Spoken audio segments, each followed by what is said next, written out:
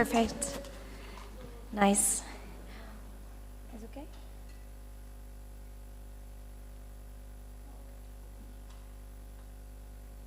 Good.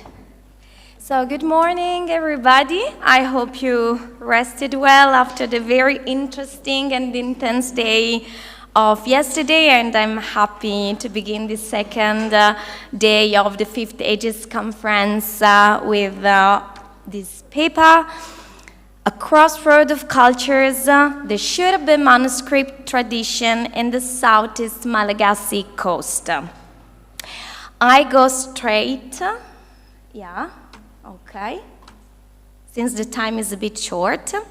Okay, in titling my paper, I was inspired by an article which was written in 2011 by Noémie Martin, Madagascar, une île au carrefour d'influence. And I was taking this very interesting point of a crossroad, not only of influence, but truly on cultures. So I was trying to develop the point, how can Shurabe literary tradition can contribute to develop this topic? And actually, the Shurabe Ajami literature is a concrete written result of these rhythmic exchanges in the Western Indian Ocean, as in our conference is in the title of our conference.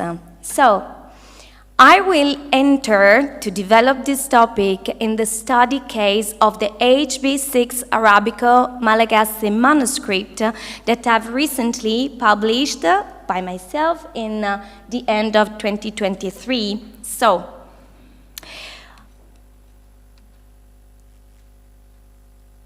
Madagascar has received many Islamic wages since a long time. First, in the northwestern coast, where especially the port city of Voemar, even since the 10th century, was a very alive port and cosmopolite site. But in this northern site, no Shurabe tradition was present, no literacy connected to the Shurabe tradition. That is typical of another region, because these wages were continuing along the centuries, especially in the 12th, in the 15th centuries, and in the 15th century, the Antemuro region was welcoming the Antemuro kingship. So this is where the Antemuro kingdom was, and this, as Professor Shepa was mentioning yesterday, these Sharifa genealogies, ancestor claimers, they were settling even in Antemuro kingdom, and this is the Matitanana river where they settle, and you can very easily see how it is very fertile land, how these ancestors wanted to land and settle here. That was a very wonderful site. So this is where here I'm showing the traditional site. They said they landed in the Ambuhabe. This is where they settled, and passing through Matatanana, entering the region, they were settling in several villages. And here I was underlining the village of up there, Vatumasina, this is with the orange circle, that is the village of the Annakara clan. This is the steps. These are the steps that are welcoming in the village, and as you can read, Escalier Ali Tawarat, that in the HB6 manuscript is called Ragnali Tavaratri, and is truly to show you how even in the environment, even in the architectures, this point of the history, this point of the ancestors is present. And also, also here, in Ivatu. This is the street, the main road of Ivatu, and in the orange circle you can see this building, which is the palace of the most important king called Andrianuni even today. And here you can see a detail, Fenuvula, Lapanin Panjaka Antemuru, Naurina Tauna, 1504, which is the palace of the king Antemuru. Naurina Tauna means built in the year 1504. So this is how we can see the importance that history, memory takes in the Antemuru society, which is actually, you know, divided basically into groups. Those that are coming from Arabic ancestors and the others. So this importance of memory, history has cultural, social consequences in a division of the society between those that are pure, those that are having these sharifa, these noble ancestors, and the other. The contents of the Shurabi tradition, which, as I mentioned, is an Ajami type of writing, as several are present in Africa, but it uses Arabic characters to write. Malagasy language would be reductive. It's Antemuru dialect, more specifically. Sometimes even Arabic is used. There are some surahs from Quran, but basically it is written in Antemuru dialect. The contents are of two types, mostly. Medical, magical on one side, and the majority of the Antemuru literature is containing medical receipts, herbal knowledges, different types of spells, astrological divination, destiny readings, geomancy, interpretations of signs and omens. And here I'm giving some example. This is the Fanandruana is the reading of the stars. That is an example of a very complex system of reading the destiny. Here I am also showing some manuscripts. These are magical squares, and also, these are two types of, you can even see different type of conservation of manuscripts. Unfortunately, I do not have the time to enter in many details, but this is how these Shurbe manuscripts looks like. And this is an Ombiasi, just to show you that even currently, his Ombiasi means healer. And up there, that is the entrance of his house. Up there, it's a protective spell. So, why am I showing this? This type of literature do not only have an importance from, how can I say, a literary point of view, but it produces consequences on the society. It has an impact.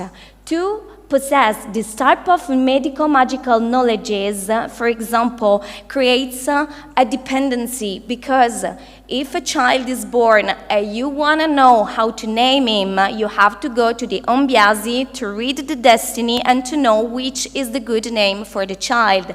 If you have to slaughter a cow in the occasion of a funeral or of a circumcision, you have to go to the Ombiasi. So, because they are pure, purity, impurity, written tradition, oral tradition. So this is how the society, the Antemuru groups are divided from those coming from Arabic ancestors with all of these political and religious prerogatives, and the others excluded.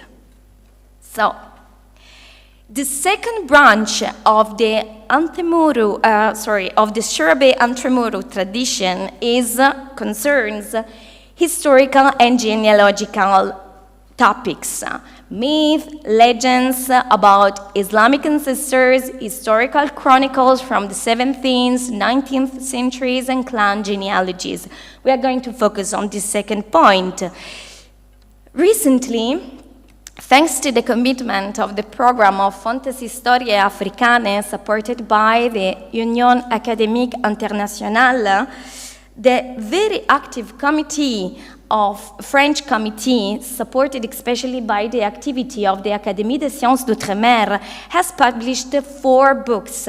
The attention, as Fontes Historiae Africanes title says, is on African sources. These 4 books, the 4th is this one, have been published between 2019 and 2023. So I really underline the importance of this type of activity because it gives voice to a very important type of sources that many times remain silent. 2 of these books are taken from Arabico-Malagasy manuscripts. One is the HB2, and this one I am presenting HB6. And for sure, okay, I do not need to underline the importance of having native and local sources instead of considering the usual English, French, European ones. That is so much interesting. So this is how the HB6 manuscript looks like, and it's part of the HB collection in the Académie des Sciences d'Outre-mer, made of 12 Arabico-Malagasy manuscripts that were given by Hugues Berthier, which is this man, colonial administrator and general governor in Manakara. The HB6 manuscript was written in 1928, but it would be reductive to consider just this date because usually these type of manuscripts are the product of copies.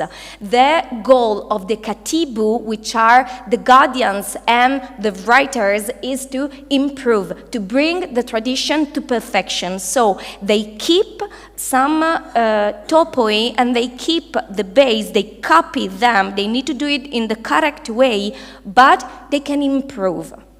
So, the HB manuscripts have several parts. I was dividing it in 2 main contents, but unfortunately we do not have the time to enter in all. I will just focus on the first part, on some topics. Here I was underlining the history of the Anakara clan's ancestors and some parts of the history of the Anteuni and Antetsimeto clan's ancestors. Anakara clan is a part of the group of Antalautra, those with religious prerogatives. Anteuni are the clans connected with political prerogatives. I will develop this through some 2 samples of literary topoi that are present also in HB6 manuscripts. Actually, the migration of Ragnali Tavarotrians, Sahabo Maka or Maka Count, and the Fagnani monster episode. Here I was translating to English, so I apologize if something may not be correct. But here my sons coming after the history of our Anakara ancestors. This is the goal of the manuscript. Of Ifazi Vatumasina, you remember the village with the steps, okay, Vatumasina, done by myself. This is the Katibo introducing himself, Imangarantu, son of Rafibeza, descendant of the Anakara. And here the description of Ragnali Tavaratri ancestor. Ragnali Tavaratri is noble, sacrificer, the one charged of the invocation, prophet in the Holy Land, in the holy city of the holy black stone, the Kaaba. Ragnali Tavaratri was a smart and educated person, a powerful person, coming from Mecca. Here, they really want to connect with Prophet Muhammad, and this description is made to justify the prerogatives they have. So it has a specific goal with social, cultural, anthropological consequences. He broke the Quran and the book Muzahafi. He brought the knives to sacrifice. You remember the point of the rituals and of the dependency in case of need. Then, Many were, sorry, I was checking the time, but I'm in time. Many were with him, all Muslims, but also many unfaithful. Ragnali Tavaratri said, many are those on the boat, because this is describing the migration. Many are the bad and faithful. Let us make an agreement to avoid the fight. So the agreement was made by these Muslims with these unfaithful. We'll throw in the sea 1 passenger out of 9. So it's the count, the Sahabu Makkah. To save all of our people, to avoid them to die. Here it is, the Mecca count, done by Ragnali Tavaratri according to the Quran, to protect all these Muslims on the boat coming from Mecca. And there it gives the order. So they were putting them like 4 Muslims, 5 pagans, 2 Muslims, and here is proceeding with the count.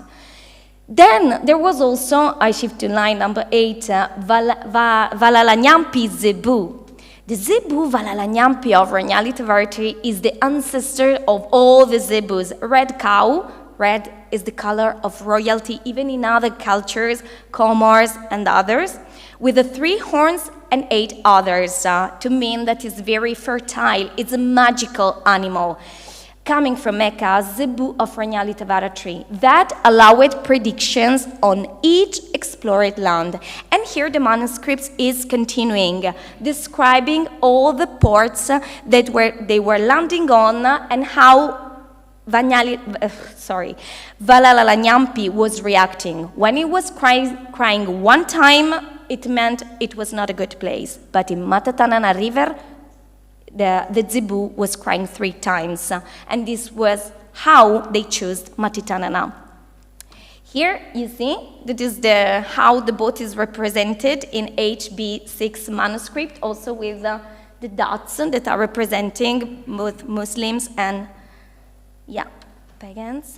But what is interesting is that this count is present even in other traditions. This is, for example, a book called Récréation mathématique et physique qui contient plusieurs problèmes d'arithmétique. The author is Ozanam, and as you can say and as you can read, the problem is the same. 15 chrétiennes et 15 turcs se trouvèrent sur mer dans un même assaut. So 15 Christians and 15 Turkish were in the same boat. And the tradition is the same and it's a different version. So it's truly interesting to see how it's coming in a different way. Then, very quickly, I go in this Fanani monster, because this is a representation of this 7-head snake, present also in other tradition. This is a Tanin, the dragon, in Arabic tradition, and also in the Apocalypse of St. John, the 7-head dragon. And, the text is this. They saw that all the houses were empty. Where are all the people that live in this village which is now empty? They have been eaten by the Fagnani monster, so go away if you do not want to die. I shift because the time is running. And it is continuing, line number 2. Go away, your king. This is what the native people are telling to the Anteoni ancestors. The Fagnani monster will kill you all, you know? It's because of the monster that the village is empty. Because everybody has been eaten by the Fagnani. If you kill this Fagnani, we will give you the power, legitimation. You'll reign on these lands of Matatanya. Ranyaha, which is the ancestor of an Antalautra group, say the prayer in Arabic against the Fagnani. And the Fagnani was killed. This is why the Anteoni kings rule on the lands of the Matatanyana, and this is why Ranyaha, the Antezimeto, was chosen as diviner in Matatanana's land. So these are just some examples of how interesting it is this tradition and how connected it is with anthropological historical themes. I am just going back to this path because it's the path that is taken in a specific ritual, which is called Fandruana. I just want to show you the teaser that, because I was realizing a documentary film. Why? Because this pilgrimage is reaching the very place where they say the ancestor landed. So it's the history is also connected to the present and to some rituals. I go definitely there because the time is almost over, and I really think if we have the time, 2 minutes is possible. Yeah. And thank you.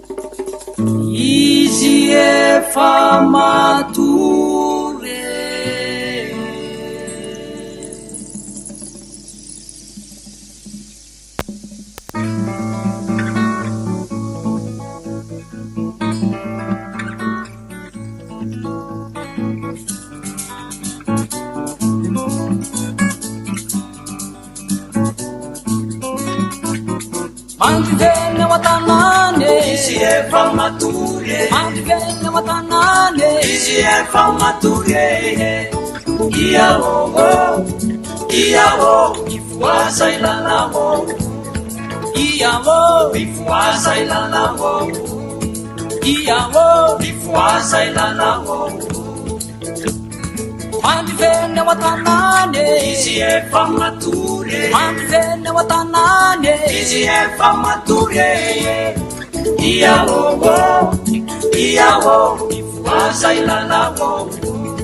Iyawo, ifuasa ilalamo. Iyawo, ifuasa ilalamo. Are torniyafo, anasafandalamo.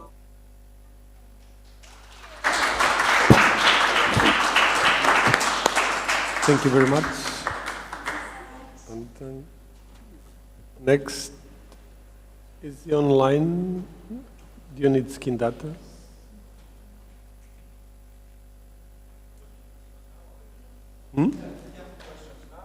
Later. I think it's better to have all questions bundled together in the end. But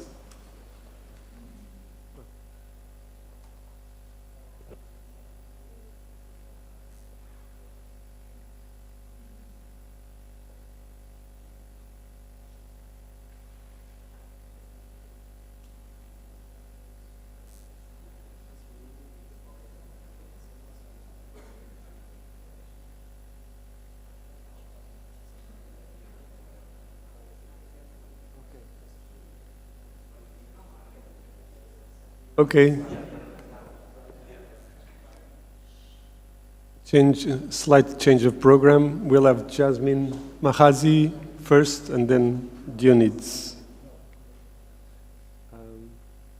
Hello, Jasmine. Hello. Hello. Hello. Good morning. Good morning. Are you ready to present? You've been rescheduled. Yeah, I tried to share my Welcome. PowerPoint. Good morning. Okay. Can you see my PowerPoint? Okay. Can you see the PowerPoint? Yes, yes. We can see the Okay. PowerPoint. You can proceed. Okay. So I start. For my current research project called Our Ocean and Its Rhythms, or Bahari Yetu na Mahadhi Yake, is an attempt to enter into an inter-epistemic dialogue by applying Southern epistemologies. Bahari is the Kiswahili word used for knowledge genre and ocean at the same time. Situated in African Studies and Anthropology, this research project takes as a point of departure the Swahili concept of Bahari in order to explore knowledge practices on the northern Swahili coast through a matrifocal ethnographic lens. The term Bahari is often compared to elimu or knowledge in general. While there are many words in Kiswahili that translate the English word knowledge, often in reference to forms of learning such as elimu, ufunzi, ujuzi, the word Bahari more conveniently encompasses all aspects of the wider notions and implications of the English term knowledge.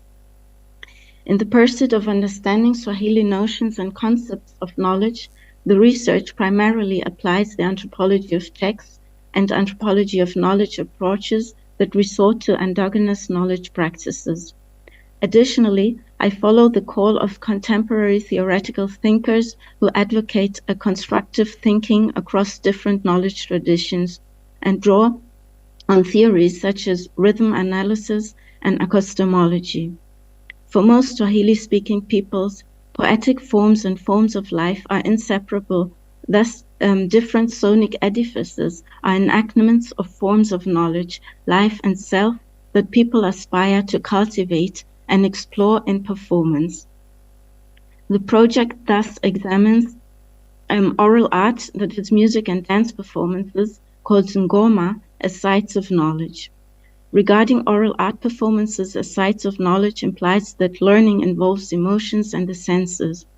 The focus on the epistemological significance of acoustic dimension and the sensual experience is essential for understanding ngoma performances as sites of knowledge. Moreover, rhythm analysis directs one's ear to listen to silences, such as the silencing of matrifocal elements in Swahili epistemology and society within patrifocal academic and Islamic discourse, which is due to the Western-trained researchers' prior focus and concern regarding the coastal people's religious denomination of a patrilineal form of Islam. The lack of gender perspective has, among other things, meant that important issues such as female-generated moral and political philosophy have not been taken into consideration in the formulation of frontier theories, theories of socioeconomic formations, or of social transformation.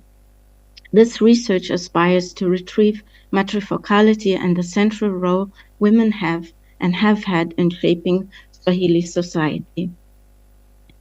Matrifocal or matri-centered societies are those in which the mother figure plays the significant role in the organization of a social group. Matrifocal societies are most often non-hierarchical and matrilineal, the latter meaning that tangible and intangible things are inherited along the mother's side and bloodline. Also, they are also relocal, which means that the married couple resides at the bride's natal house. There exist particular matrifocal social institutions, such as rituals or dance and music performances, that show matrifocal characteristics like reciprocity, competitiveness, and mutuality, that are dialogic and non-hierarchical. Particularly rhetorical eloquence is highly regarded in matrifocal societies, and therefore most often oral proficiency heightens social prestige of individual members in such a group. Another main characteristic of matrifocal thought is intersectionality, meaning that politics, economics, arts, philosophy, social, and personal issues are not separated. This is directly connected to the matrifocal notion of transferring the domestic into the extra-domestic sphere. Thus, marital contracts usually have socio-political and socio-economic consequences as well. Wedding rituals and music and dance performances that are performed at wedding celebrations are matrifocal semi-private spheres for embodied knowledge processes. They are not only arenas where social relations are negotiated and confirmed, but moreover, they are matrifocal sites at which knowledge that is matriphilosophical or valued by matrifocal societies, is produced, enacted, acquired, and transmitted through performed oral texts. The particular knowledge medium of performed oral text reflects matrifocality not only in form, that is in call and response, dance and musical performance, but also textually through content, imagery, metaphors, rhymes, and rhythmic words. I would like to play for you the music of a bride's dance. This dance, called rubutu, in which the bride throws around her long braided hair, is performed by Swahili with a partly Hadrami ancestry. What you will hear first are the mafurungu cymbals that are fastened to the bride's ankles and make the sound when the bride makes particular dance moves with her feet. The cymbals are said to sound like the ocean. Then I will play parts of the text that is sung to this dance, which translate as cheer and rejoice. We have identified the Arabs. We have made away with discrimination and have also put on the symbols. Dana wa Dana.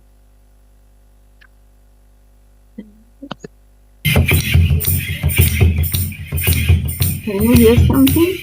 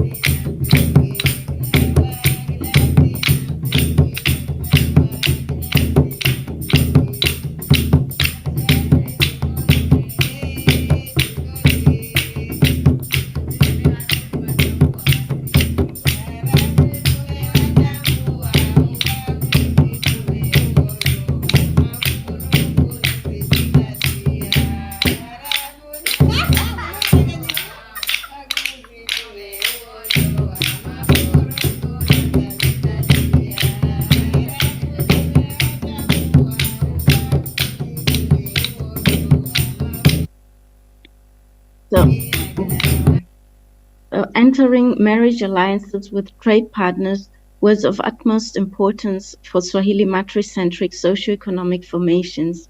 Hence, marriage alliances are closely related with the political realm and economic transactions. Wedding ceremonies are rituals at which such alliances are verbally expressed and socially sanctioned through ngoma, music, and dance performances. Weddings are also occasions where the middle and older generations teach the younger generation how to understand one's being or existence in the world, including the conveyance of a sense of home and nostalgia or alienation. Historical experiences of one generation are conveyed to the next through performed oral texts. These are not only comprised in highly metaphorical words, but also with melody and rhythm, which can be much stronger than mere words in purging certain feelings and emotions. The metaphorically saturated lyrics which are sung at wedding celebrations are intergenerational in the sense that they address different generations. Particularly the lyrics that are sung at the vugo, a genre performed by women at weddings, include song verses that are also used as lullabies or children's play songs. The lyrics double entendre, however, in the context of weddings allude to sexual intercourse between the bride and the groom.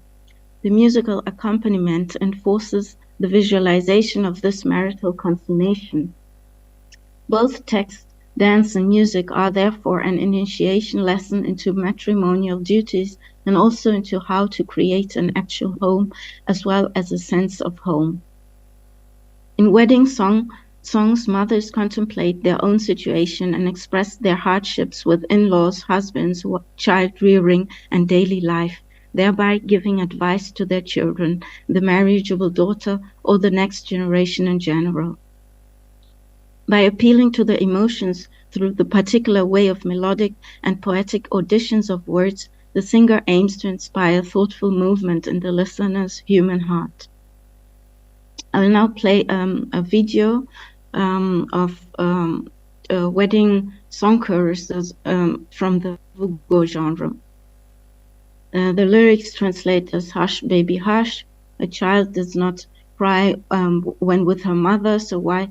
What are you crying for?" Or the way you soothe your children, you should also soothe Ashetiti.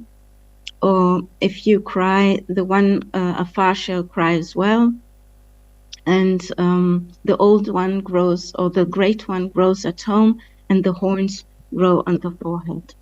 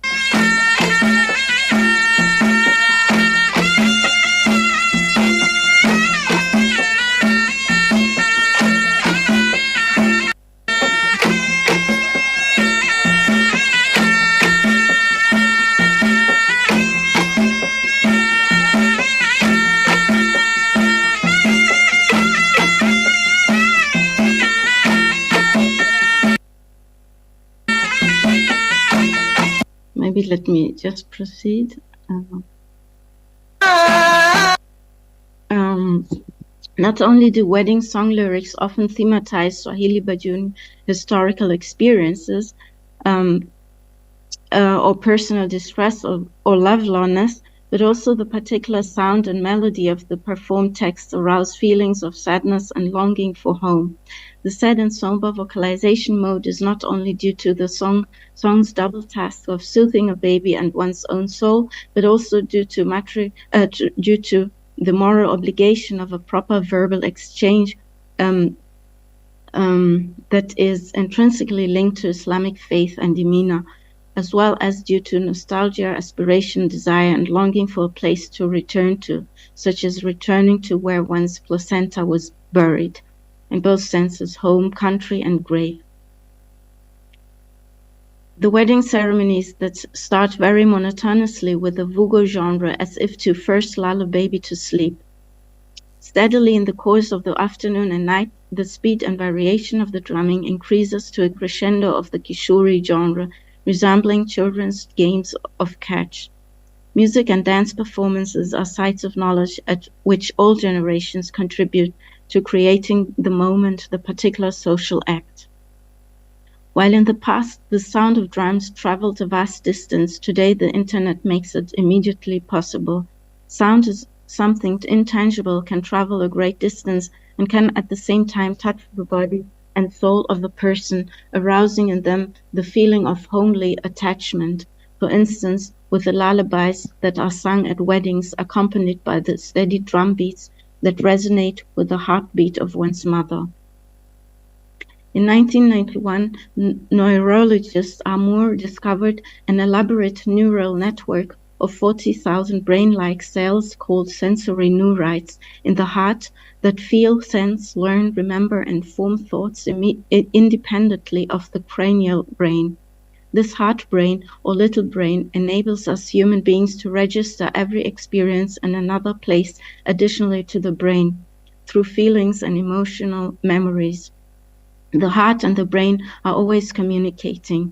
Information from the heart, such as through coherent heart rhythm patterns, is sent to higher centers of the brain in the head, where they facilitate the experience of positive feelings and influence cognitive processes such as perception, experience as heightened mental clarity, increased creativity, and improved decision-making.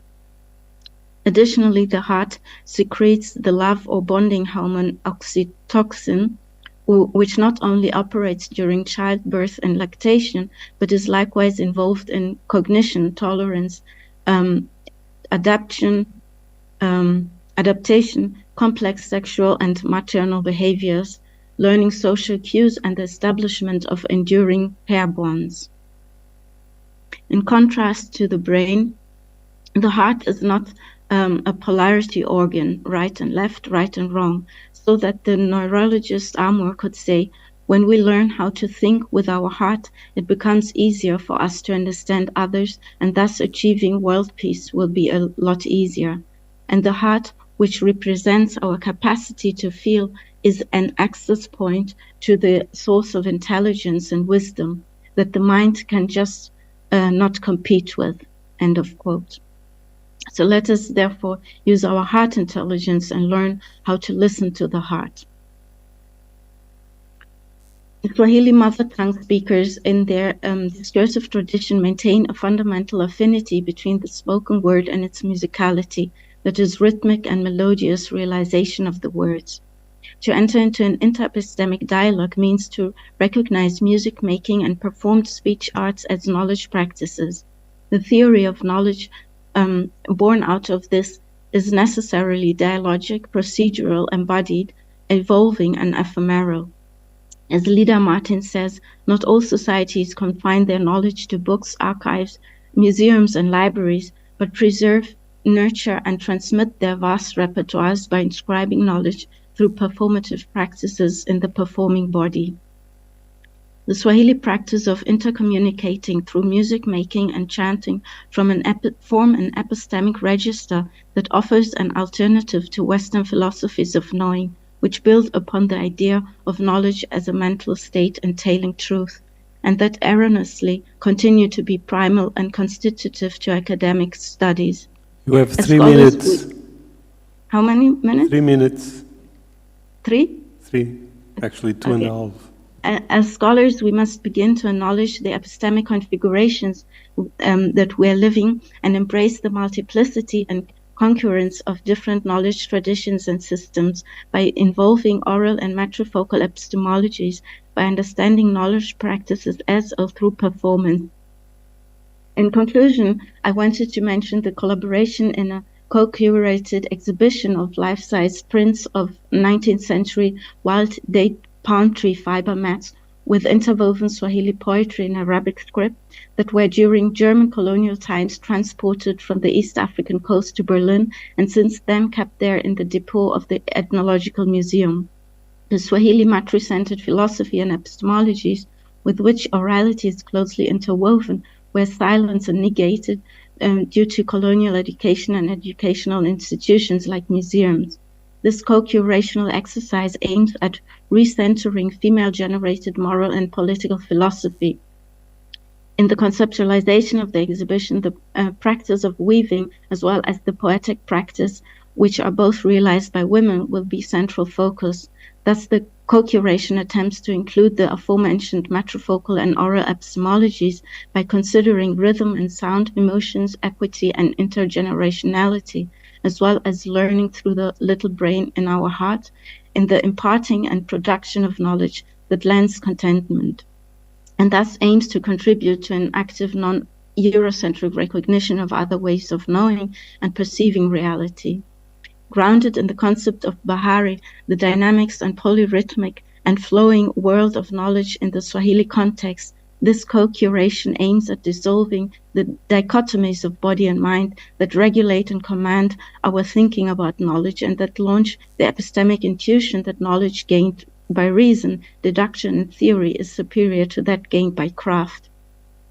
It is not only that knowledge can be equaled with all the characteristics which an ocean can boast, but as I argue, the Swahili notion of knowledge has been imbued by the socio-spatial context of the Indian Ocean. The longue durée cross-cultural exchange of trade, goods, peoples, and ideas gave a certain value to religious and ideological pluralism and tolerance, to polyrhythms, multilingualism, and multi-perspectivity that taught Indian Ocean societies to navigate a multi-conceptual world order. the particular understanding of knowledge that is informed by this dynamic and the diversified cultural lifestyle at the Western Indian Ocean rim can contribute to new knowledge production, for example, in the reprocessing of our interwoven histories. This research and collaboration is a work in progress and process, and we do not yet know its final outcome. As the Swahili say, Wimbo watoka ngomani, the story unfolds in the process, or literally, the song emerges during the ngoma performance. Thank you.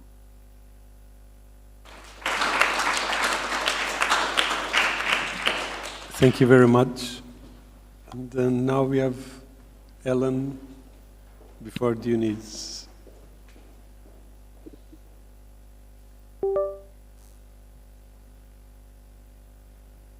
So, Ellen Ebden, sorry, on Tufu dancing in Mozambique.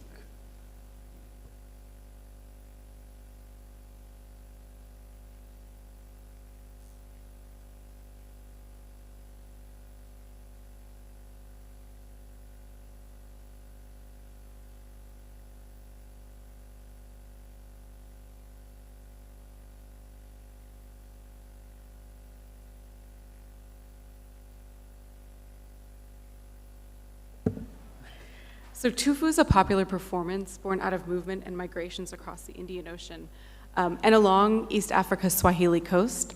So as Professor Creswell described yesterday in his presentation, its origins are in Sufi rituals such as the Maulid Yahamu and Tikir, and those influences are really still apparent in the choreography. So I just wanted to start by playing a clip of a Tufu group in Pebani, Mozambique, where you can really see, for those who saw what he was showing yesterday, you can see the seated influences, the movement of the right arms, up and down. It's a lot of body control as they're moving.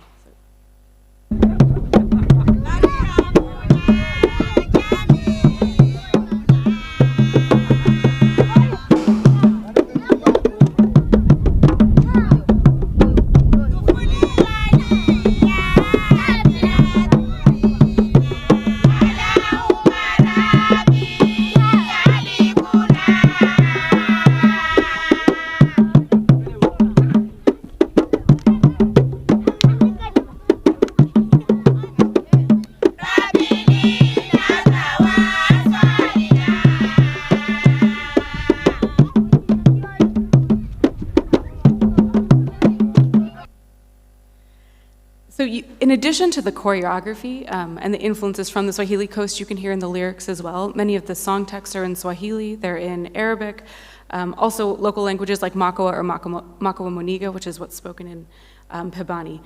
So I want to give you a brief history. I won't go into the longer history of Tufu, but the first Tufu group was initially called Mahafil Islamu, then it became Estrela Vermelha or Red Star.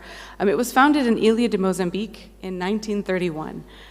While initially Tufu was only practiced by men, women became involved with the practice when the Muslim associations on Ilha de Mozambique asked women to come and enliven their soccer games. So women's entry was for soccer, essentially sort of like cheerleaders is how people describe it. When Mozambique won independence from Portugal in 1975, thank you. Yeah, that's okay. Okay. In 1975, and embarked on a socialist modernization project, Tufu was one of several traditional genres co-opted by Frelimo to create and disseminate Mozambicanidade, or Mozambicaness, a new national identity built on the common experience of colonial oppression and revolutionary struggle. Tufu was subsequently folklorized, politicized, and its repertoire expanded, so it incorporated revolutionary hymns sung in Portuguese that praised the virtues of Frelimo and captured the euphoria of independence. Today, Tufu is primarily associated with these heritage sites in Mozambique. So Ilha in Mozambique, which is where Tufu was the birthplace of Tufu, and the Mafalala neighborhood in Maputo. Oftentimes it's used as a tourist attraction, not exclusively, but a way to attract people to generate income as well. My research focuses on Tufu groups outside of these two centers, though, where Tufu is largely decoupled from tourism and is still a very vibrant leisure activity. It's still something that's very active in women's everyday lives. So while it is still largely practiced by Muslim Makaba women along the coast, and Ilha de Mozambique certainly is still regarded as the home of tufu, in the past several decades it's really expanded outward. So it's gone down the coast into new areas, new provinces. And today I'm really interested in this expansion into Zambezia province, and more specifically in Pabani district, where tufu's popularity is an example of this broader expansion. So this is to give you an idea of where Pabani is. You can see it's a bit farther south from Ilha de Mozambique. Pabani Vila is a coastal district, or coastal town. During the war, it was the largest internally displaced persons camp. So you have a lot of people coming from areas around, so the culture is quite mixed as a result, but people who are from Pabani and consider their ancestors to be from Pabani identify as Makua, and many say that describe how Pabani is the southernmost reach of Swahili cultural influences, and that's evident in the way people dress, religious practices, language, etc. In Pabani, tufu's been active. There's another view of tufu, or Pabani. Tufu's been active since the 1960s, and it was introduced through Angoche networks to the point that tufu is one of these cultural practices that people point to when they make these connections to Angoche. Colonial occupation and the geopolitical organization of territory over time has also strongly shaped how Pabani district is culturally categorized in contemporary Mozambique.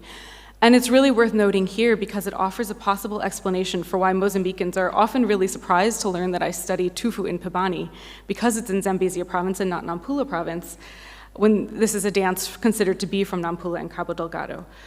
In the 18th and 19th centuries, Pabani was an outpost of the Shirazi Sultanate of Angoche until 1898, when after prolonged military struggle, the Portuguese successfully established military posts in the region. When the provincial borders were redrawn, Pabani district became part of Zambezia province, and Angoche district remained in what is today called Nampula province, even though indigenous residents of the villa are connected through religion, kinship, and cultural practices to Angoche. So the expansion of tufu today can really be attributed to a myriad of external factors. You have internal migration, urbanization, party politics even, but participants in tufu, especially in Pabani, attribute their participation, why it's so important, to a myriad of benefits, which include local and regional travel for performances, camaraderie and friendship, civic engagement and community and personal development, of course a way to have fun and forget about everyday stresses, but also the feminine beauty culture that tufu promotes, where women looking for social mobility can learn embodied and aesthetic forms of cultural capital. And today I'm going to focus on this last point, feminine beauty, as a lens through which to examine tufu's growth in Zambezia province, particularly as it relates to some of the other forms of mobility like social advancement and travel.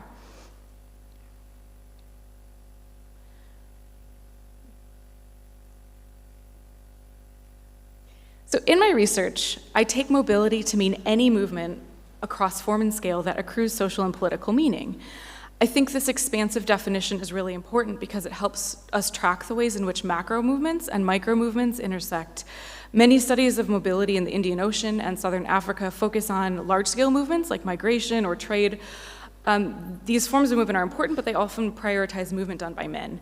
Women's mobilities often differ from men's, and therefore they require a different frame of analysis. So to do this, I adopt what John Urry terms the new mobilities paradigm. And this connects representations, experiences, and practices of mobility in a scalar systematic manner that allows us to look at the relationship between different forms and scales of movement within this frame. So for instance, in the context of tufu, this means considering the imagined and actual movements that women take, which can include sonic vibrations, affective movements, gestures and choreography, social mobility, and geospatial movements like walking or travel. And all of these are interconnected and also meaningful to women in the context of tufu dancing.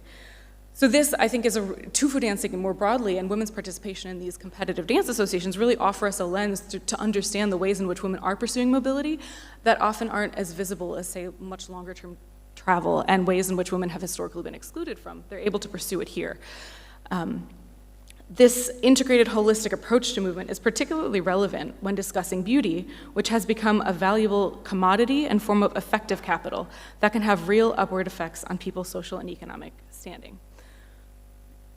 So in the rest of the paper, I'm going to discuss the forms of feminine beauty that women learn in the context of tufu groups and the way that it's expressed during performance. I'll turn to 2 examples to show how participants utilize their embodied knowledge of feminine beauty for more strategic ends, to catch the attention of a potential patron, to really energize the event atmosphere, and prove a group's superior aesthetic skills, also to intercept cash tips given by audience members to demonstrate their appreciation for a performance. Feminine beauty, I argue, is instrumentalized on stage in innovative ways, becoming a technology of mobility for both women and men in the context of tufu, which contributes to the genre's popularity and growth. Okay, so this is an example of feminine beauty within the context of tufu. From the onset of my research, it was very clear that this was really central to how participants, but also the public, perceive and define tufu. Sometimes it's referred to as the dance of the beautiful woman, or dance of Atiana Orera in Makua.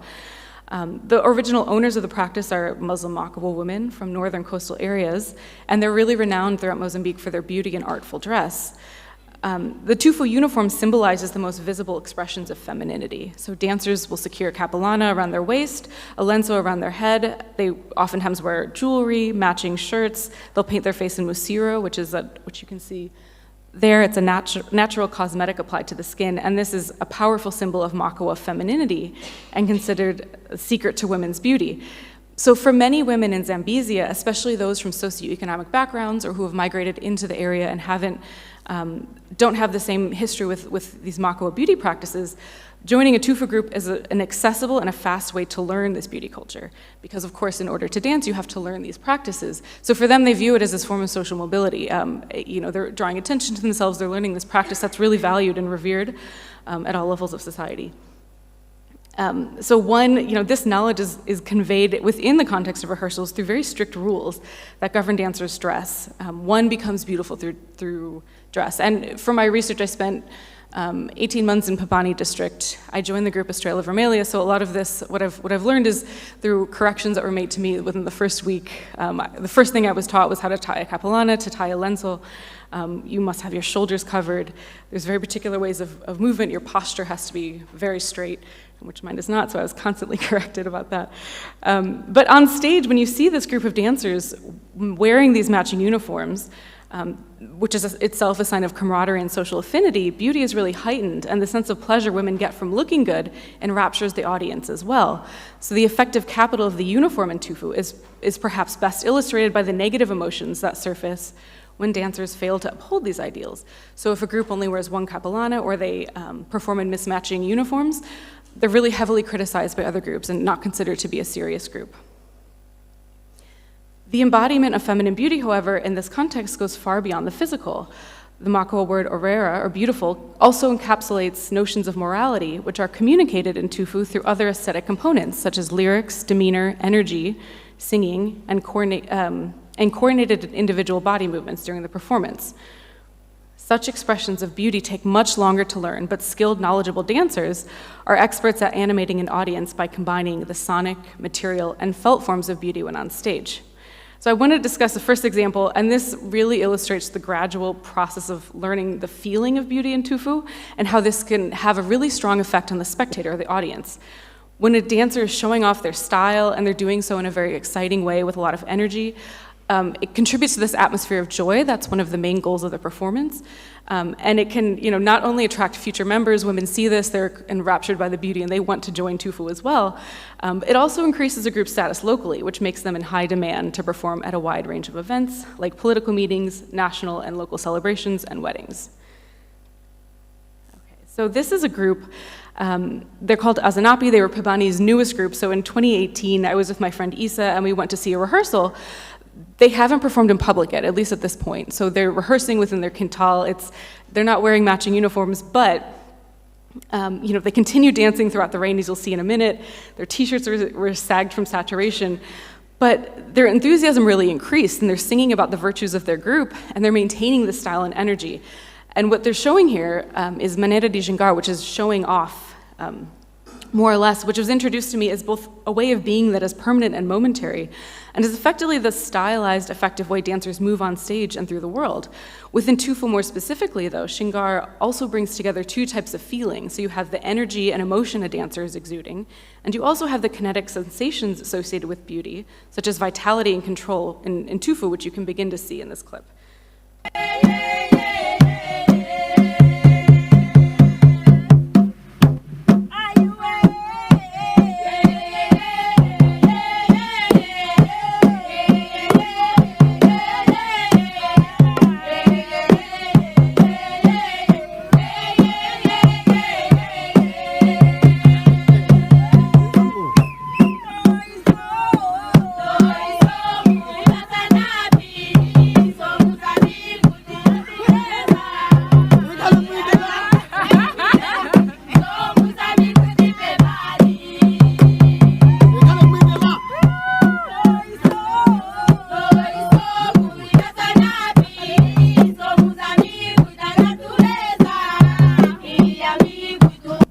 Okay, I'll stop it there.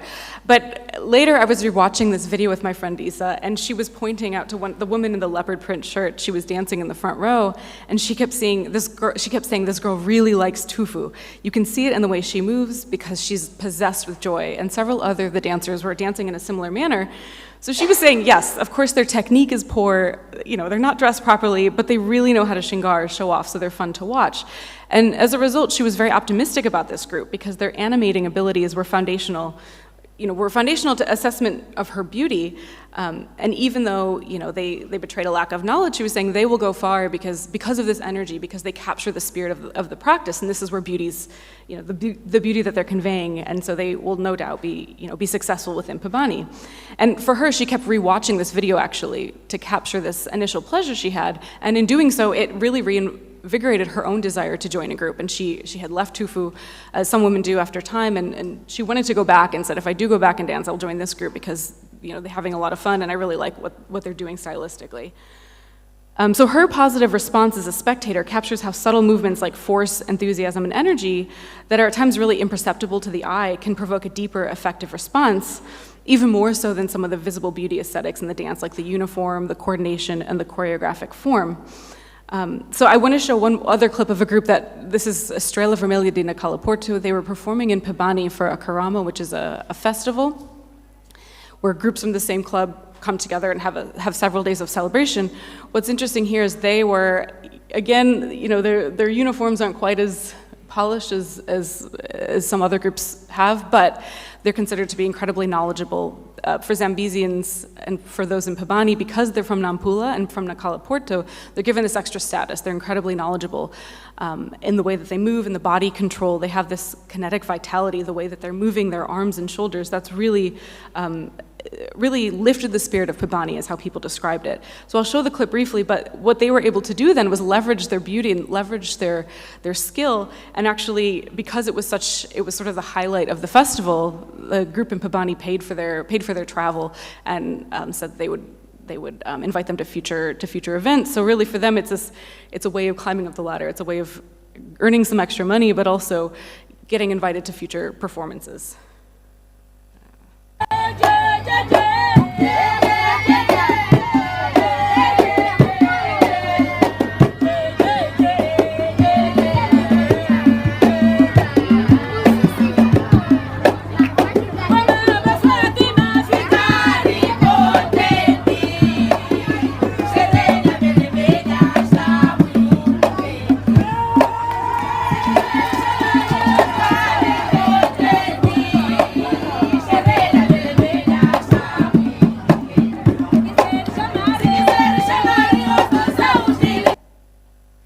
For them, it's really the confidence that they're performing. It's that, their knowledge of the practice and this effective impact. And it's the very subtle movements that are most effective here. So the final example that I want to turn to is a unique one because it reveals how feminine beauty in Tufu is not only learned and used by women, but more recently has become a technology of mobility for men as well.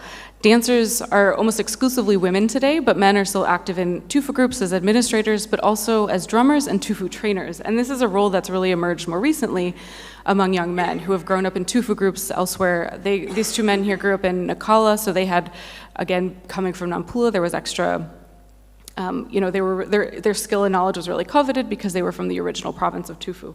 So for Zambezia groups, this is really valuable. So these trainers, they move around, they've become professionalized, so they move around to different clubs and will spend a month with each club training them in advance of an event. So what's interesting though, they're employed by the women for 1 to 3 months. What they're doing though is they're also joining the groups on stage, sometimes dressing up as women to intercept the cash tips that usually go to a group. So for women, for dancers, it draws attention to the group because it's something novel. Everyone likes to see a man dancing because historically it was a men's group, so there's a lot of nostalgia attached to that. But for women, their opinions are kind of ambivalent. They get quite annoyed when someone's hijacking their performance essentially and receiving all these tips. I'll show you just a quick example so you can see what this looks like. Sorry, this is what I want to play. Broken. Oh, that's okay. I'll play. Anyway, so I don't think the link's working, but you can see it's very fuzzy, but in the middle, Dino, who is the trainer of this group, is dancing, and ultimately he's leading the group. Someone comes and puts a capelana on him at some point. He ties a lensel. This was, I talked to him about this later, and he was saying, women don't see a problem with this. This is something that I do because I enjoy doing it, because I have a body like a woman, I have a face like a woman, so I've always been able to do this. And of course, women get increasingly annoyed just because it takes away the attention, but he and other trainers are very strategic in the fact that they're appropriating some of these ideas of feminine beauty and putting them on stage as a man, able to benefit themselves economically. So just by means of conclusion, in both these examples, feminine beauty ideals, when performed in public, are a technology of mobility for both men and women. In the first instance, dancers cultivate a maneira de gingar, or a specific style and energy that is felt and experienced, rather than merely observed, and they do this to enrapture spectators, to demonstrate their knowledge of both the genre and the traditional beauty norms and ideals that are taught through Tufu.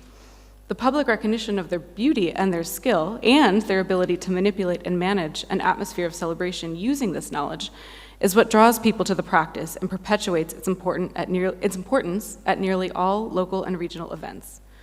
A group's status is elevated. They attract new members eager to learn and participate. And for rurally located women, such as those in Pabani, who really have few opportunities to travel, the possibility to travel, to perform, and gain new experience as part of a group is incredibly enticing. In the second example, it was young men who had also learned how to embody feminine beauty ideals as members of Tufu groups, who utilized this knowledge that they had learned from women to advance their own economic interests. The creative practices of mobility that women use within Tufu must also be situated, of course, within a politics of gender. Amidst today's economic precarity and recurrent political instability, mobility as an adaptive technique for survival is all the more critical, and the performance of feminine beauty in the context of Tufu offers strategies through which women and men pursue these crucial forms of actual movement, and in doing so are technologies of innovation for their own right. Thank you.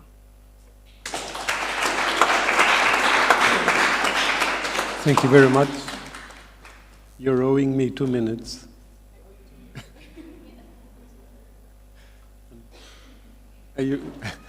But I forgive you. Now, Dionis Kindata.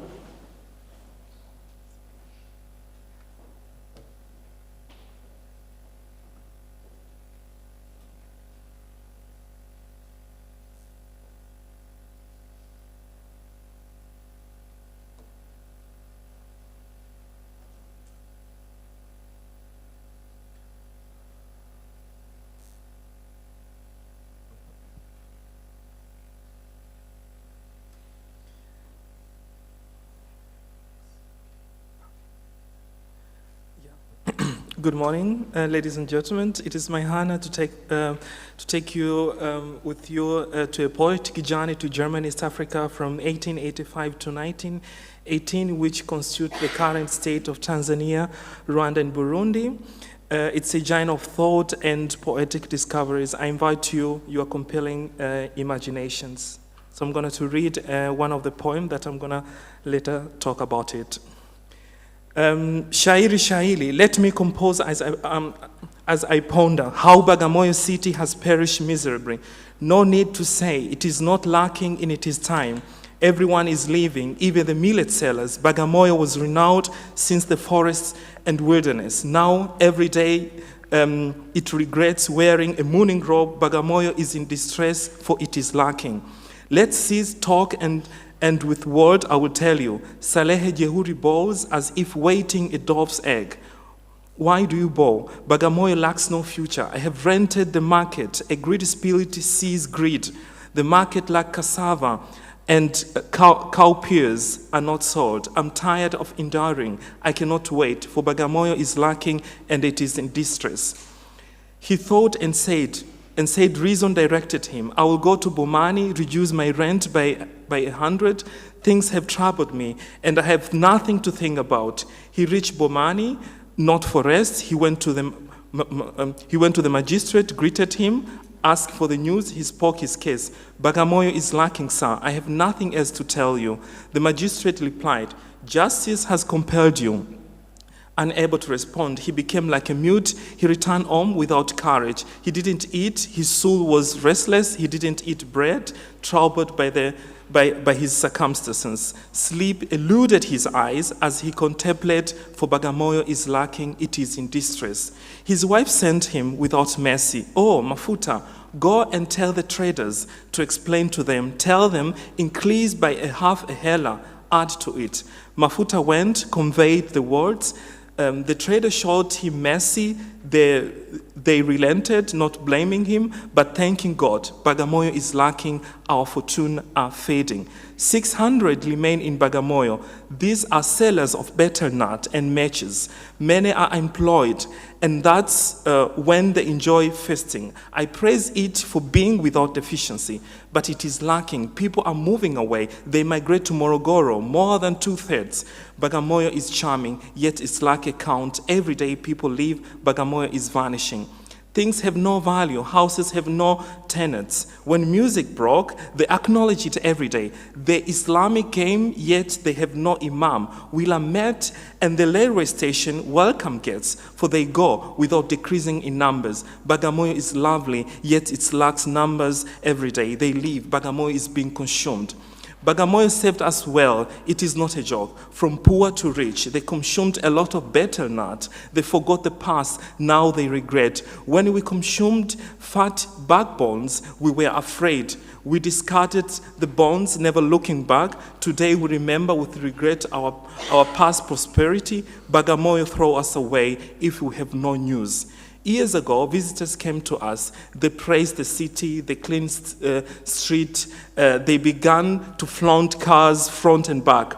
They praised the building, not just 500. The count is unknown. Only clerks know. Now there is a shortage of houses. People are lacking. Bagamoyo was praised. Now it rejects us. When the host arrived, we all know him well.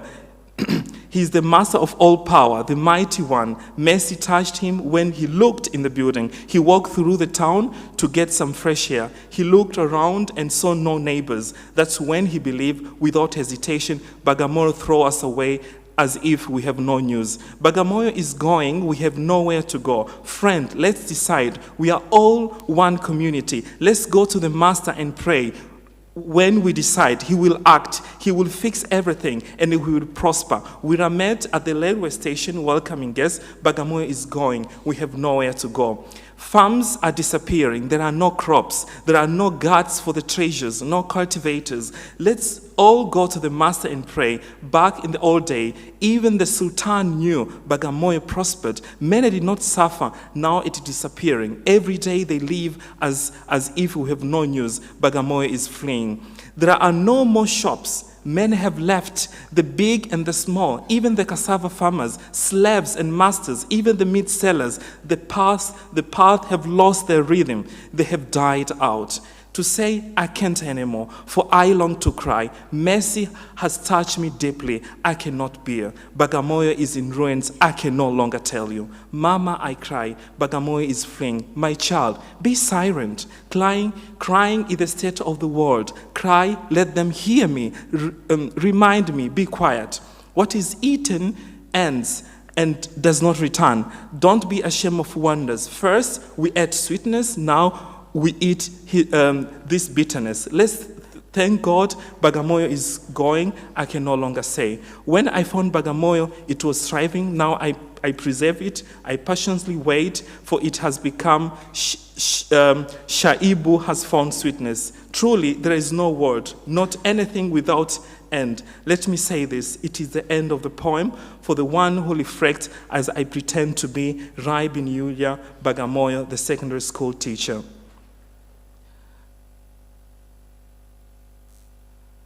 As you can see from these few verses of the poem, The Loss of Bagamoyo, which was composed in Swahili, but I read it in English for the time, the author is lamenting,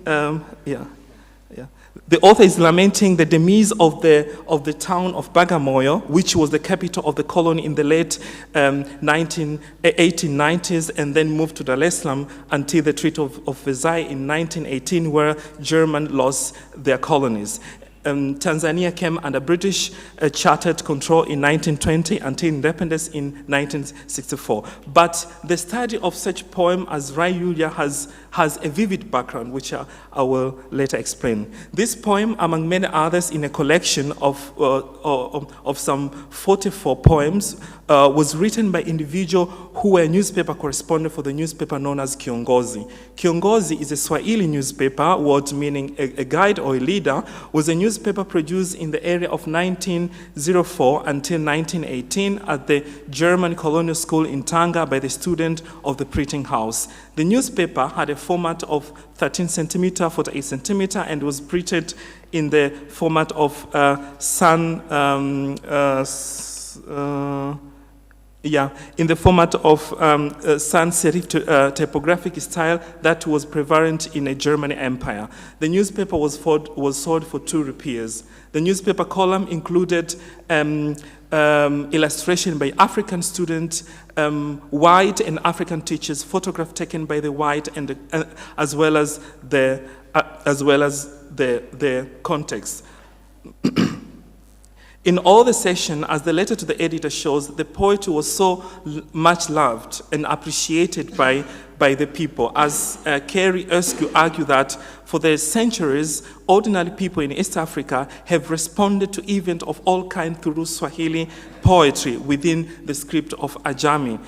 For example, there's a poet of Fumo Liongo, Utendi, Wamanakupona, and etc. With all of this context from the newspaper, it must be mentioned that there was a censorship that controlled what could be published in the imperial press. As Lemke in 1928 contested, despite the censorship and the 7 white German editors who knew Swahili and Arabic, the African had their own language and spoke in codes in the newspaper. The language that was the language that the Swahili that they wrote were more understandable to them. In this presentation, I will focus on 2 poets, but because of time, I'll rather focus on one poet.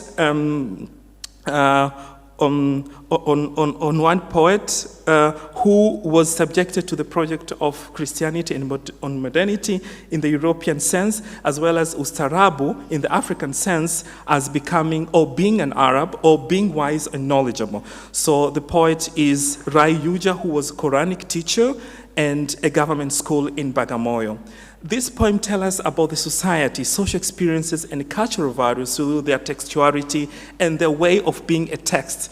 The creation of the basis of textuality from this oral society through experimentation, as Karim Baba 2006 argues, was an act of redemption, a building of foundation upon which a civilized culture could be built, as well as customers' ways of acting and thinking. In turn, this writing made possible a new relationship with oral culture. This poem, the newspaper format circulated and crossed the boundaries of the origin from the mainland to the Indian Ocean, functioning as a cultural product. It created its own world through the colonial subject mode of reading, a form of detached engagement with words beyond their own place and time. This poem came to the reader as a mediated format through interpretation and translation of both colonial ideologies and activism. This poem moved from being read aloud and performed in reading cycles into the pages of newspaper in the form of verse and rhythm in a written form. As Benedict Anderson argues that literary invention, namely poetry, created the basis of a national consciousness by facilitating exchange and communication from below. It also aroused people to imagine alternative life or other ways of being that people are not living. More importantly, it is the power of fictional voice in the newspaper in the constitution of political communities when poetry escaped the confines of imperial discourse. Yes. Now I will go to the analysis of the. So this is also one of a letter to the editor, which was written by news correspondent from Kilwa. This is also showing the publication of the newspaper, and this one is where the newspaper was published in Tanga, and this is show the disparity in the for the people who contributed to the newspaper, which were more men-dominated. And these are some of the poems from the Kiongozi newspaper that I've collected. There are a number of 54 poems, but I'm going to talk about Kupotea kwa Bagamoyo, the loss in Bagamoyo, and this poem, they had different themes. Some of them, they were talking about education. Some of them, they were praising the Kaiser Imperial. Some of them, they were patriotic, and some of them, they were like, that I'm going to analyze that they were active, a form of activism. So as the title of the poem suggests, Kupotea kwa Bagamoyo, the loss of Bagamoyo, it suggests a theme of lamentation and decline. The poem explores the gradual decline and the deterioration of Bagamoyo, a once prosperous city. The central theme revolves around the loss, both material and cultural, experienced by the community. The poem is structured as a narrative detailing the poet's observation and reflection on the state of Bagamoyo. It unfolds in a series of stanzas in a total of 15 stanzas with a careful choices of words in rhythmical pattern and syllable count in each line, which each contributed to the overall narrative decline. The poet also observed the syllable count of words in each which constitutes 16 words as the norm of composition of Swahili traditional poems dictates. But it fails it didn't observe the balancings of vina na mizani in each line, which might be attributed to the fact that the poet might do it purposely to indicate the confusion that he and his fellow facing on the chaos and decline of Bagamoyo, that no one will pay attention on the language and it is aesthetic. The repetition of the phrases like Bagamoyo inamakiwa, Bagamoyo is lacking, emphasizes the central concern of the poem. This repetition serves as kibwagizo or refrain, underscoring the ongoing and passive nature of the city decline. The poem introduced characters like Mama, Child, Sarehe, Jehuri, Bomani, and Mafuta, providing a human dimension to the narrative, as well as how involved and concerned the people were in the destruction of the city. The places like Bomani, a German administrative unit, as I argue in my previous chapter in my dissertation, was a place used for settling community problems and negotiation. But here we see that people couldn't even find the solution there. The character Mama is suggesting that what is eaten ends and does not return, which prove how desperate the people were with the system. The poet tone is predominant, sober, and reflective. The poet mourns the loss of Bagamoyo, former glory, and expresses a sense of helplessness in the face of decline. The tone becomes increasingly disparate from stanza to stanza as the speaker contemplates the city diminishing state, which indicates the emotional and cultural toll of the city decline on its inhabitants. But in fact, these structures aid in conveying a chronological progression of event, causation, problematization, and emotion. The poet employs vivid imagery to depict the downfall of Bagamoyo. For example, the use of the phrases like mourning robe, wearing a mourning robe, and the Bagamoyo is in distress, create a poignant visual representation of the city's suffering. Additionally, the imagery of a once thriving market now lacking goods and sellers enhance the sense of loss. Bagamoyo is used symbolically throughout the poem. It represents not only physical location, but also the collective identity, prosperity, and culture of the community. The city's decline symbolizes the broader social and economic challenges faced by the people. The poems were composed in 1911 during the German colonization and the empire building process. The empire building during German colonial rule in East Africa involved economic exploitation with the extraction of resources and labor for the benefit of the colonizer. Just as Frantz Fanon once said, imperial power perpetuates economic imbalances which create social strife in the colonies. The poem alludes to economic challenges such as the lack of goods in the market and people leaving for other places to work for European predation. The city is empty. This extensive exploitation, as poet argues, leads also to neglecting the local infrastructures which make it fall into despair. Walter Lonely once said, empire building often leads to the neglect of local development, resulting in the decay of once thriving cities.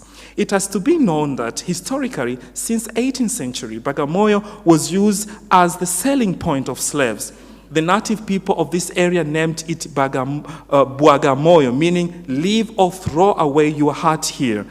Due to the displacement of people according to German colonial politics from one area to another for economic benefit of the colonizer, the poem hints a lot of cultural identity and prosperity of the community as colonial empire building often leads to cultural disruption as colonial power imposed their various institutions and practices.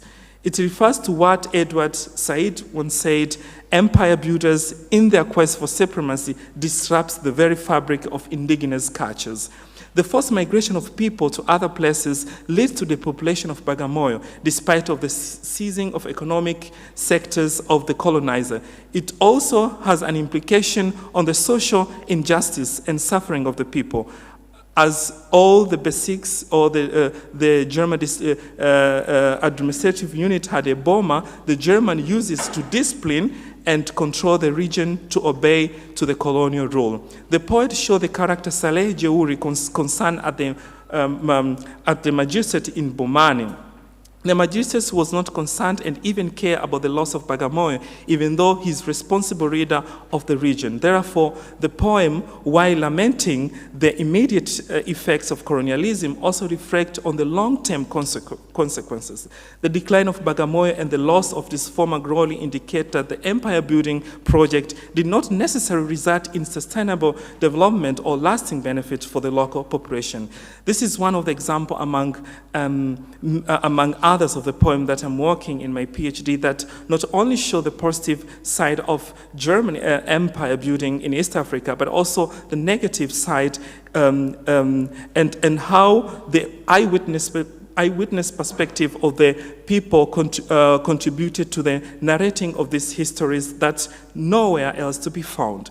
This leads me to my research question to consider the poem produced in the Kiongozi newspaper as a form of aesthetic experimentation and historical narrative of construction of community social experiences of the people. The question I'm asking pertaining to what kind of poems were produced during this time, the life and the relation of poem to the poet, what position and role it played in the newspaper in relation to the broader colonial discourse practices of the time, how it relates or involved in the project of empire building, both as a mode of critique and as a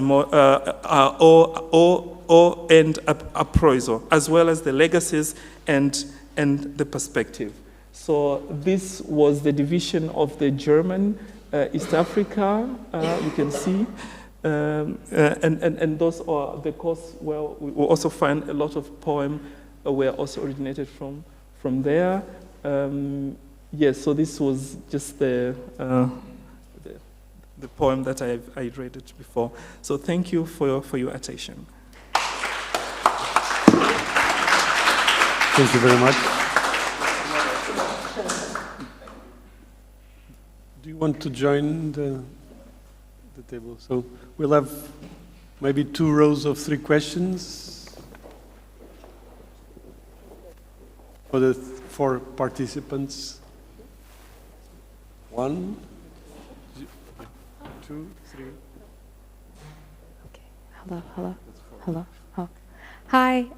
Thank you all for those amazing presentations. I have a question on the making of femininity or gender.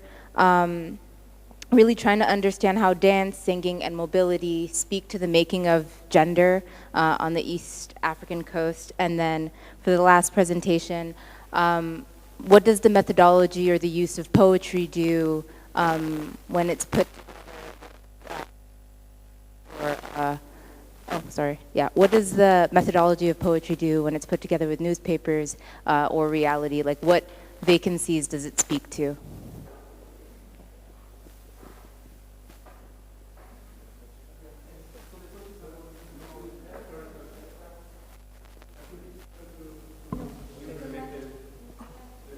Hello? Okay. Sorry, sir. Jill? Okay. This is sort of a question to Ellen, but it refers to yesterday as well.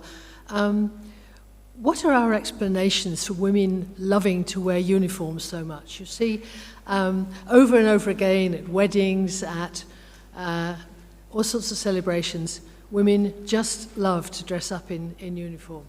I'd love a comment on that. Thank you. Well, it's Ian, then Danielle, and then it was. Okay, thank you. I thought it was by order of. Yeah. No, it was Ian first. Told people first. Yeah, thanks. I'm gathering my questions, so I'll just go one for Ellen first. I want to push you a little bit. Slowly, please. Slowly? Not too slowly. I thought I'd get a running start on the morning. Yes. Exactly.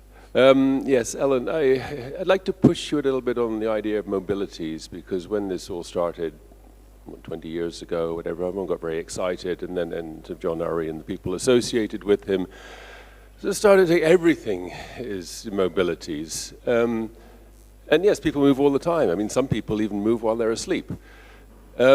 So what does the concept of mobilities bring to your analysis? Because there is, of course, the proviso, as you pointed out, that has to have a social or a political significance, but everything you do has some sort of significance. I mean, when you were standing up there talking, you were moving your arms, which is part of, mobile, but that's part of communication, which is a social act. So I just want to push you a little bit more to say how the concept of mobilities helps you in your analysis.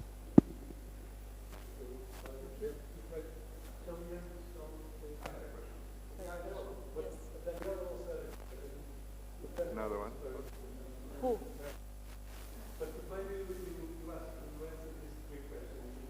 Okay, later. Okay.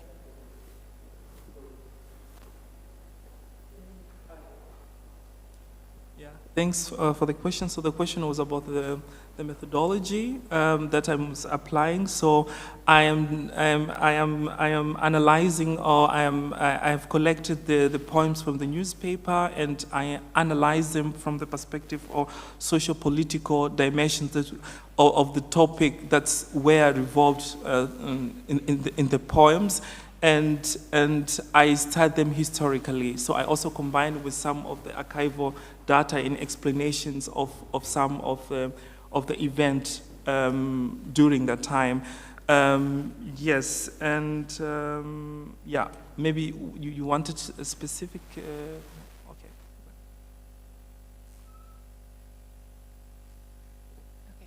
Yeah, thank you for that question. In terms of gender identity, do you mean Tufu more specifically, how it contributes to gender identity? So it's interesting because I use femininity more than, say, women. Women are dancing, but it's the idea of femininity and what that feminine beauty more broadly that I think is attached to, it's not attached to person's identities, because men can dance, and there's also, I've seen trans women dancing actually, which is really interesting, even though they're not labeled as such, but it's about the celebration of femininity more broadly that isn't attached to a body, it's more about the aesthetic practices that people are utilizing in this space. Does that help a little bit?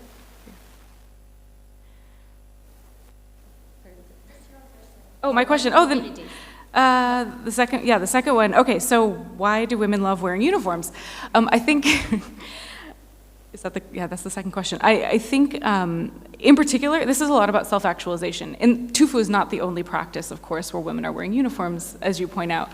A lot of it's affiliation. It's denoting who you're in camaraderie with, who your friends are, who your family is. I mean, people will wear matching outfits to denote, husband and wife or lovers or friends.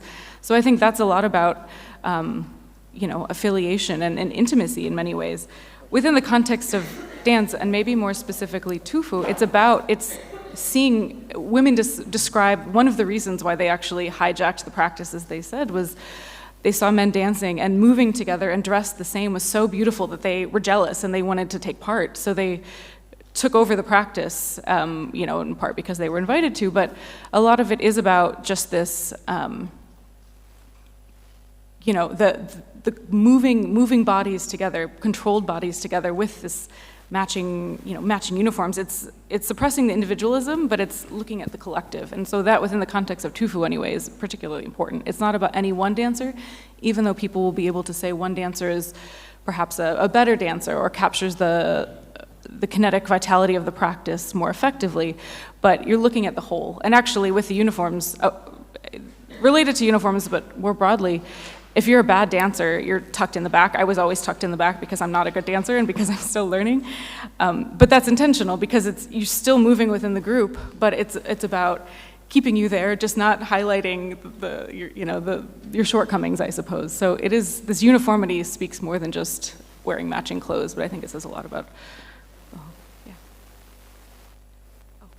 my question on mobility. So mobility as a frame of analysis, yes, I agree with you that I think the new mobilities has been oversubscribed. A lot of it was very theoretical and not necessarily ethnographic, which is why I wanted to kind of dig into the ethnography of it and see if I could come up with an example of how maybe these intersecting mobilities did work in an ethnographic way. And I think with Tufu, one of the reasons why I pursued this is because reading about women's Swahili, along the Swahili coast, women's practices in competitive and organized dancing, there's a lot that acknowledges their mobility in terms of social and geospatial movement, but no one ever actually pursued that. And I found the most striking thing was when I first started talking to Tufu groups in Pibani, and the things that were most important to them were these different aspects of movement. That's what they were highlighting. So it kind of came out ethnographically as the most, I need to slow down. The most significant aspects of the practice were rooted in movement, and it got me to thinking the fact that Tufu is presented as folklore nationally.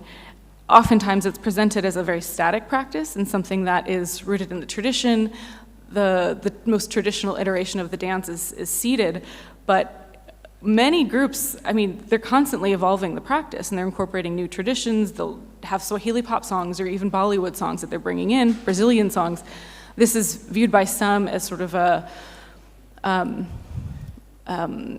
destroying the practice, basically, and not innovations that are welcome. So I wanted to understand the movement that's within the practice, whether that, holistically, whether that be in terms of the repertoire moving. I wanted to really paint a picture of what people are doing with the genre now, and not just rooted in the past as sort of this touristic performance, because it's not. In certain contexts, yes, of course, but more broadly, it's not. It's something that has heritage elements, but I don't think I would define it as a heritage practice because it's living. And I think by focusing on movement and mobility, it does highlight how these rural women who have always been characterized as stuck in the home are incredibly mobile. And a lot of those movements, being so micro and so rooted in the body, are creating incredible social change that's just not as visible as some of the other forms of movement, say government ministers traveling in cars, or people who, or very visible economic mobility through bigger buildings. So I think that's why I was focused on the embodied nature of movement and scaling it out.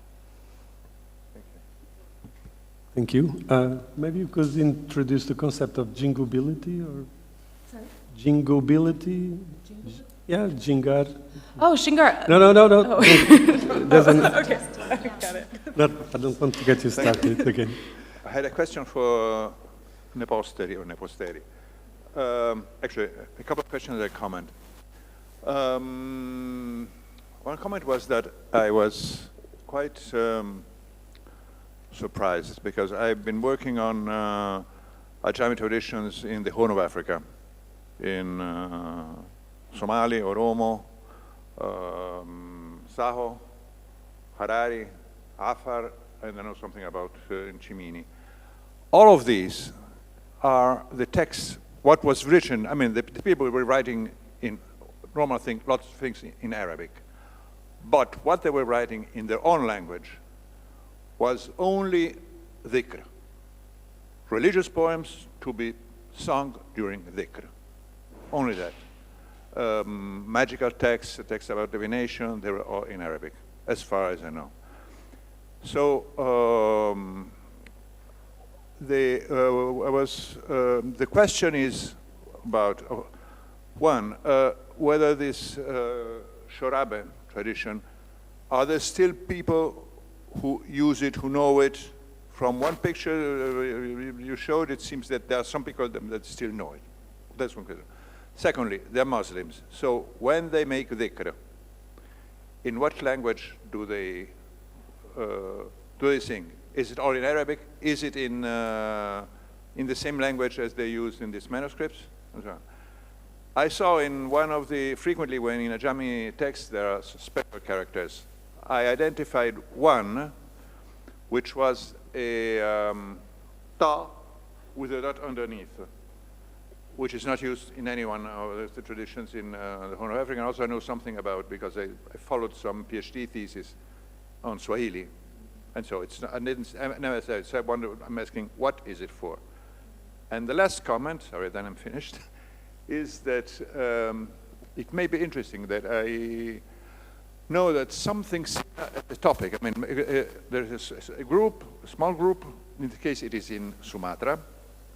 They use, they have a tradition of writing in their own language, magical text about divination, and not anything, but it is not in a Ajami script, it is in a script from an Indian script. You know that there's tradition, the Indian scripts derived from Brahmi spread to Indonesia and up to the Philippines. So they have their own script for writing their own language only for this sort of text. It's dying out now. But the topic of this text is exactly the same as what you showed. Thank you. We actually have 3 more questions, but we are past the time. Okay, I don't mind. Okay, so it's no, okay, so that's. Please.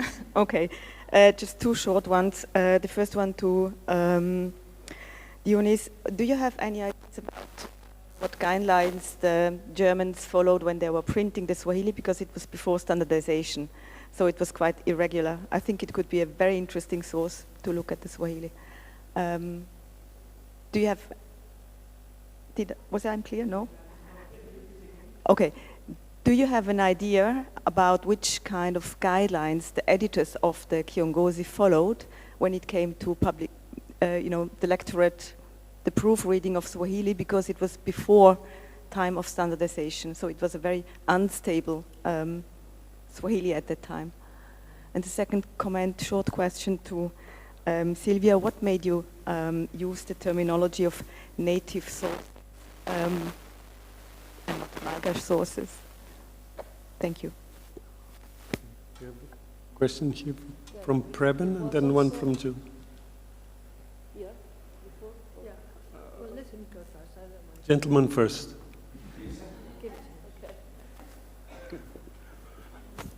Thank you very much. No, this is more a comment perhaps than a question, because I thought these were great presentations, but I think they all emphasize the need for us to think about how to bring history and anthropology together, you know, because in Denise's presentation, I thought there was a lot of historical precision, but I would like to know more about the poetry and the genres and the cultural aspects of these presentations. And it would have been lovely also to have you discuss the praise poems to Kaiser Wilhelm and Kaiser in Augusta Emilia that were published in the journal, you know. So what kind of cultural products were they, and how were they shaped?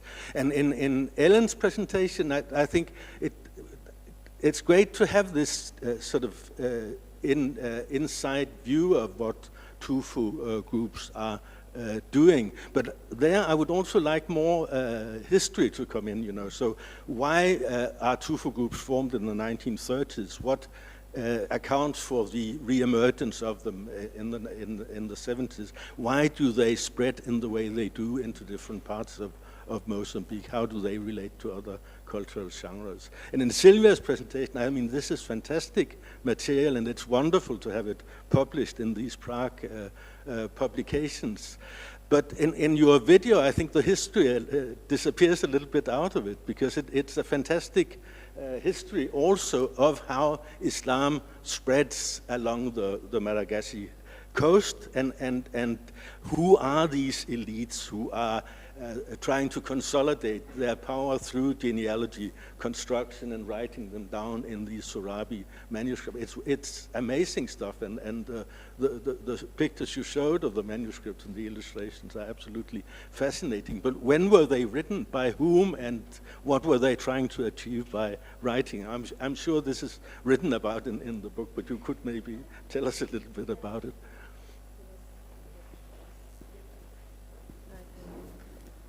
A question for Jasmine. Jasmine, you said at the beginning that the word Bahari, of course it means ocean in the normal sense, but you said it also means a genre in a poetic sense. I was really interested by that, and I wondered if you could explain a bit further how we went from the literal to the metaphorical in that meaning. Thank you.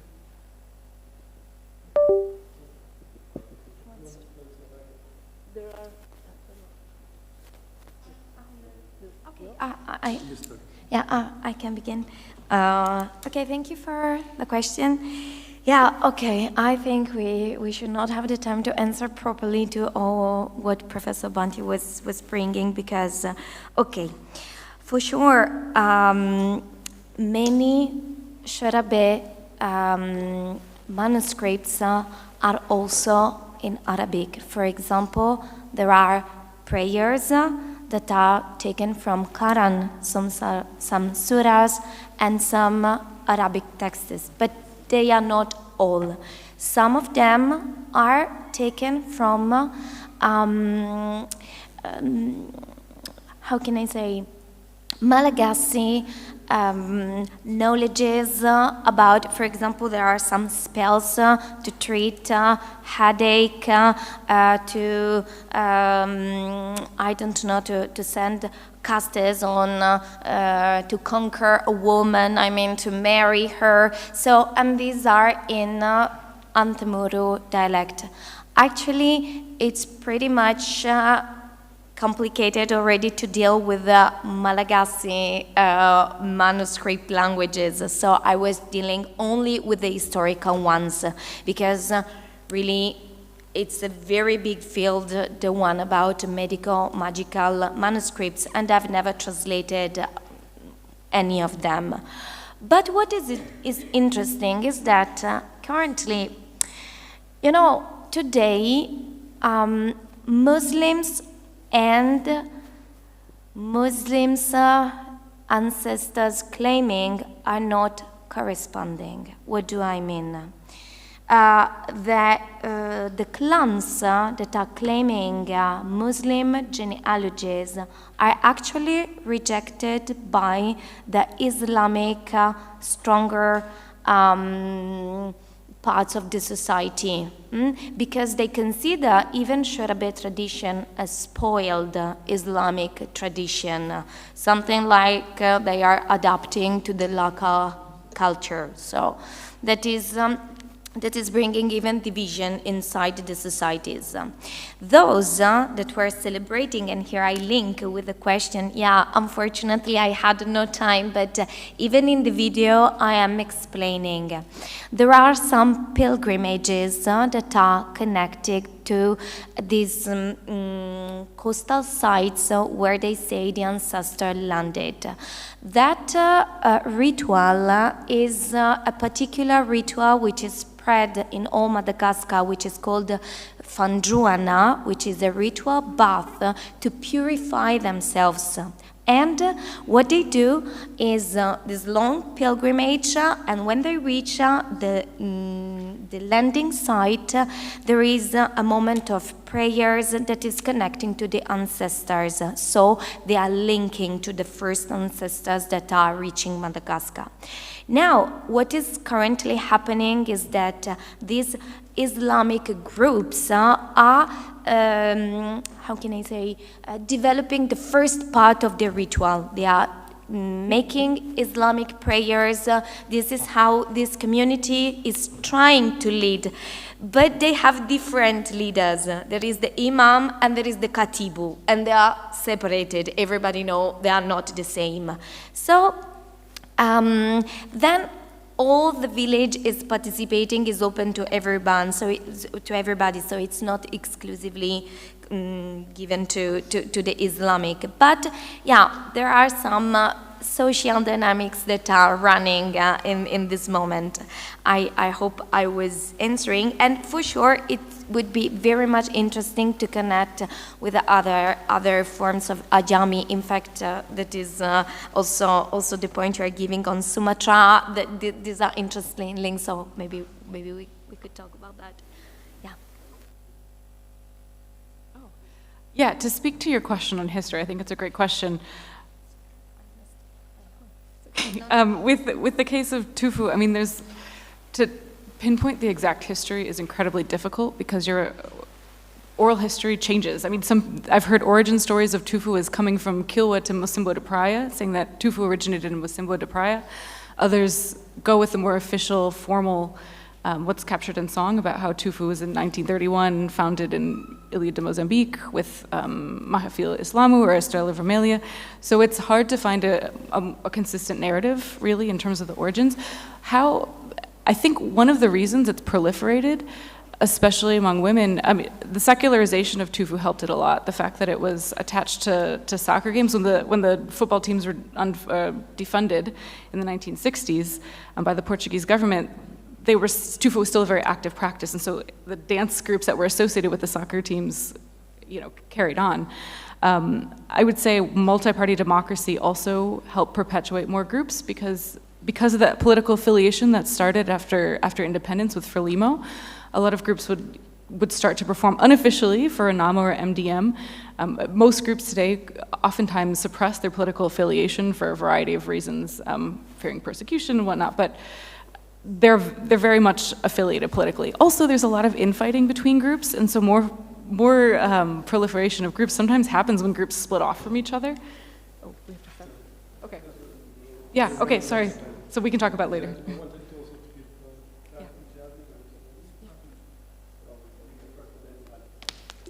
You go first and then Jasmine. Okay, thanks. Yes, first I would like to reply to the question of language standardization. As you know that before the Germans came, the Swahili were using Ajami script, the Arabic written in, Swahili written in Arabic script, and when the German came and also considering the efforts of Ludwig Kraft in the standardization of Swahili and writing the Swahili dictionary, where we can trace also the area standardization of Swahili. But the newspaper, as Kiongozi, was also used as a tool or as a medium to standardize the language, because the language was back then developing and trying to establish its script, Latin script, and etc. There was some of the archival document I wanted to show here. There was some of the document between the newspaper editor, Herr Blank, and other. They were discussing what kind of orthography can we use in the newspaper, for example. So they were suggesting it could be better if you use German orthography, because there was a fund that they received from the imperial government that was called Fonds für die Verbreitung der deutschen Sprache. It's the fund for the spreading of German language. So their aim was to use the German alphabet in writing Swahili in Latin script, so that when the student they learn German, it would be easier for them. But that claim was then intervened by Herr Blank, who was also the editor of the newspaper. So to reply, I also have some of this document which also show the development and the discussion on how the standardization and the writing of Swahili should be. And also, if we also want to read the newspaper, one can see the variations of Swahili being used, because the people are coming from the Indian Oceans, like places like Tanga, Dar es Salaam, and the people coming from the mainland of Tanzania. So there's a kind of different varieties at the same time. Yeah, so another question was about the cultural aspect of the poem. So yeah, I will make it short. So the cultural aspect of this poem before they were written, people they were asked to write about the poem, particularly the poem about the Kaiser and some of the administrative people. But some of the poem, for example, the poem about the death of someone, the poem about education, which was educating the people on how to live and etc. People they were constructing the poem orally, and then after being performed orally, then the written part is being performed in the newspaper. There were also there was also a poem about the death of someone in Bagamoyo, and because the critiquing of the government was not allowed by then. In this poem, one is also shows the people's struggles and for example, the struggles with the Christianity, that the German government was also against the Muslims who were also employed in the government sector. So and etc. So I mean, so to speak, the cultural aspect was in one way being hidden through the language in the poem. So the poem about the Kaiser, praising of the Kaiser, the words, if you read, it's about praising the Kaiser, but if you go behind it, it's not totally about praising the Kaiser. There's a logic behind being hidden there. So I'm also interested also in reading in both ways, like in the first sense and the second in the second sense. Yeah. Okay. Thank you very much. Jasmine, can you please answer also the question? Yeah. So actually, I didn't really look at the etymology of the term or the history of the term Bahari as knowledge or knowledge genres. I just use it as the people use it, and mostly it also. I think metaphorically, they also use it a lot in like poems as life knowledge or knowledge of life. So with all using it metaphorically with all its the advantages and the dangers which the ocean brings along. So as metaphors and poetry, and maybe maybe the most in Britain sources, maybe from scholars, Swahili scholars like Nabahani, they use this term in the 1990s mostly for like literal genres like the Hugo or Dendi genre, so Baharia, Hugo Baharia, Dendi Baharia, Kimai, so as a literary genre. So for the literature, so I guess it's maybe due to the Bahari as the ocean, maybe associations with the melody and rhythms of the ocean, but I guess also as it is used in the past metaphorically as life and the dangers and the advantages that the ocean gives to the people. So yeah, but I haven't looked at it at the term. Thank you very much.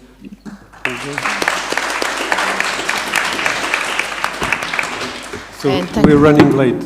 Yes, so we just go to the coffee break and we just shift the beginning of the next session for 15 minutes so we will finish at 1 o'clock. And thank you. Okay, so start at 11:30. Yes. Can you say what time? Yes. Now it's 11:06. So 11:30 we will start again. And thank you for those who have been attending from online, and thank you to Jasmine that she was speaking from somewhere, I don't know, but she would have really wanted to come, but at the point she couldn't with the children and things. Thank you very much, Jasmine.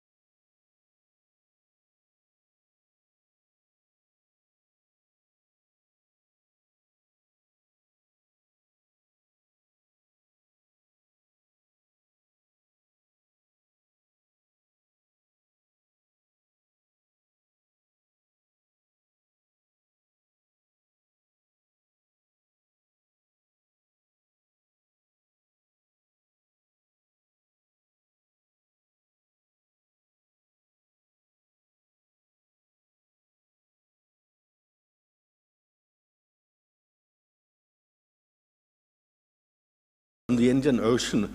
So it's a journal published by in the Arab Emirates from the Sharjah, where there is an Africa Institute, and Sharjah has a policy which is very much focused on culture, art, history, and has a famous biennale of sort of artists coming together every second year.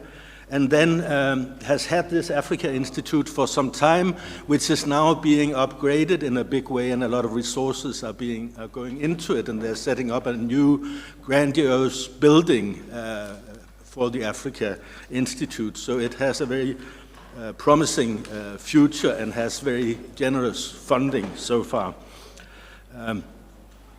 Also, they offer fellowships, which are very attractive, so half-yearly, monthly, yearly fellowships one can apply for, and they provide funding for conferences, which can also be applied for.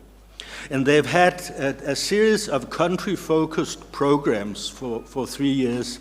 And during the last year, a year which has also expanded a bit, starting in 2022 and now continuing into 2024, they've had a focus on the Indian Ocean and a theme called Thinking the Archipelago, Africa's Indian Ocean Islands. Papers from these conferences are now being published in various places, and one publication channel is this new journal which the Africa Institute is bringing out, which is called Monsoon Journal of the Indian Ocean Rim, and which is so far meant to come out twice a year, but that could become more issues in the course of time if they get enough submissions to sustain that. So there are 2 issues that have already been published, and one issue is about to come out, which will focus on archipelagos, actually, and is a special issue of thematic papers. So I will just circulate these 2 copies of the journals for you to have a look at, and also the conferences the reports of the 3 first conferences, Indian Ocean conferences they had. And then encourage you to look at the website. I will send to the mailing list of this conference information about the journal and their website. And also I was asked to encourage people, if you think this is a worthwhile journal and an important new possibility for publication and so on, to encourage your university libraries to subscribe to it if they don't already do so. Many university libraries subscribe to a Duke University journals package of subscriptions. So maybe you already have it in your university library. If not, you could encourage your university librarian to take out a subscription.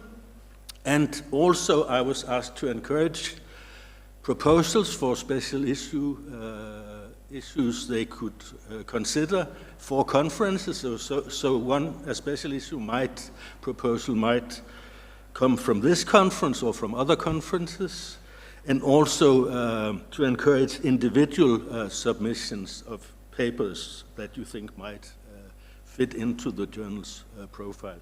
But I just sent this around for you to look at, and then you can form your own opinion. Thank you.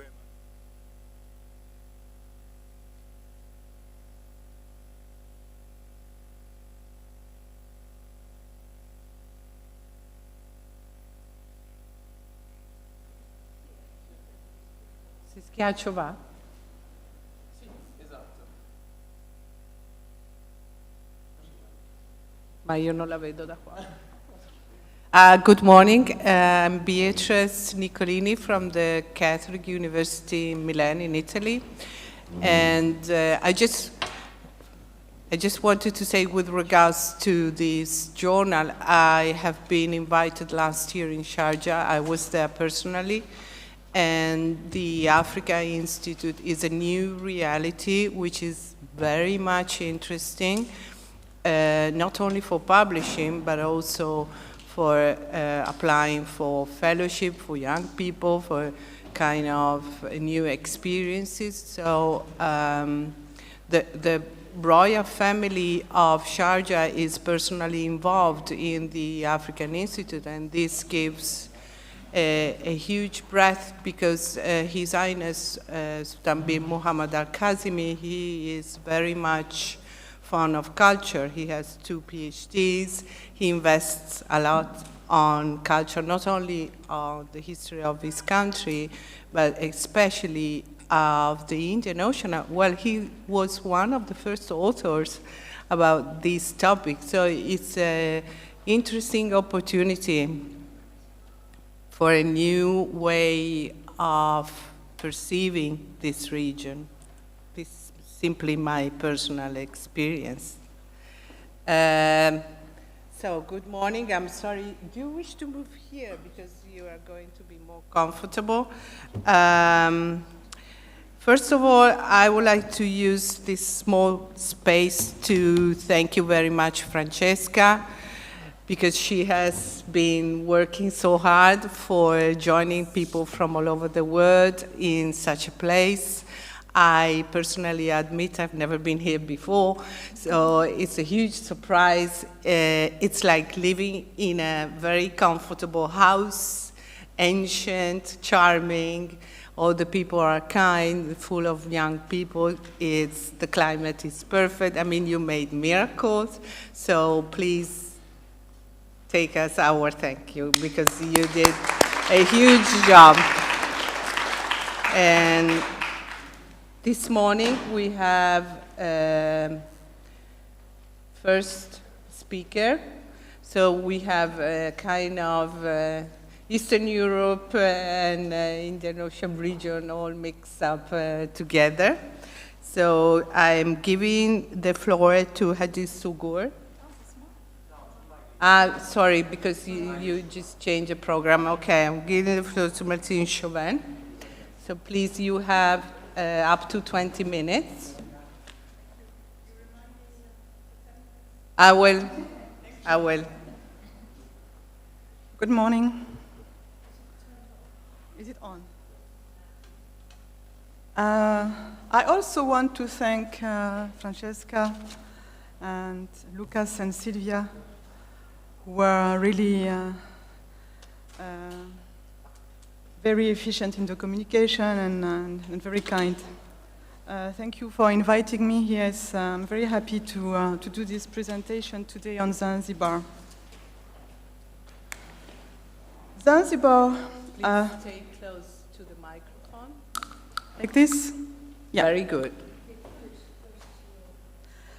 Zanzibar was independent the 10th December 1963. As many of you know, Zanzibar played a pivotal function in the Indian Ocean exchanges, though it declined during the colonization.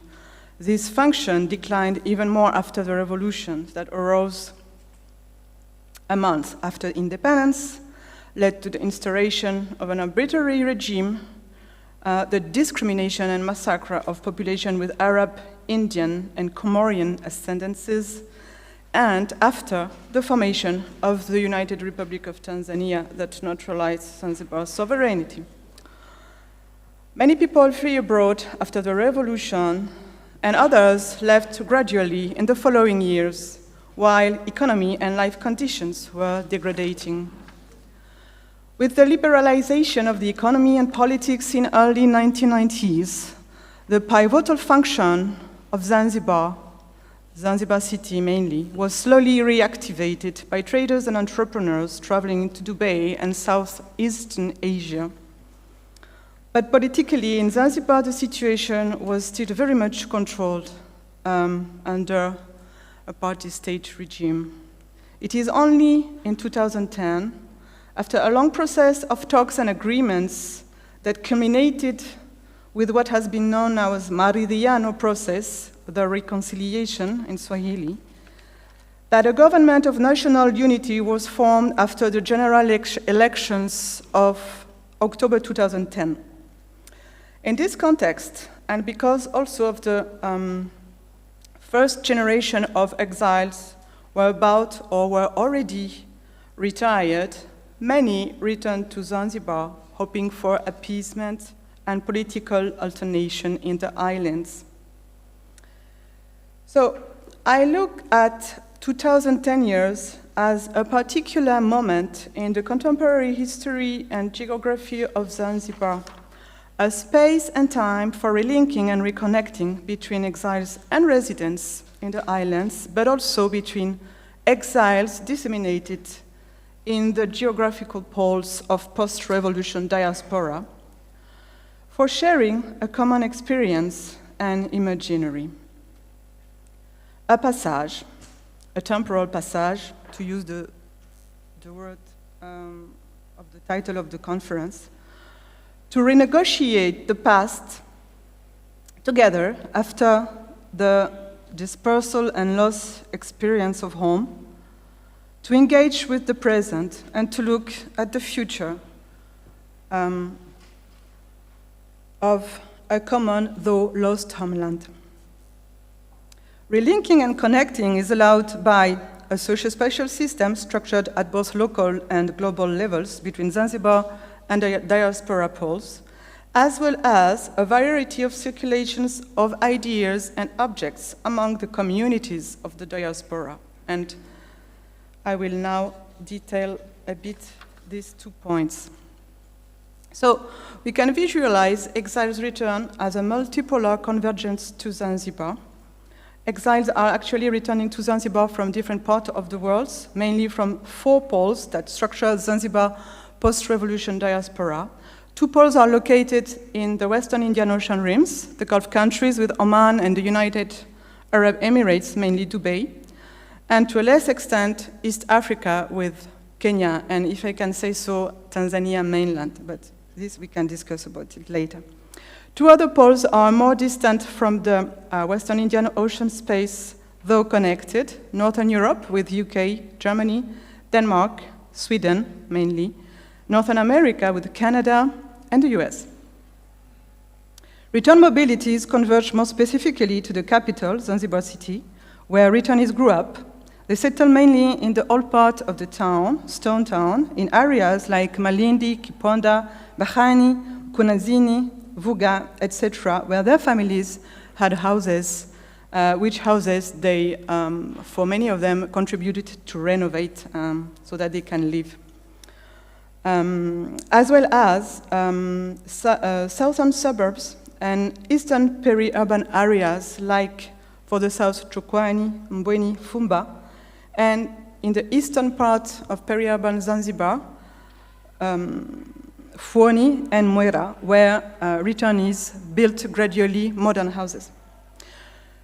The presence of returnees is visible in public space and more specifically in local sociability places where encounters between residents and exiles, but also between exiles coming from different countries who did not meet sometimes for decades, are taking place.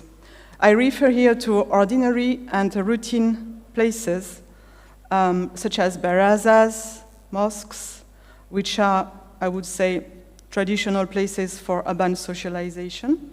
And I also refer to other type of places of a more recent or renewed development and use, like cafes and restaurants on the seafronts in areas like Forodhani and Shangani.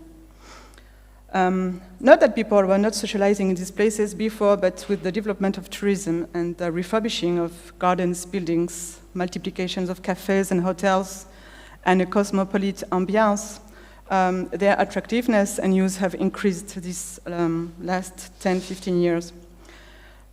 So in the process of the return, gradually these places became landmarks in urban space for returnees, toward which they would, in a routine way, converge, find people and connect. For example, Forodhani, I think, quite soon embodied not only the returnee presence, but the way they socialize, and they also it also became, iconic of this moment for returns. And so these places rapidly became nodes of production and diffusion of informations and ideas in the city and within the diaspora abroad. And one of the reasons is certainly that returns are not definite returns, but consist of back and forth movements. In fact, they can be annual or multi-annual, and we can distinguish three types. The first type of return, I would say, and it's the most common, consists of sharing the life equally between Zanzibar and the immigration and official resident country, with stay of 3 up to 4 months, going back abroad. I don't know where the abroad is located, but going back to their country of residence and then going again to Zanzibar and stay for months and so forth. Yeah, this is the most common movement, the most common option. The second one, which is more rare, consists of a more engaged resettlement in Zanzibar. People would tend to go once or twice, sometimes 3 times a year, to the immigration country of residence for short periods. The last one is, has become now a very famous phenomenon. It's called June-July. It consists of an annual return between June and September for a few weeks or months, which correspond to a long annual vacation. And during this movement of June-July, I would say that at least 2, I would say even 3 generations of exiles are gathering in Zanzibar. So the people who left in the, around the revolution and after, their kids who were born abroad, and now they are grandkids. So back and forth movements contribute to relinking and reconnecting communities, families, and friends dispersed in the pulse of Zanzibar post-revolution diaspora.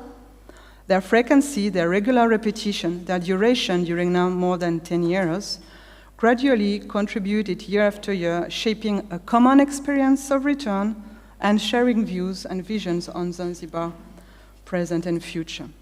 I would like to add the fact that these encounters in the early 2000s and the connections that occurred have also fostered new type of movements. One consists of visits from, especially from people of living in Northern Europe countries to the Gulf countries to visit friends and relatives. And another one consists of movements of Omanis who are not necessarily related with, through their parents exiled from Zanzibar, but who developed a lot of interest on Zanzibar, on Oman presence and history in Africa. So normally these ones would join the movement of the June-July between June, July, August, and September. So what is happening in these places and along these movements and through the networks of friends, families? I would say that conversation and exchanges of ideas that take place, this is a huge part of my methodology to observe and listen the talks that are shared in these places. So these exchanges of ideas are of 2 kinds. On the one hand, some look at the past, and the past is really very much present in the present, in the context of the return. This is something that struck me. On the other hand, some concern current political and social affairs of Zanzibar. Returnees and residents share questions and memories of the past around 2 major themes. First, their urban youth, and second, the political events that preceded and followed Zanzibar independence. So in barazas and cafes in the evening, how much time do I have? 7. So I have to shorten.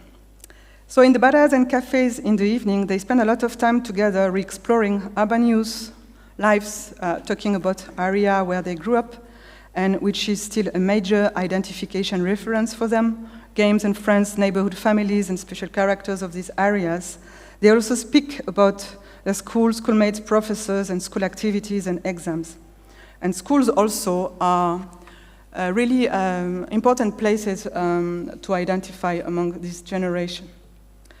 Some also remember political events such as rallies, strikes, elections, like the elections of 1961 and 1963, since their parents, some of them at least, were involved or supporting parties like the Zanzibar Nationalist Party. And these stories are shared back home in the UK, in Denmark, in Oman or Dubai, with family members and friends. Moreover, it encourages seeking and sharing personal archives that then circulate in social medias or are edited in blogs. These archives include photographs, newspapers cuttings, and written documents. And some exiles played a special role and are quite engaged in the production and formalization of archives edition. For instance, a huge work has been done on Zanzibar schools and on Zanzibar cinemas, as well notably among Zanzibaris of Indian ascendancies. What was interesting is also to see that the circulation of archives played a significant role on Zanzibaris abroad who were not willing to return to Zanzibar. They modify their perceptions of things and sometimes make them change their mind. So, like diaspora returnees' narratives back home would make Zanzibar more attractive to the less convinced that return is worth. Another subject discussed in these places concerns political life and events that preceded and surrounded independence. So a lot of work has been done on the revolution issue, but there was also a lot of talks, a huge and profound deep exploration of the condition of emergence of the independence, the formation also of Tanzania. I would just mention a few aspects of this political phase that were re-explored, like the formation of anti-colonial nationalist political parties and the antagonisms that divided them, the logics that set them in competition, the politic figures and leaders, their positions on anti-colonial and or anti-racial visions for the liberations, and the links between Zanzibar nationalism and Tanganyika nationalism. More specifically, the role of and the influence of Julius Nyerere on these politics, the role of the Cold War logics, etc., Pan-Africanism, Pan-Arabism. So yeah, this is something that has been occurring for almost now, I would say 10, 15 years, this deep re-exploration of the conditions of the liberation of Tanzania, but also the sort of neutralization that occurred on Zanzibar after the formation of Tanzania. Thank you. Thank you to thank you to Beatrice. This also occurred, the production, the diffusion, and the circulation of objects, like research writings, books, articles. I would refer to some of the most famous, like Dr. Harith Hassani in Oman, who wrote Kwaheri Ukoloni, Kwaheri Uhuru, the book of Amrit Wilson, The Threat of Liberation, the memoir of Ali Musin, and more recently of Khamis Amir Abdallah. Now, I would go to, in 2 minutes, 1 minute, I will just mention three types of circulations of ideas that concerns affairs, present affairs, present political issues and diaspora issue. So the first is about the democratization process and mainly the two elections of 2015 and 2020. Secondly, returnees are very much interested, involved in heritage issues which were debated a lot after some polemics arose in Zanzibar regarding three buildings, Mambo Msige, the House of Wonders, and Darajani School. And this gave a space for an open talk and debate that could allow to see how they feel responsible and would like to engage on issues as heritage, but also it was also a way to kind of re-legitimize themselves in public space openly, and also to show, capacities and competences that this generation has on these matters. Lastly, and it's very unfortunate, I could not develop the idea that the diaspora idea as an entity has been very much, I think, appropriated actually in the return context, thanks to these encounters, while people gradually would develop activities which concerns directly the diaspora, to the extent that they also created the Diaspora Party, which occurs now every year during this June-July movement in August, and which have sort of fostered a new evolution that could be, maybe, I don't know if it's a bit too strong to say that, but as if diaspora in the return context and among returnees encounters would become a sort of new social class that would contribute to develop some new affiliation and phenomenon of distinctions. Sorry for not finalizing properly this presentation. Thank you.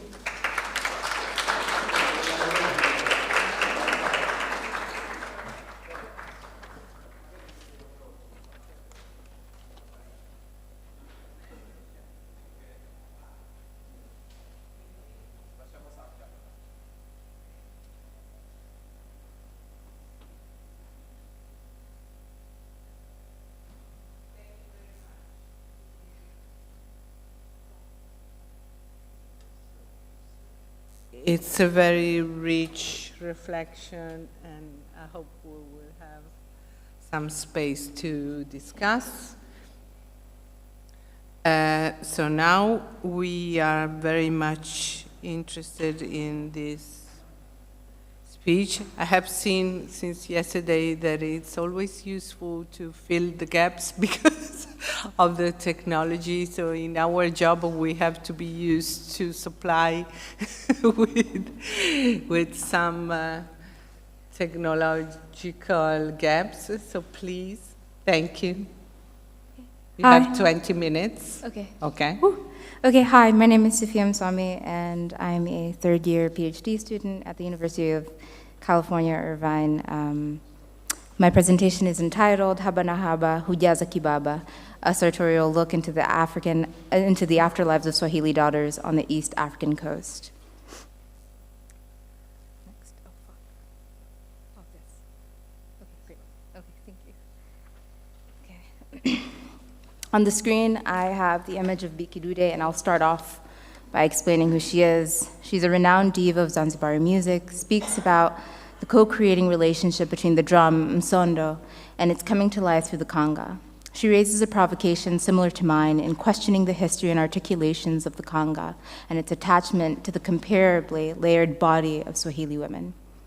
She speaks, "Nowadays, it is common to see women tie conga around their bottoms and gyrate to the tune of Ndundiko dance without being aware of their dignity, pride, and value. Is that the only use of conga they have been taught? Even with this, it takes the delicacy and the grace of the conga for the perfect tying of my drum, and nothing can beat it." This paper takes into consideration the historical makings and contemporary underpinnings of the kanga, a clothing material embraced with and through transformation, and a decorum of bodies which is tethered to the Indian Ocean slave trade. In doing so, I offer a magnified look into the afterlives of Swahili daughters, primarily examining their positioning and relationality to sites and objects through sartorial choices. In questioning why and how the value of Swahili daughters speaks to the cyclical characteristic of capital production and accumulation, I frame my inquiry through the idea of the body as a form of infrastructure that further signifies a site of crisis and reconstruction that the coast inevitably embodies. In essence, I am seeking to interrogate the unmakings and historical existence of the gendered, sexualized female, here inscripted as a Swahili daughter, and her work on the coast as a means to speak through nullified and reproduced spaces that do not acknowledge or attempt to make sense of its being, however, rely on the woman, mother, daughter for itself to become. To do so, I rely on the kanga to speak to these emergent, multiplying, or rather ever-changing articulations and orientations in light of capital extraction through the colonization of the coast and the establishment and facilitation of the Indian Ocean slave trade. Zanzibar's House of Wonders features Sultan Bakrash bin Said's camera obscura room, where nostalgic yet ever-present images of Swahili daughters wearing intricately designed kangas were captured, and where the remaining spirits give way to a layered haunting. The kanga is a cloth that comes to stand in for aspects of identification in Tanzania and other countries along the East African coast under varying names, Merikani, Leso, Lenkos. It remains a staple in embracing woman, mother, daughterhood, and their respective imaginaries, as it is often gifted and exchanged during coming-of-age ceremonies and othered and perhaps queered celebrations. Moreover, its history on the Swahili coast proves its significance in representing the eternal spirit of resistance and solidarity among slaves and colonial subjects. My approach considers the vitality and mobility of the kanga as attached to the Swahili woman's body to speak to the question of racial capitalism, space, place, production, and gender as a means to further discuss the absorption of Africanness and the making of an Arab background on the Swahili coast and hinterland. In this regard, I bring to the forefront the reinforcement of the Arab backdrop in East Africa, which can be understood as a cyclical phenomenon with interminable ends, but that is necessary in the production of being and becoming Mswahili. A driving inquiry, then, is to unfold the processes of absorption to further understand the ways in which Waswahili women negotiate and reproduce space and place in attempts of finding community along the coast and hinterland, and how the kanga is a key site for such realities to become actualized. In other words, I ask, what story of difference and belonging on the Swahili coast can be told when the kanga is placed in the center of its making? The kanga is much more than an aesthetically pleasing cloth or functional material. Instead, it theorizes the possibilities of freedom or emancipation, of differentiatedly queered identities or normalized abnormalities through its multiplicity and transformations or transfigurations.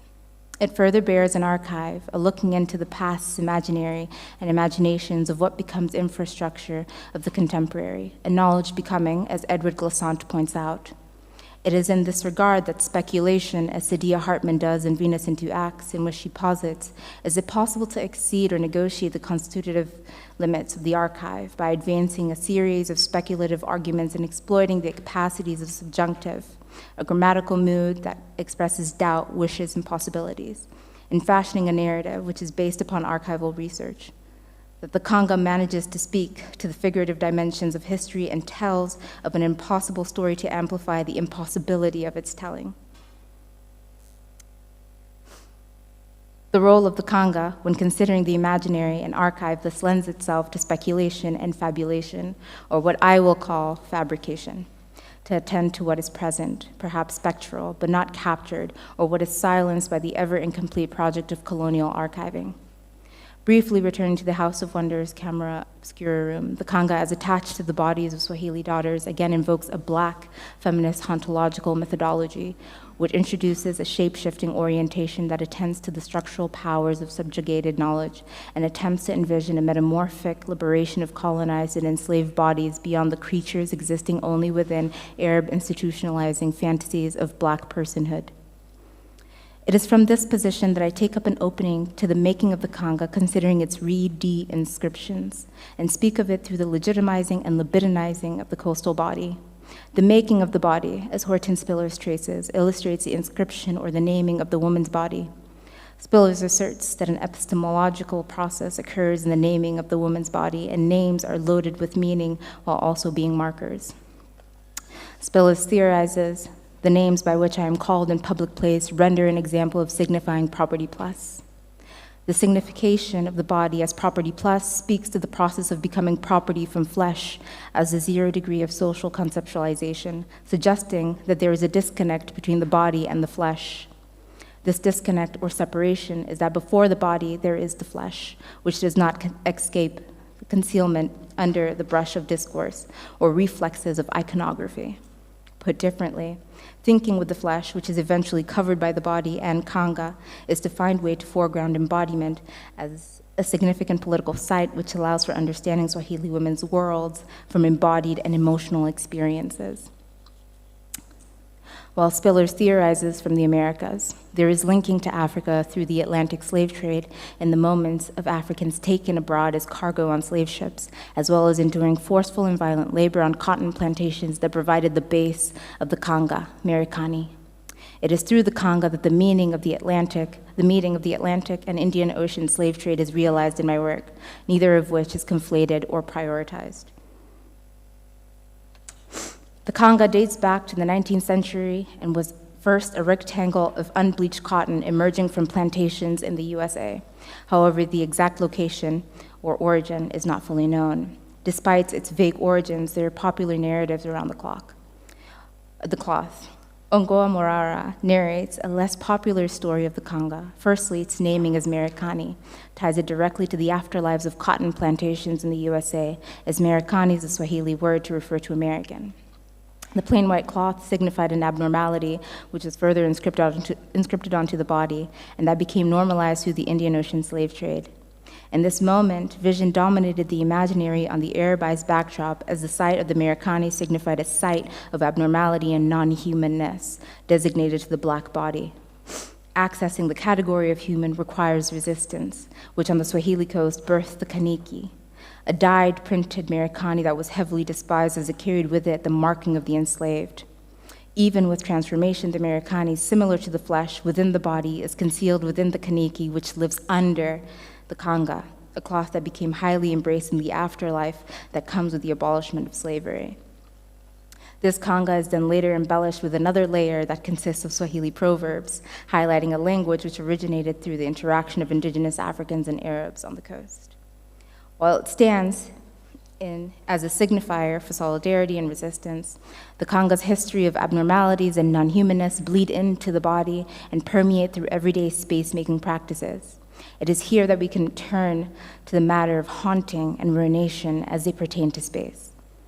Henri Lefebvre, Productions of Space, is a starting point for thinking about the genealogy of space and the common sense in which space is understood, and it serves as a platform to think about the production.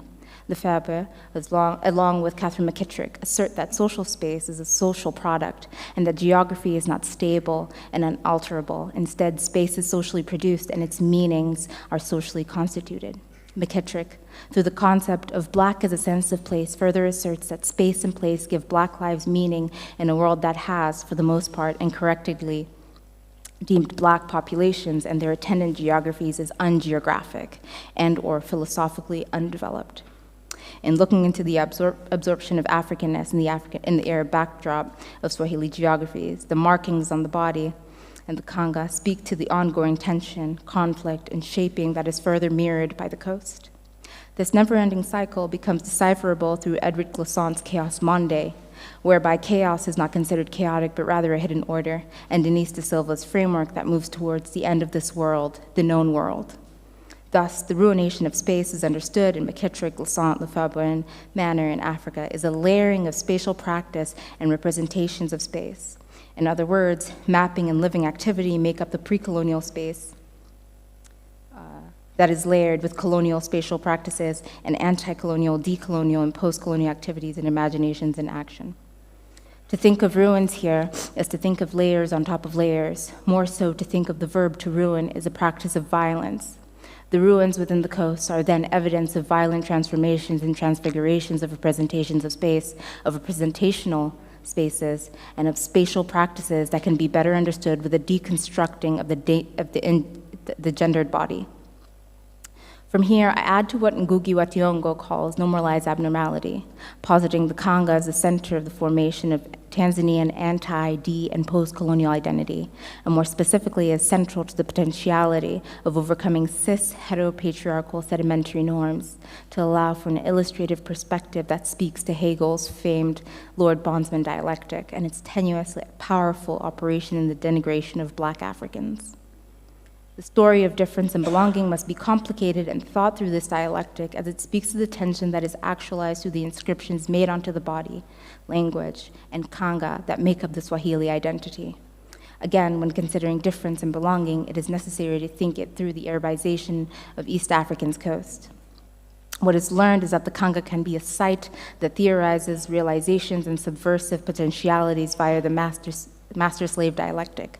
On a larger scale, it advances the need to think queerly when approaching the subject of materiality and emancipation in Africa. The master-slave dialectic opens the way to think of varied forms of self-making or self-consciousness, unmaking and making the self, or self-consciousness and alienation, or a combination of societal and cultural productions. Hence, thinking with Hegel via Marx allows for a focus on the production or the process in the making of the self, but more crucially, alienation and the risks within operating from such a subjecthood of marginality. The crucial relationship between the body, language, and self-consciousness is exemplified and complicated by the Kanga and adds what our post-colonial time calls for a necessary layer of sophistication in its transfiguration and adaptation to epochal capital mutations.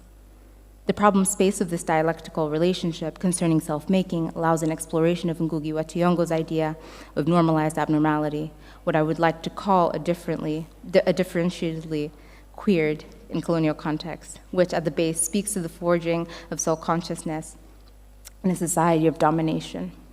There are two helpful entry points into the dialectical relationship of the master and slave relation. One is that of Frank B. Wilderson via Karl Marx in conversation with Antonio Gramsci, and the other is Frantz Fanon. Together, these iterations offer a guiding framework for thinking of and with the Kanga in societies of dominance through the master-slave dialectic as a rendering of normalized abnormalities. How much time do I have? 6. Okay. In the section entitled Independence and Dependence of Self-Consciousness, Lordship and Bondage, Hegel moves through a theorization of self-consciousness from which the master-slave dialectic is derived. In the constitution of the self, of which self-consciousness is a precondition, Hegel asserts that self-consciousness exists in and for itself when, by the fact that it so exists for another, which is to say it exists by mutual recognition of another self-consciousness. This recognition of another self-consciousness is vital for Hegel, as in the acknowledgement of another self-consciousness, there is a loss of self as it finds itself in another being. In this loss, self-consciousness recognizing self-consciousness creates an othering categorization that needs to be resolved as each self-consciousness must be certain of itself. Hegel calls this certainty of itself as a coming out of itself, which is the confrontation between self-consciousness and another self-consciousness. Hegel continues and states that self-consciousness has lost itself as it finds itself in another being. Thus, in doing so, it has superseded the other, for it does not see the other as an essential being, but in the other it sees its own self. This suggests that through the suppression of another self-consciousness is realized, in this case, freedom. Hegel goes on to suggest that a violent struggle must occur in order for the self-consciousness to overcome its otherness, as self-consciousness is aware that it simultaneously is not another consciousness, that is also equally another consciousness. Therefore, in order to be sure of itself, it must supersede the other independent being. This supersession is vague in the question of equal existence, as the question of equal existence does not appear to be an option for Hegel, as what is to come is only possible and can only be brought about by both. The double movement also has a doubled consequence, as it is directed against itself as well as against another, but also because it is invisibly the action of one as well as of the other. Hegel suggests this movement toward certainty is incongruent and has no truth, as each is certain of itself but not of the other. The vitality of the relationship between the lord and the bondsman is where Hegel and many more find freedom. Notably, through work, the bondsman becomes conscious of what he truly is. The formation is a transfiguration that is required to overcome the lord and no longer exist as a bondsman. Karl Marx takes on Hegel and concurs with the dialectic of negativity, the hypostatization of the abstract reflection, and the philosophy of the material process whereby man reproduces himself through his own labor, a process which must pass through a stage of estrangement. This estrangement, which is the self-externality or the bondsman's search for certainty by looking and laboring into objects of the Lord's lordship, is critical in thinking about freedom through labor. It is necessary to think of labor in the master-slave dialectic in relation to race. Here, Frank B. Wilderson gives us an opening that takes on Antonio Gramsci's sophisticated Marxism, albeit a sweeping one. Wilderson's central question is, how does the black subject function within the American desiring machine differently than the quintessential Gramscian subaltern, the worker? For Gramsci, as Wilderson states, the proletariat's rise or labor of the spirit is a process through which various strata of the class struggling for dominance achieve historical self-awareness. Wilderson pointedly suggests violence towards the black body is a precondition for the existence of Gramsci's single entity, the modern bourgeoisie state, that has divisions, namely political society and civil society. And Wilderson further suggests that violence against black people is ontological and gratuitous, as opposed to merely ideological and contingent. Wilderson's provocation should be taken seriously, as the suggestion is that— Thank you. Okay, thank you.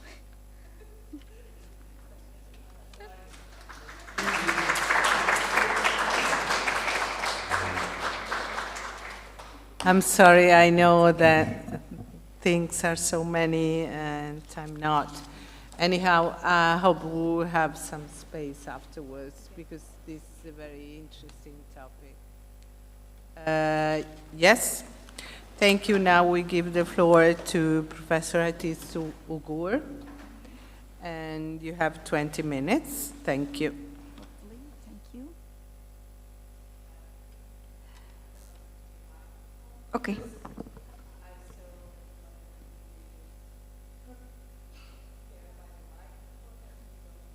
Okay, thank you very much.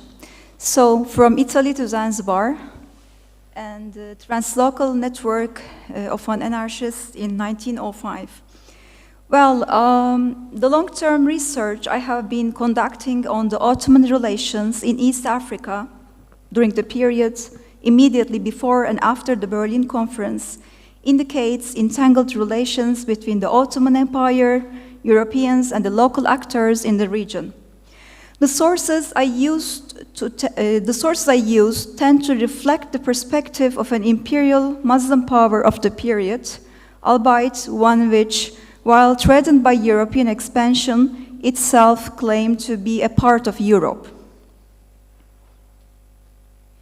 I encountered many documents concerning East Africa for the related period, and in the course of transcribing them, it appeared that those documents deal with a wide variety of topics.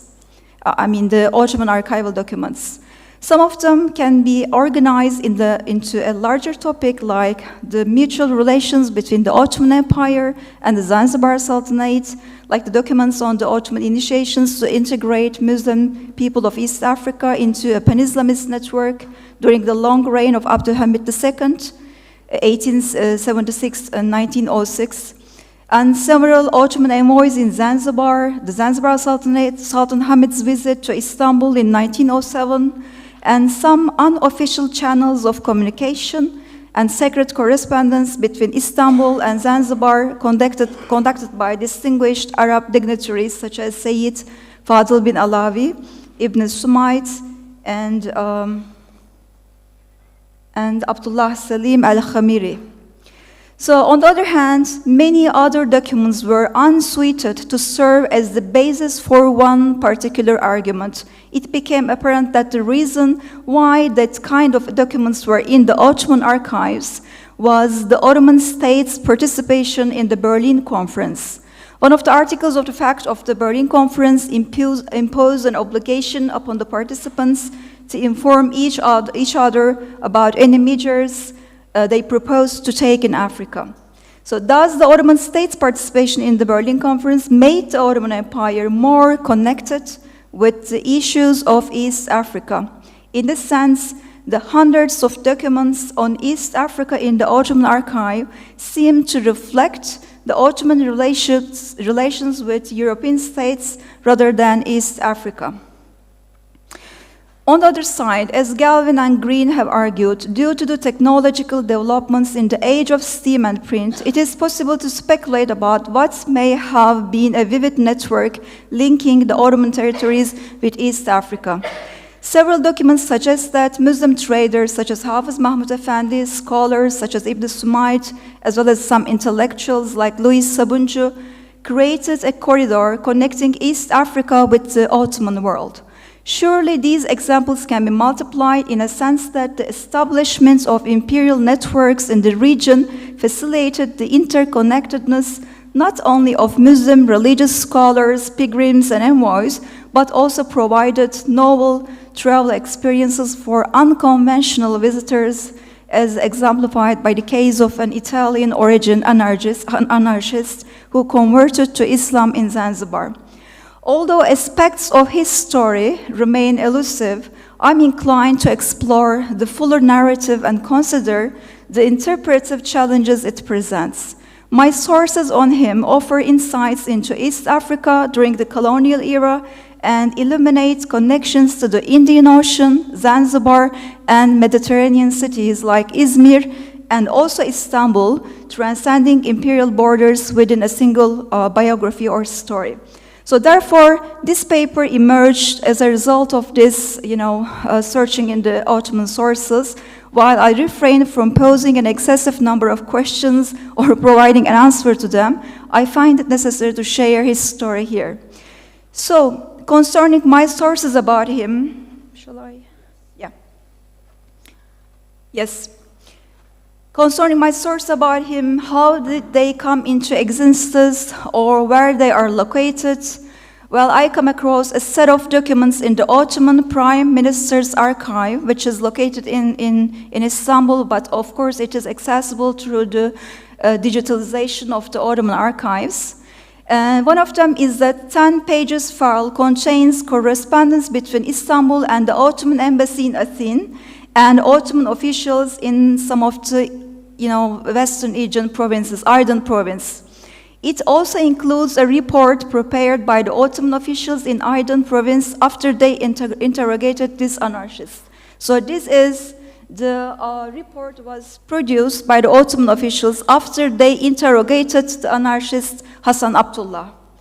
So I will come his story sometime later.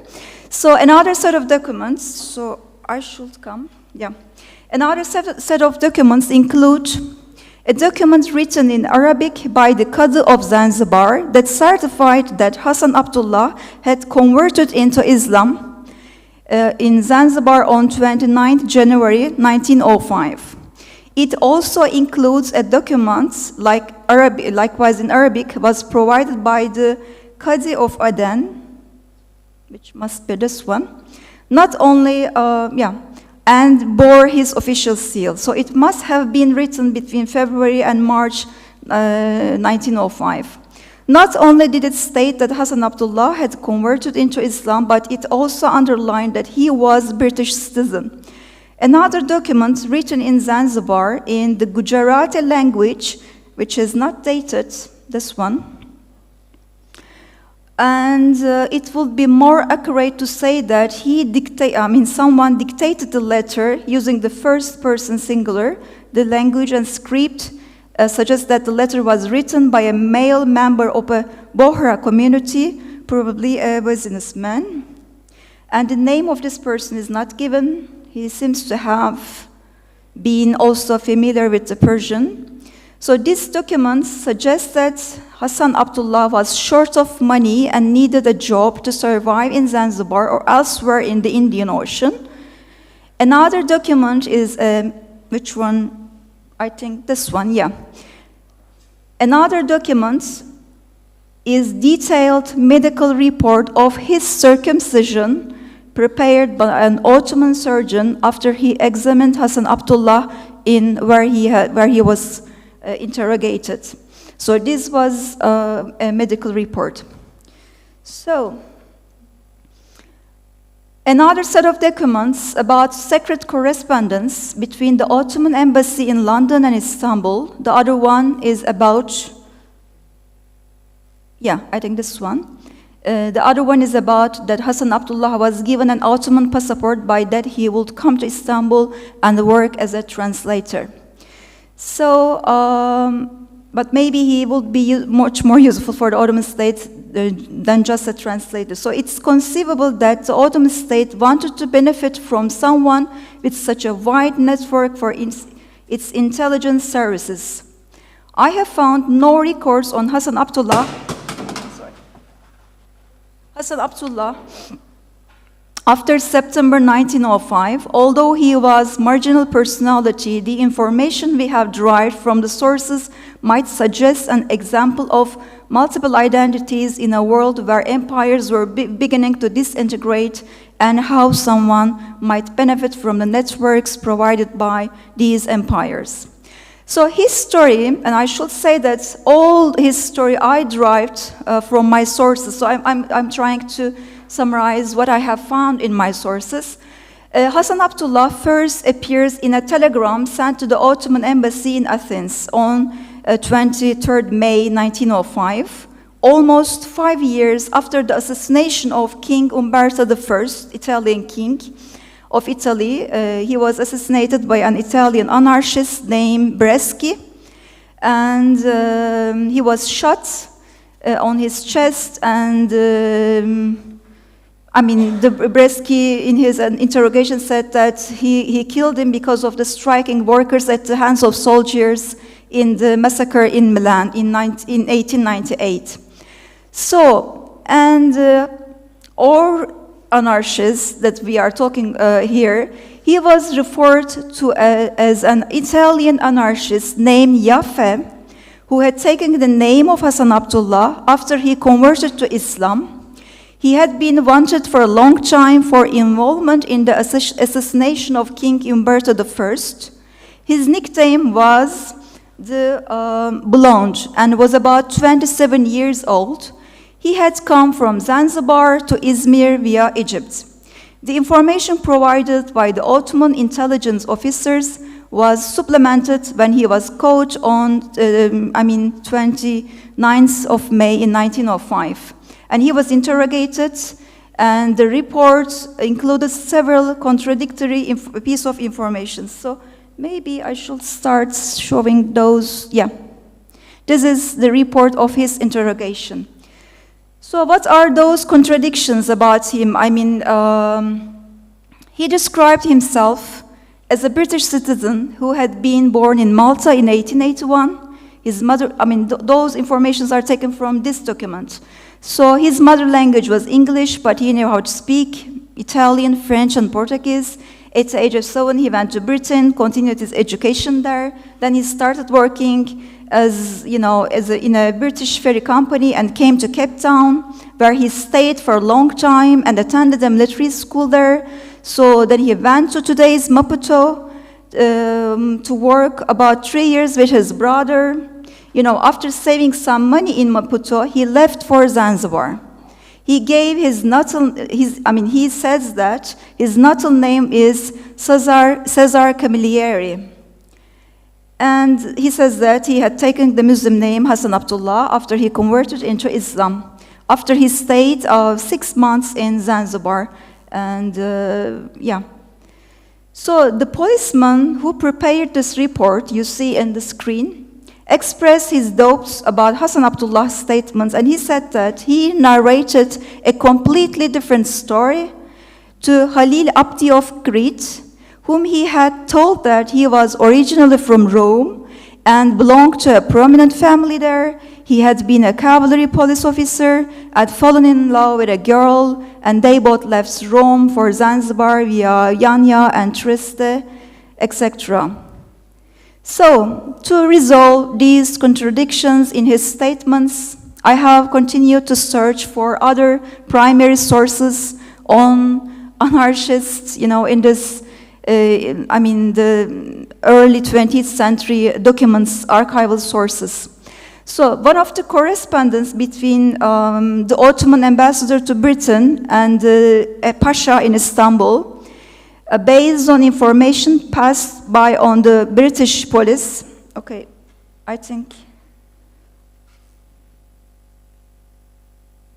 Yeah, this one, I think. So, includes something resembling, oh, not this one, but yeah. Okay.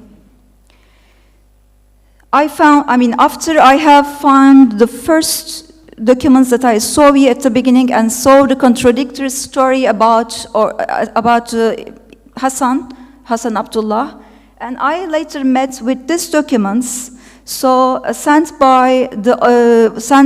from the Ottoman ambassador from Britain to Istanbul, and includes a cart visit. On the one side is written Hassan Bey and his signature. On the other side, we find the name Victoria Jaffé. So, I think it is, no, sorry. No, here, we see at the top, the right document we see at the top of the, so the same file contains a letter and telegram in the Italian stated that to have written by Hassan Abdullah. Thus, it appears that Hassan Abdullah's name at birth was not Caesar Camilleri, as in his statement to Izmir police, but Victoria Jaffé. So, at the end, I finally find his name. So after I found his real name and with a correct spelling, because it can be difficult to transcribe some things written in Arabic alphabet in Ottoman Turkish. So it can be transcribed in different ways, like Jaffé, you can write it in like Yaffé. So after I see his name written in Latin alphabet, so Victoria Jaffé, I started searching the secondary literature, thanks to the several digitalized works at the archive.org and some other newspapers. I met a report in the American newspaper, which is this one. So the Evening Bulletin dated November 2, 1901, which is 4 years earlier than my documents. So he mentions, it is mentioned an Italian anarchist, Jaffé, with the nickname Red, where in my document it was mentioned Blondie in the Ottoman police reports.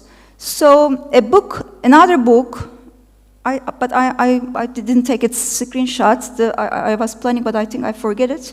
So another book on the anarchist movements published in 1909 states that Jaffé was born in 1871 in Loreto. After working some time in Italy, he fled to Austria and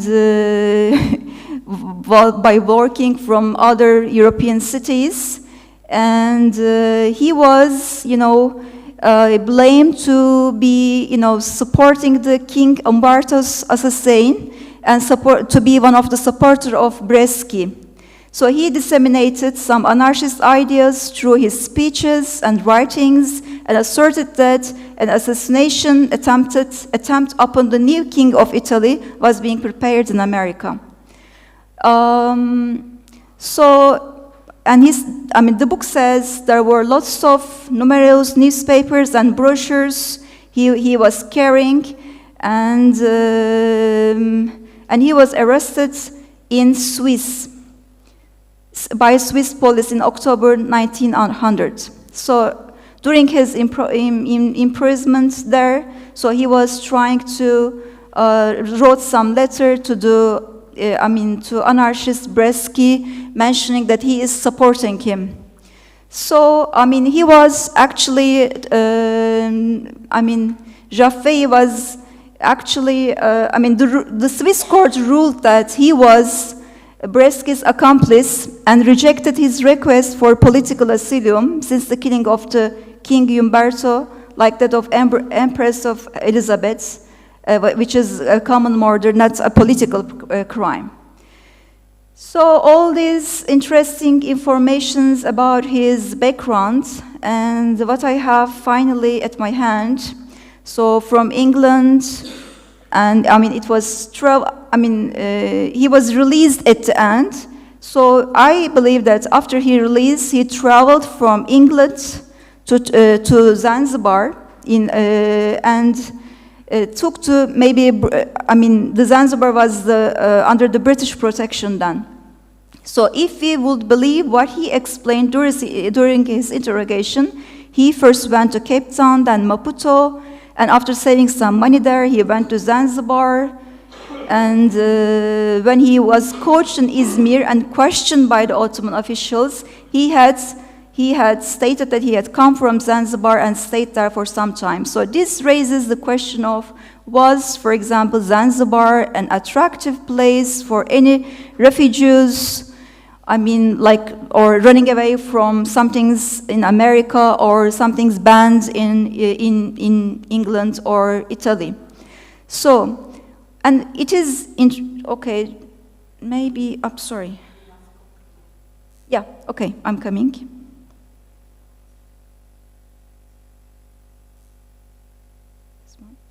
So, and why he feel needs to convert Islam there? So what it means to be a Muslim in Zanzibar for him? Could he have thought that he could prove that he had chosen Islam? Did he hope for, financial support from the fellow Muslims there? Perhaps in his new identity, Muslim identity, would facilitate the movement from one place to another within the Islamic world. Because in another document, he stated that he wanted to work for the Ottoman Sultan, or, for example, could he have hoped to become an Ottoman citizen? We don't know it yet. So in the 19th century, many Polish, Hungarian, Italian nationalists took refuge in the Ottoman Empire.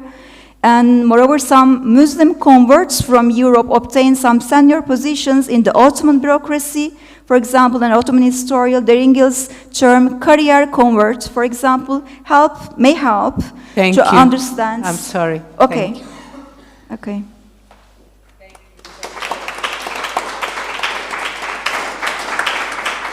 Thank you. Yes, I think this panel is testimony, the empowerment of women, because since I started working on international conference in the Indian Ocean, there were no women working on this topic, so this is a huge positive result, and my best compliments to all speakers. Yes, we have 15 minutes for questions, so I ask you to be very concise if possible. Yes, please.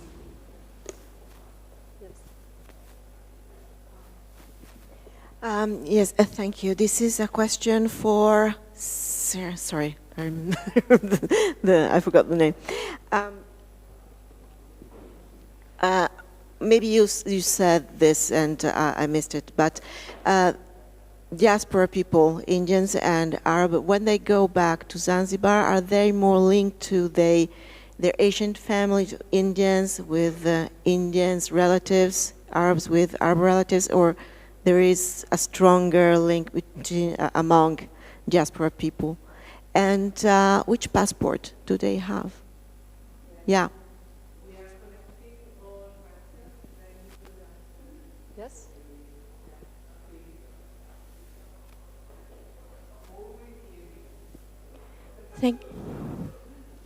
Thank you very much for the presentations. They were very inspiring. I just have one question for the first two presentations. Is regarding the knowledge production. I mean, what was the impact of bringing our information knowledge from the diaspora from one side and the other side, and how was this perceived in order to understand why, for example, in the identification of a way of understanding the life, there must be also external knowledge that is brought in. So this is for two. Thank you.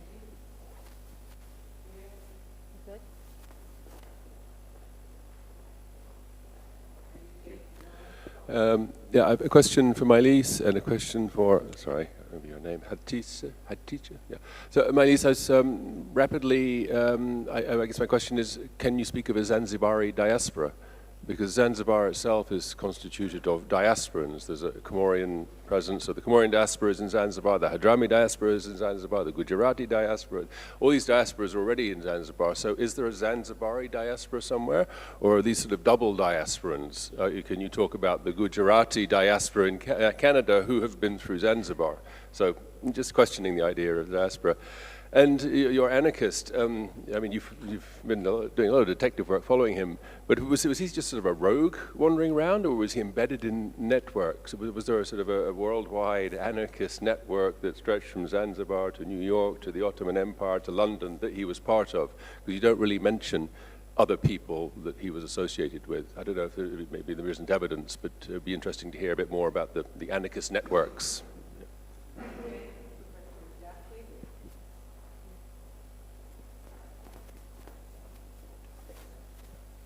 Yeah, thank you so much. I have a question to Hatice.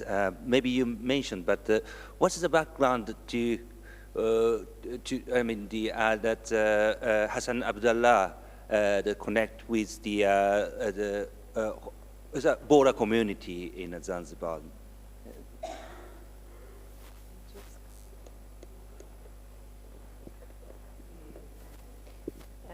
A comment and a question for Safia.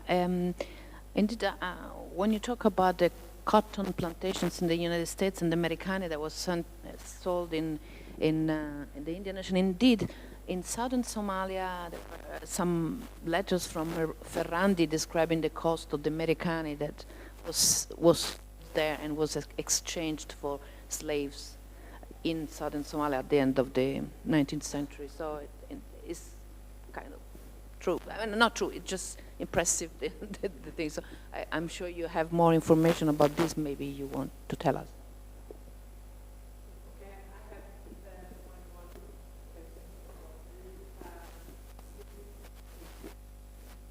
Okay. You were talking about Omani interests in the island. So I just wanted to explain this kind of interest because the result of the revolution, for some reason, was extraordinary in terms of the constructions of the modern Omani state, because the politics, I mean, they just flew away from the island and they constructed a new state authority which didn't exist before. And now contemporary issues are seeing a very much religious presence on the island, investments coming from the same country, from the Arabian Peninsula. So which kind of interest you were talking about in general, because I would like to know. And also for you, this material culture analysis is very much interesting because it gives you an interdisciplinary approach, and I would like to understand how do you organize your research between the connections with Western Indian cloth and the Atlantic connections, because this is something that goes in both directions probably. Thank you, sorry.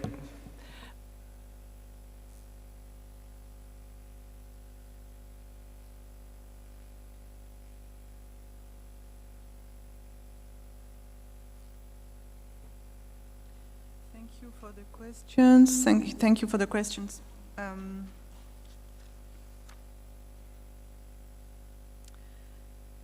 So the first question is, do Indians of the post-revolutionary diaspora, for example, from Canada, would meet with Indian in Zanzibar, etc.?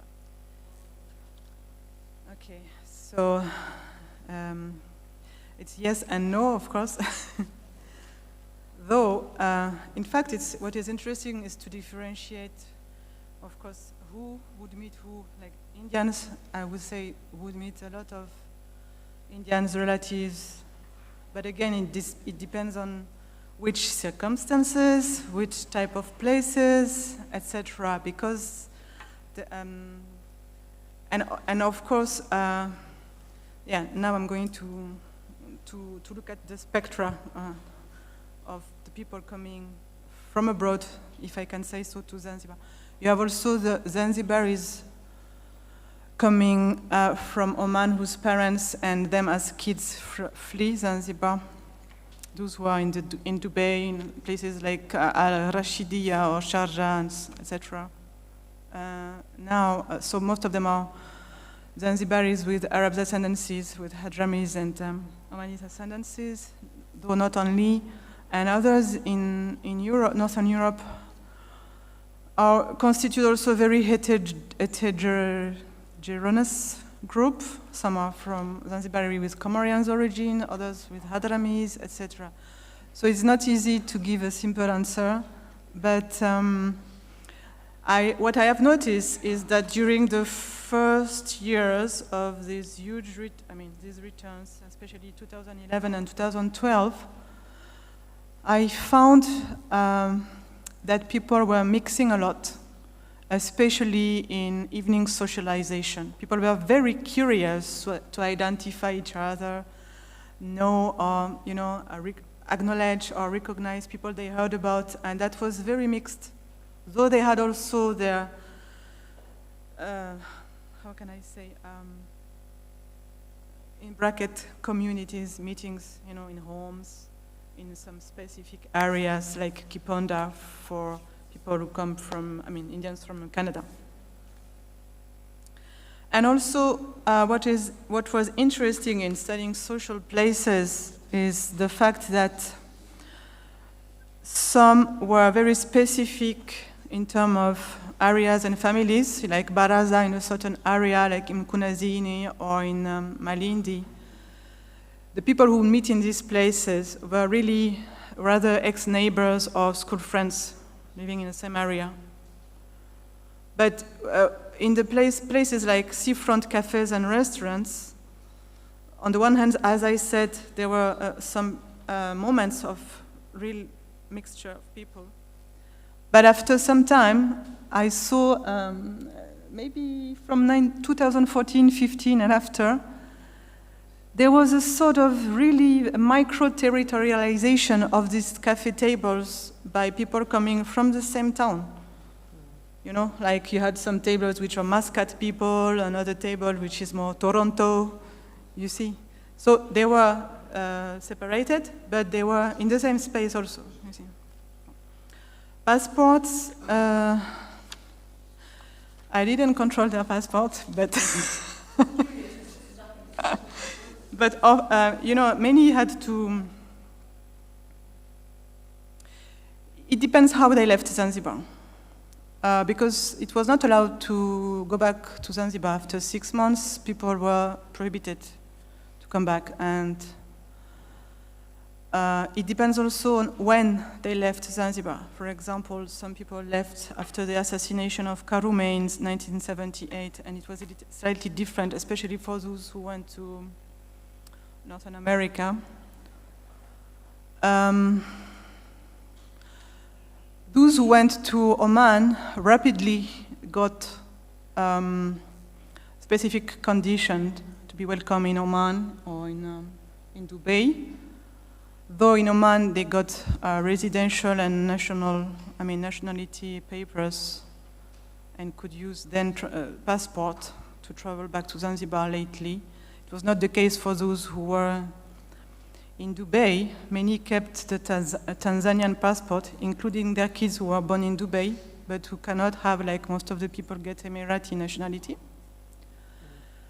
And there are some other cases like Comorians who, this is very interesting because some, when they left, not because of direct threat on their lives or their families' lives, they left to study abroad.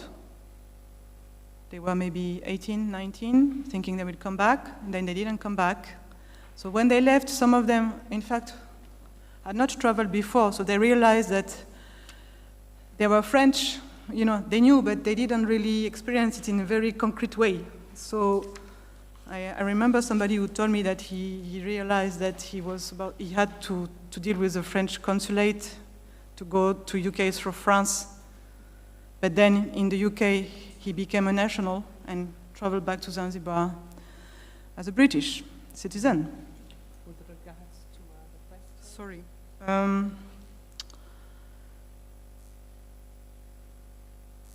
Yeah, the knowledge, this was your question, yeah. Yeah, of course, different type of knowledge coming from a various type of actors is necessary, especially on a heritage issue, but what I mean is that when people were confronted to what they felt like a threat or a loss of what they consider their common heritage regarding, for example, the building of Mambo Msige in Shangani, which was a public property and then suddenly would become private and in the hand of private investors under the renovation with technicians and engineers from China, they felt at a second time some sort of dispossession. Then, with the collapse of the House of Wonder, which is an iconic building for Zanzibari, it was a slightly different, but it was also similar. So these make some knowledge which were not necessarily expressed, gathered, shared in public space, in social medias, in blogs, like, you know. What I mean is that this knowledge was not necessarily used in a formal and institutionalized ways by some, conventional actors of heritage, like the government and the UNESCO, for example. But still, the people, ordinary citizens and inhabitants participated in these talks, in this debate, and sort of reappropriate, their own, how can I say, know-how, can I say that in English? Know-how? Savoir-faire? Savoir-faire. Experience. I'm not sure if I am answering to your question. Yes. Now, we have to summarize because other people have to answer, sorry. Yeah, Ayan, of course, there are so many scales of time and space to speak about diaspora, and the diaspora notion and definition itself has evolved through time. So this is why I always mention post-revolution diaspora, because it refers to the old sense of diaspora, something which happened with a rupture, which doesn't mean that the spreading of the people was not connected to anterior, relations and networks.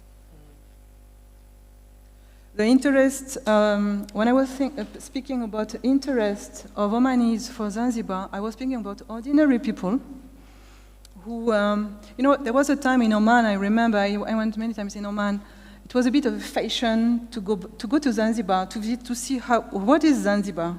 This was before they made the museum, I forgot the name of this museum. So these were more ordinary people who had not direct ancestors, parents or grandparents in Zanzibar. And then you have another type of Omanis, Zanzibaris, who are kids of parents who exiled after the revolution. And those ones have rather a very strong attachment for Zanzibar, and others have an interest which is more economically oriented, they want to invest in land, in properties. Not only economically, there's also absolutely, yeah. Anyhow, this is too huge. If we can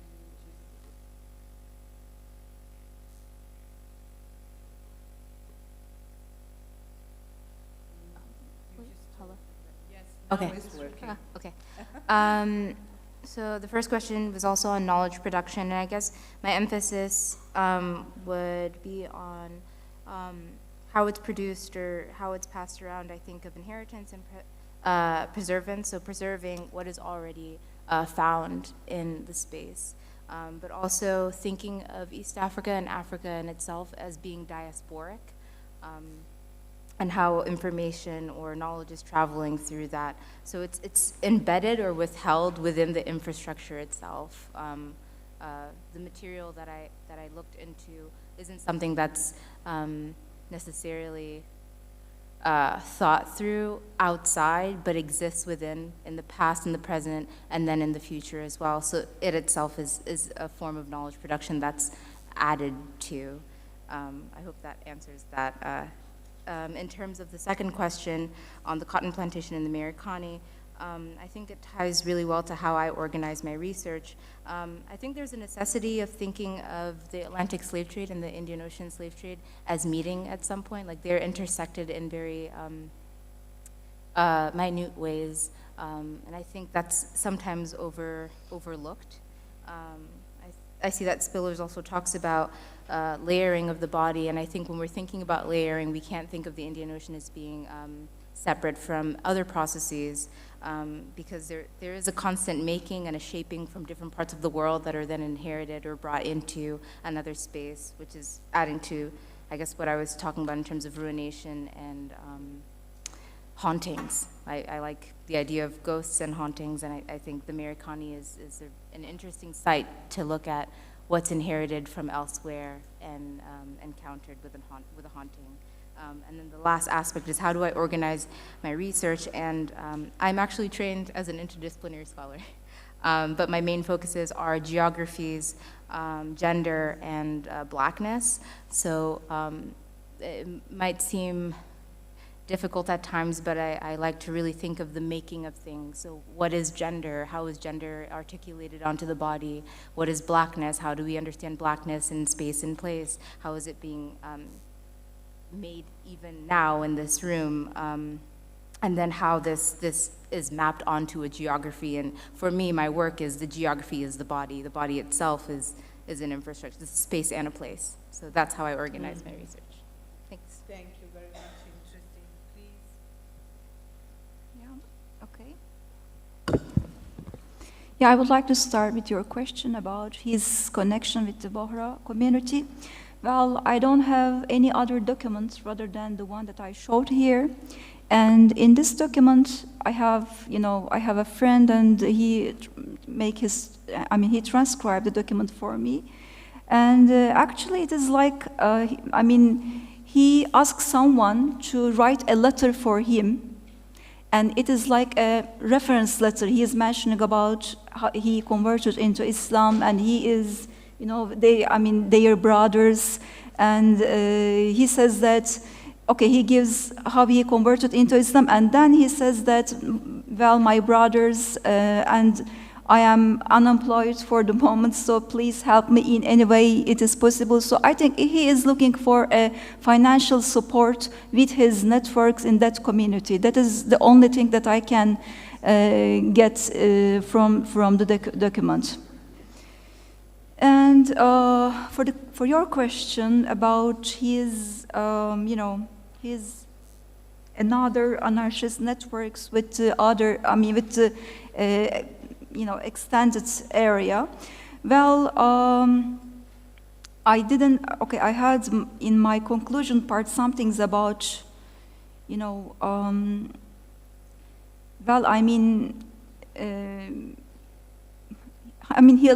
frankly speaking, he looks more like a career converter.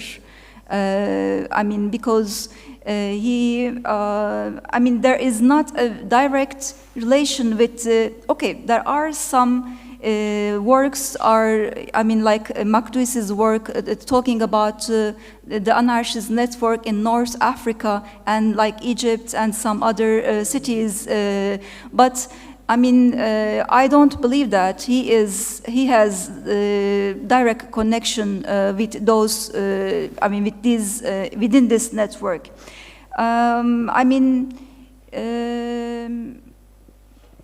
I had another thing to mention, but like is more, I mean, in the book that I mentioned, written in German language at the beginning of 20th century, mentioning about some booklets, some brochures spread through the till the South Africa. It might be, there might be some things also coming to the Zanzibar, especially after the printing become accessible at the beginning of 20th centuries. But in my sources, I didn't have, direct, information about this connection. Mm-hmm. Excuse me, there is a question. There are some questions online, but again, they are not signed. But there is one question for Safia. So let's just make this. But please, people who write online, they should write who they are and to whom they ask the question. So for Safia, we can say, well, amazing and provocative presentation by Safia. A questions for her. You mentioned that you draw on Fanon, who rethinks the dialectic, then suggests that labor is not the pathway to emancipation, rather than sociology is at stake, as ontology is denied for the black subject in Hegel, Marx, Gramsci's idea of freedom, which Wilderson concurs. Could you elaborate on the transformation of the Kanga and its contemporary modality, use of something misused as an aesthetic evacuated of emancipatory power in relation to your opening quote? I think I could. Sorry, here we will stay for in 60 hours. In 2 minutes. Yeah, it would have been really great. It would have been great to finish my presentation because that is actually in the conclusion. I guess I could read the first 3 sentences here, and it's really, the Kanga relates and engages with struggle for true emancipation, but it's not impossible. In returning to Fanon, really, there is an insufficiency in Marxism with engaging with the freedom of black folk from a racial, sexual, anti-black violence perspective. And Hegel's dialectic gives way to discussing race in that way. And I think the Kanga does as well. Its history is one that negates relations of bondage and subverting the embeddedness within that of the capitalist production system. Yeah, I think it's like the shortest in the short. It's in my conclusion. I'm sorry, but yeah. So thank you, everybody. Thank you very much.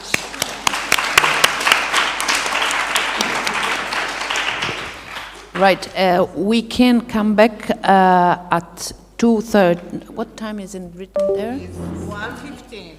Yes, but we don't come back at 2:15, but at 2:30 because Martinez has had an accident and so he has not sent something he wanted us to read, so we have 15 minutes more for lunch.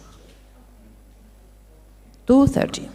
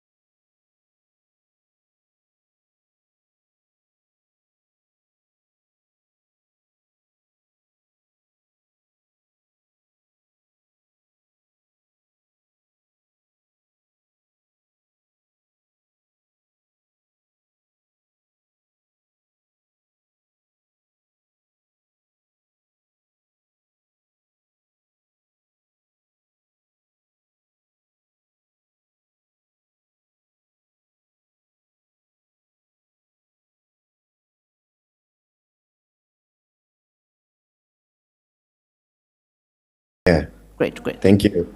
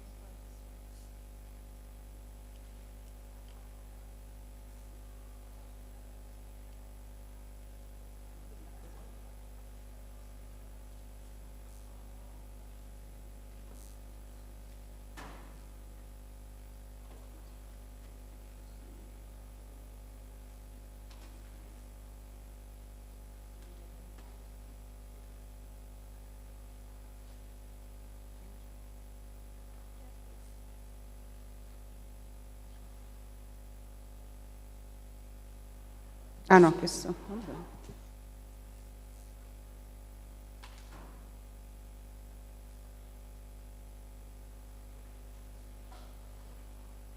Good afternoon, everyone.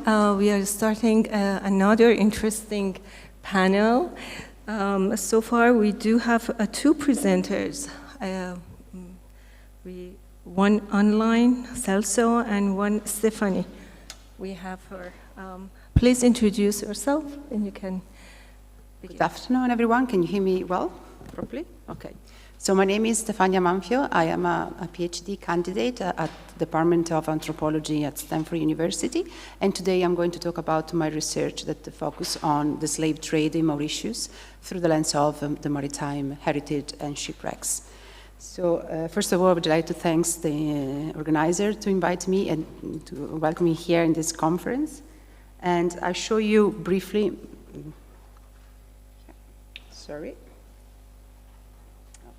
the contents of my presentation. I will introduce briefly the slave trade in the ocean. Then I will tell you about the history of Mauritius and the maritime archaeology of this island. And then I will focus on the two main research of my, that is the GIS mapping of shipwrecks around the Mauritius island, and the two shipwrecks that were involved with the slave trade through Mauritius. So if we look at the slave trade in the Indian Ocean, we know that it is characterized by a much more heterogeneous network than in Atlantic. Slave trader carried a larger number of Malagasy, East African, and Indian slave people across the Indian Ocean. Historian Richard, especially now will focus on the Mascarenes Islands, and historian Richard Alland estimates that up to 86% of the enslaved people traded by European slavers ended up on these islands. If we are looking at Mauritius, that is my case studies, for 150 years, we have between more than approximately 160,000 enslaved individuals were brought to Mauritius. And mainly they were from Madagascar and Mozambique, but recent studies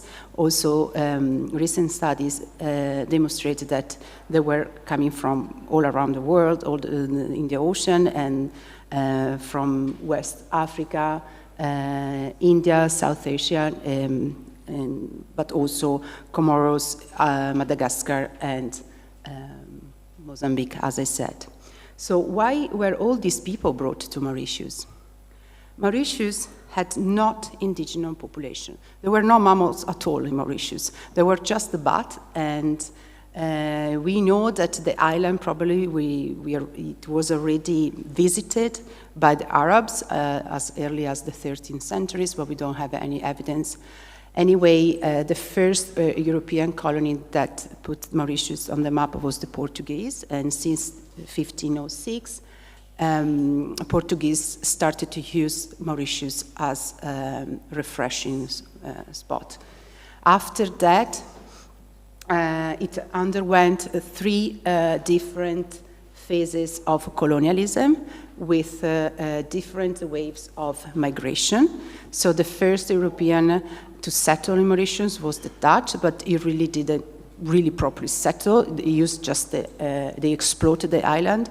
They cut down all the ebony trees, and they tried to settle a couple of times. Then they left the island, and after that, the French came and started to develop. They moved the port from the southeast to the north, and they started to develop the towns, and they restarted the sugar plantation crops. After that, British took over the island, and we see Mauritius has they needed to replace, because slavery was no more possible there, the slave trade was not possible, so they needed a workforce, so they replaced slavery with the indentured laborers, and so they initiated this, it's called the Great Experiment. I want to show you how Mauritius, this map shows clearly the centrality of Mauritius in the Indian Ocean trade. In the past 3 centuries, due to the frequent naval battles and inclement weather conditions, Mauritius water has been the site of numerous shipwrecks, with more than 1,300 shipwrecks historically recorded in archival records. And so, given this existing historical and archaeological work, we needed a tool, a way to rationalize this extensive body of evidence. And we initiated, thanks also with a National Geographic grant, this GIS mapping. And since the 2017, I've been working with the local maritime archaeologist, Jan von Army, to map all the potential and the shipwreck that we located in Mauritius. This project also led a collaboration with the Department of Continental Shelf that sits under the Prime Minister's office. Their goal is to include also then the water cultural heritage in their blue economy mandate. So this mapping process has 2 aims. Is first of all to visualize the magnitude of the maritime heritage, the potential of the maritime heritage of this island, and the second one is to include this heritage into local policy. And I'm going to show you how it looks like, the mapping that we did. So I have each dot, it's a shipwreck, and the yellow line is the EE zone of Mauritius, but we map also the ship that is outside in the Indian Ocean, because maybe they had a connection with Mauritius, or they were leaving Mauritius, or they were reaching Mauritius. So this is all the shipwrecks that are connecting in some way to the Mauritius island. And this is a snapshot. Oh gosh, why it's not showing? Anyway, here maybe copy. This was a snapshot of Mauritius, the amount of shipwrecks around Mauritius water. Okay, Mauritius, so this GIS was fundamental also for my study, for my research, because it allows me to see how many shipwrecks were involved within the slave trade, but also in the indenture labor movement. We wrote, Jan and I, we wrote an article to stress the importance of studying slave shipwrecks. And today I'm going to talk about 2 case studies, that is Victoire, that is in the yellow circle, and the second one that is the Courier, that is in the black circle. Okay, first, before to go into the archaeological details, when we talk about the slave ships, of course, I think that for many people comes to the mind this British slave ship, the brokers, but this was a ship that meant a slave ship for the Atlantic. So my question is, what was the situation in the Indian Ocean? What kind of ship were used to move the people? We know very well about the Middle Passage for the Atlantic, slave trade, but what was the situation for the Indian Ocean? So let's start with my first case study. This is Victoire, it's a French slave trade. It sank in Mauritius in 1804. And it was coming from France. It was a big ship, 220 tons, and he left France. He started to trade in Madagascar, and on her last voyage, back in from Madagascar, she was transporting enslaved people, but also bullocks, rice, and other goods. So while she was approaching the island, she was spotted by a British fleet and started to chase it. The captain tried to go close to the coast to be protected because there was the cannon, but he misjudged the reef and he hit a rocks and he started to sink. So he saved the enslaved people, he threw the cows overboard to try to save that. They never reached the cow died, they never reached the shore, and the ship started to sink, and the captain set the fire on it to try not to be caught, the ship. So this ship was discovered in 1988, but since then no study was taken, and there was no GPS point at that time, so they never went back. Thanks to my PhD, with the collaboration with the Jan von Arby, we went there and we found it in 2021. I think when he copied, he didn't copy it fully. And anyway, we started the first survey in February 2022. This is the amount of the ballast stone. And on the bottom, we spotted wood, so we were almost sure that we were in front of a shipwreck. So we started the following year, and here you see we spotted some woods, a lot of pieces of glassware. So in 2023, we had the permission to go there and started the first excavation. And it was amazing because we uncovered the hull of the ship, and we were sure that we were talking about a shipwreck, not just an amount of ballast. This is the plan, and we opened 2 trenches to see the extension of the shipwreck, and we find the 2 sides of the boat. This was a very extremely excited project because I worked with the local expert, and this site has been used as a training site and to build capacity. I will say that it was more a capacity exchange. And it was really an amazing experience. But interestingly, from this shipwreck, a little bit less than 3,000 pieces of glassware came out, and this was not declared by the captain when he went to declare his accident, and we don't understand why he was not mentioning this huge amount of glassware. We were thinking probably it was be used to exchange with enslaved people. We don't know. We are sure that probably it's cattle glassware to be melted and to start a local production. Anyway, the analysis are underway, and we think that for now is an English production type of glass. Okay, let's move to the second one, and this is the courier. The courier was trading during the illegal period. When I showed you before, British took over the island in 1810, and nothing changed really. Mauritius take over only the administrative side of the island, but the cultural, economy, and plantation economy stay under the French, and they needed a workforce. So just one thing changes, so the slave trade was not possible anymore, but they didn't replace immediately with the indentured people, so the trade carry on illegally. So Le Courier was found in 2004 by local divers, and the excavation started from 2004 to 2011, and this was a lugger, a ship built in Mauritius in 1818 in Grand Port, but sunk in 1821. Courier was, he did 6 illegal voyages, and at the beginning he was trading with Madagascar, but in her last voyage, when he reached Madagascar, the king of Madagascar decided to obey to the treaty that he did with Mauritius, so the captain could not purchase any more enslaved people there. So he carried on and reached Zanzibar, where he took on board around between 60 to 100 enslaved people.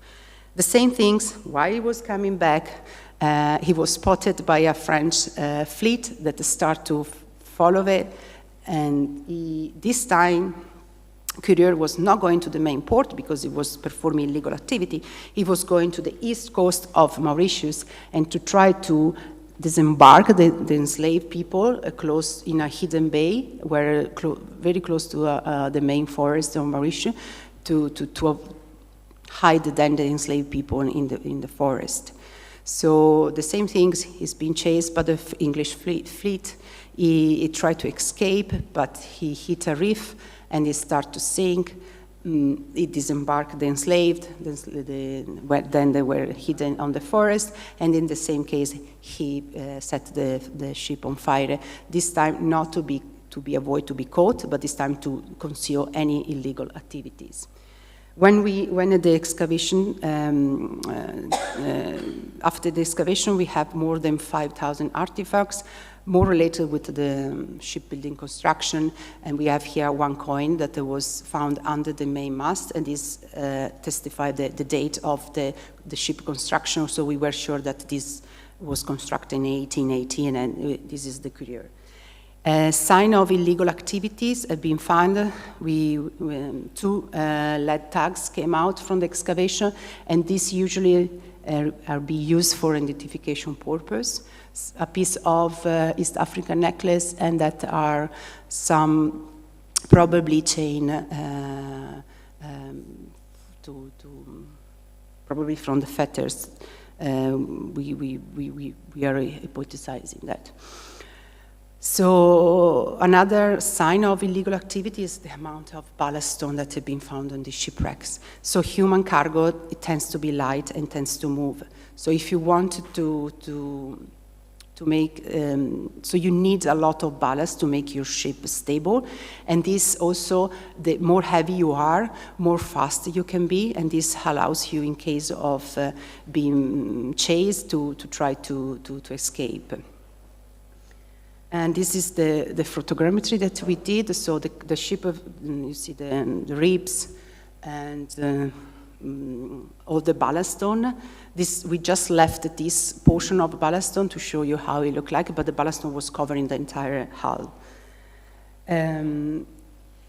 Courier was a lugger, and why did they use a lugger? Because it resembled a normal merchant ship, so the same things they tried to avoid to make any kind of suspicion when they were approaching the coast of Mauritius. So here I made a table. So even if these two shipwrecks are relatively close in time, they are represented two different aspects of the slave trade. The history of Mauritius and the colonialism. Victoire was a big ship coming from Europe and started to trade inside the Indian Ocean, while Courier was a local built ship and was smaller and faster and lighter. So we see that Victoire was not only was transporting enslaved people, but not only also other goods, while Courier was concentrated only to transport enslaved people to maximize the profit of their voyage. Okay, we don't know the number of the enslaved people in Victoire, but Courier is specified. It was Victoire was trading with Madagascar, coming back on the main port and disembarking enslaved people on the main port to be sold on the market. While Courier was changed his port and coming back to Mauritius, he was trying to go on the hidden bay, and we think that enslaved people were already requested and purchased by some sugar plantation owner. So to conclude,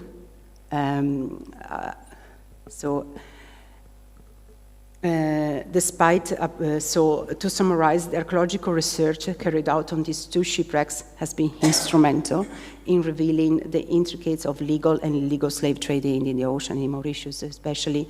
These findings have presented tangible proof that corroborates the historical records, but more significantly, they expose previously undisclosed facets that written source alone cannot convey.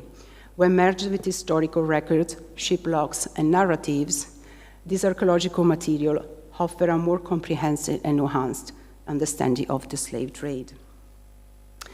However, beyond the labor diaspora, there are social dynamics that can be studied through the maritime history, maritime archaeology, because the vessel, the ship itself, was the vehicle of cultural contact. And the study of these artifacts found in the shipwrecks can give us significant information of the life at sea and the relationship on board. Thank you. And I want to thank my colleague, Jan.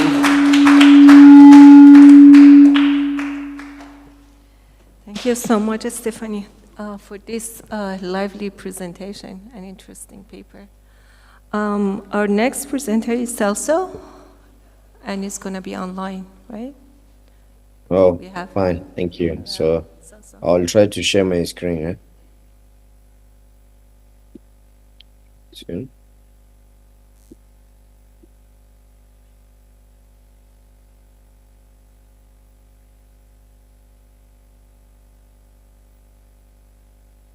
So I think I've shared it. Can you see my slides, please?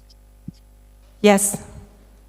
Oh, thank you. So my name is Celso Simbina. I'm from Mozambique, and actually I'm doing my PhD at University of Pretoria in South Africa. And here I'll be talking about a little bit about some brief preliminary results of the investigation that we've been carrying out on Mozambique Island. And we decided to call it something very simple, like archaeology of trade, because we have been finding a lot of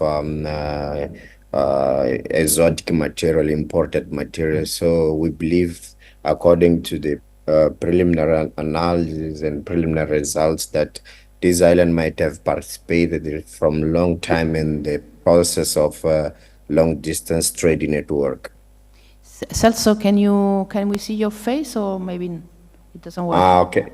Because my internet is not that much good. It's very okay. So weak. no So I'm afraid that I can So overload it. afterwards, yes. Thank you. Yeah, I'm sorry. Yep. So to give you a brief idea of the location of Mozambique Island. Mozambique Island is located in the north of Mozambique at Nampula province. It's almost 200 kilometers from the Nampula city, which is one of the capital city of Mozambique. And it's a very small island which just sketch 3 kilometers long by 5 or 300 meters.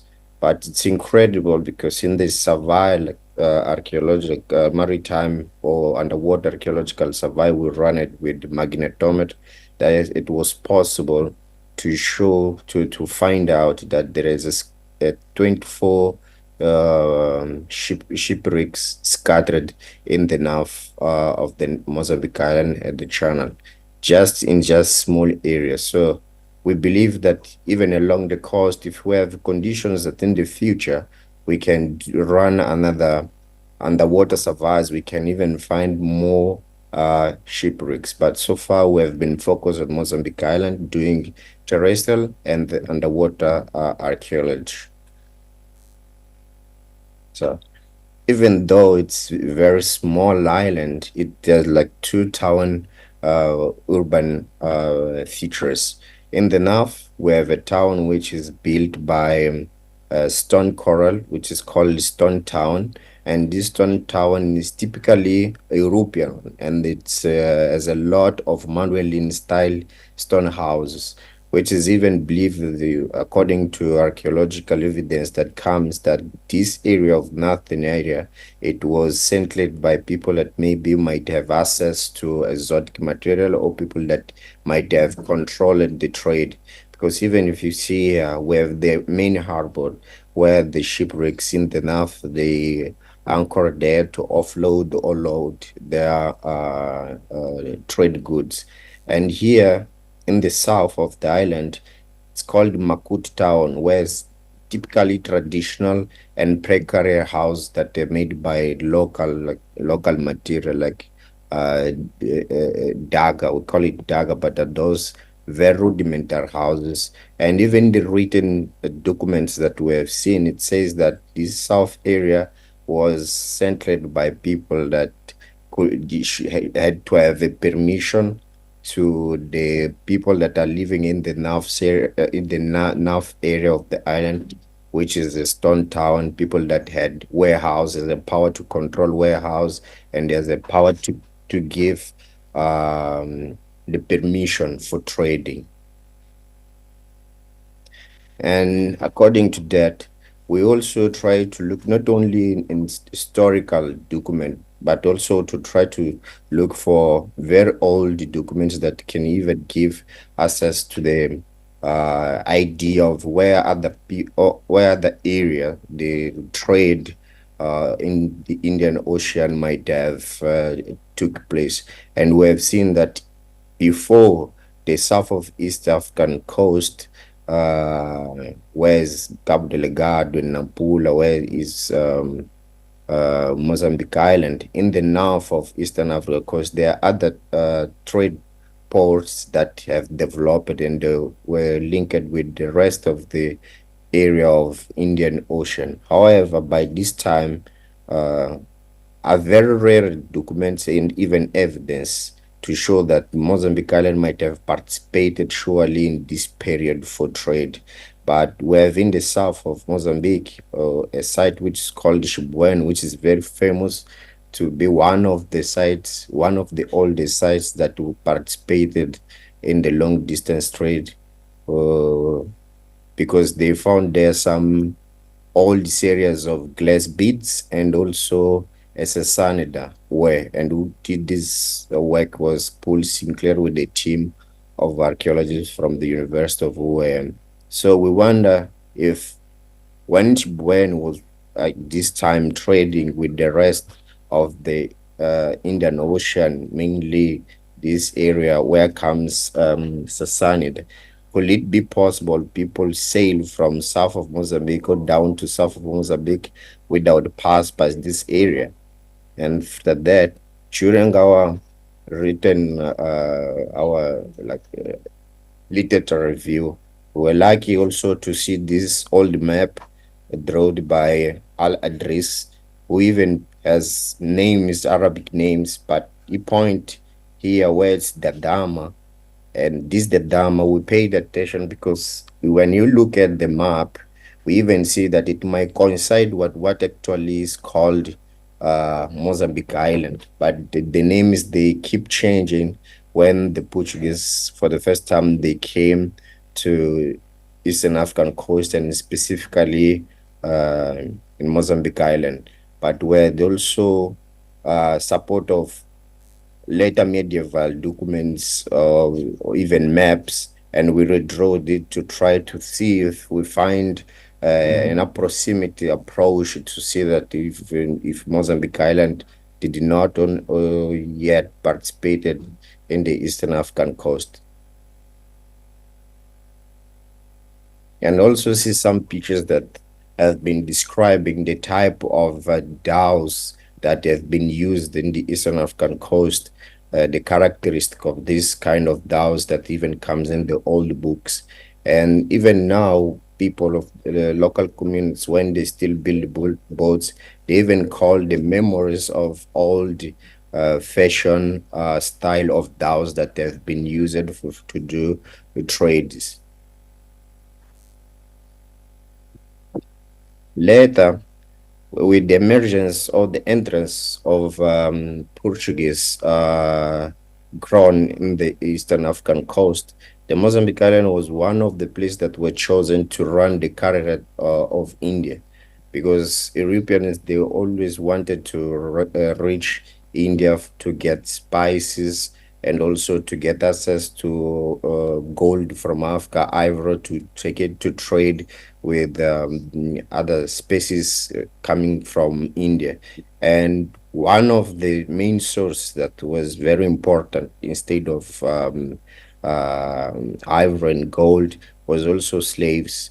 And because of the need of controlling the trade in Mozambique, Portuguese, they built a fortress so that can control the trade in this area. And this fort was built, firstly, the first fort was built in Sofala, but they saw that the Sofala fort was not successful to control their aim. So then they decided to travel up north to Central on Mozambique Island. They built there a big fort which is called Fortress of San Sebastian, so that they can even have more control of the Carrera da Zinda. All the ships that pass by Mozambique Island there to pay the taxes and also refill their needs coming from the interior of Nampula and Cabo Delgado, other areas from Mozambique, and also pay for repair and to treat sick people.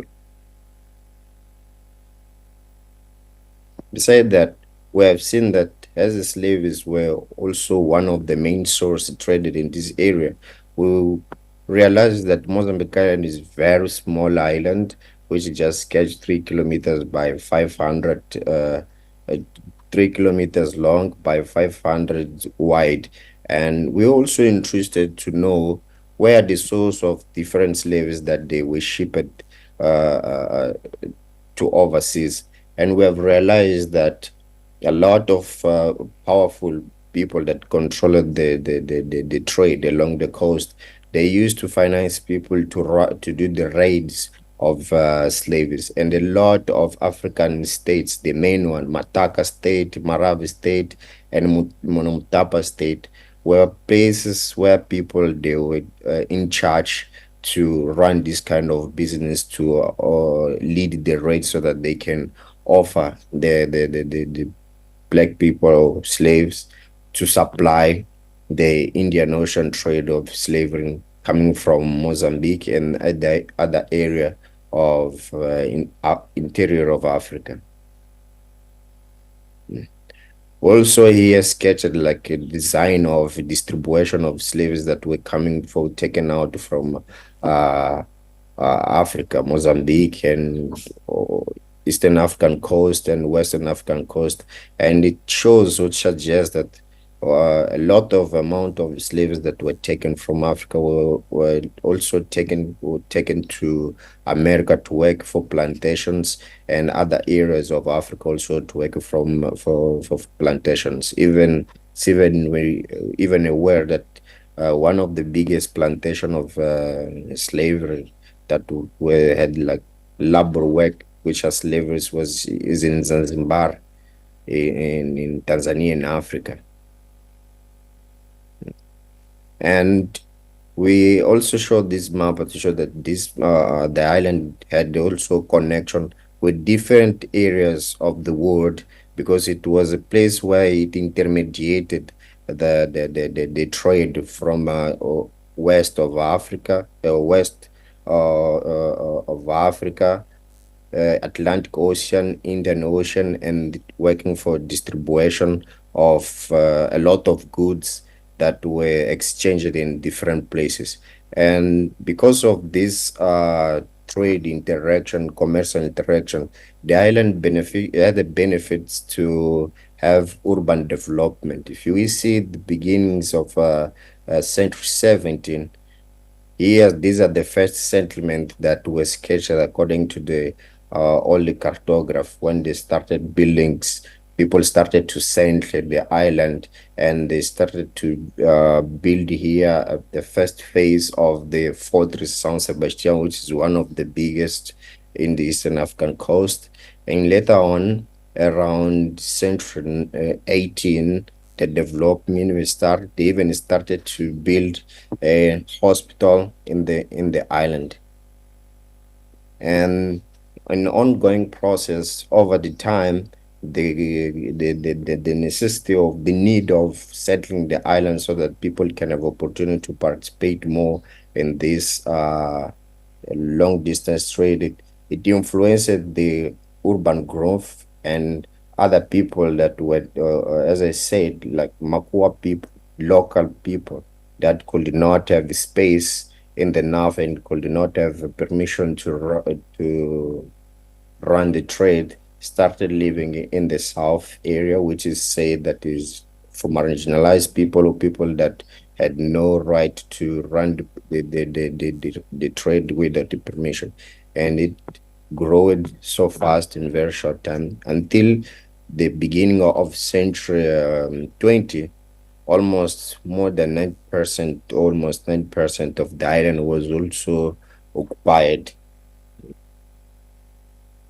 until the second half of century 20, 1985, the whole island was already settled, was already full of buildings and people they were settling there, which means it might have taken to fill up all the island. It might have taken almost 500 of the history that it has.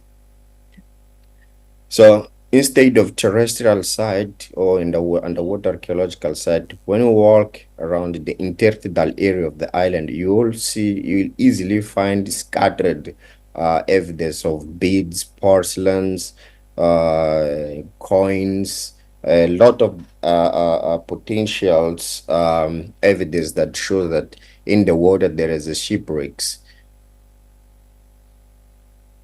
And when you even so pay attention in the terrestrial components of archaeological sites that have been identified or places that have been excavated, we have almost 24 test pits that might have excavated in this island.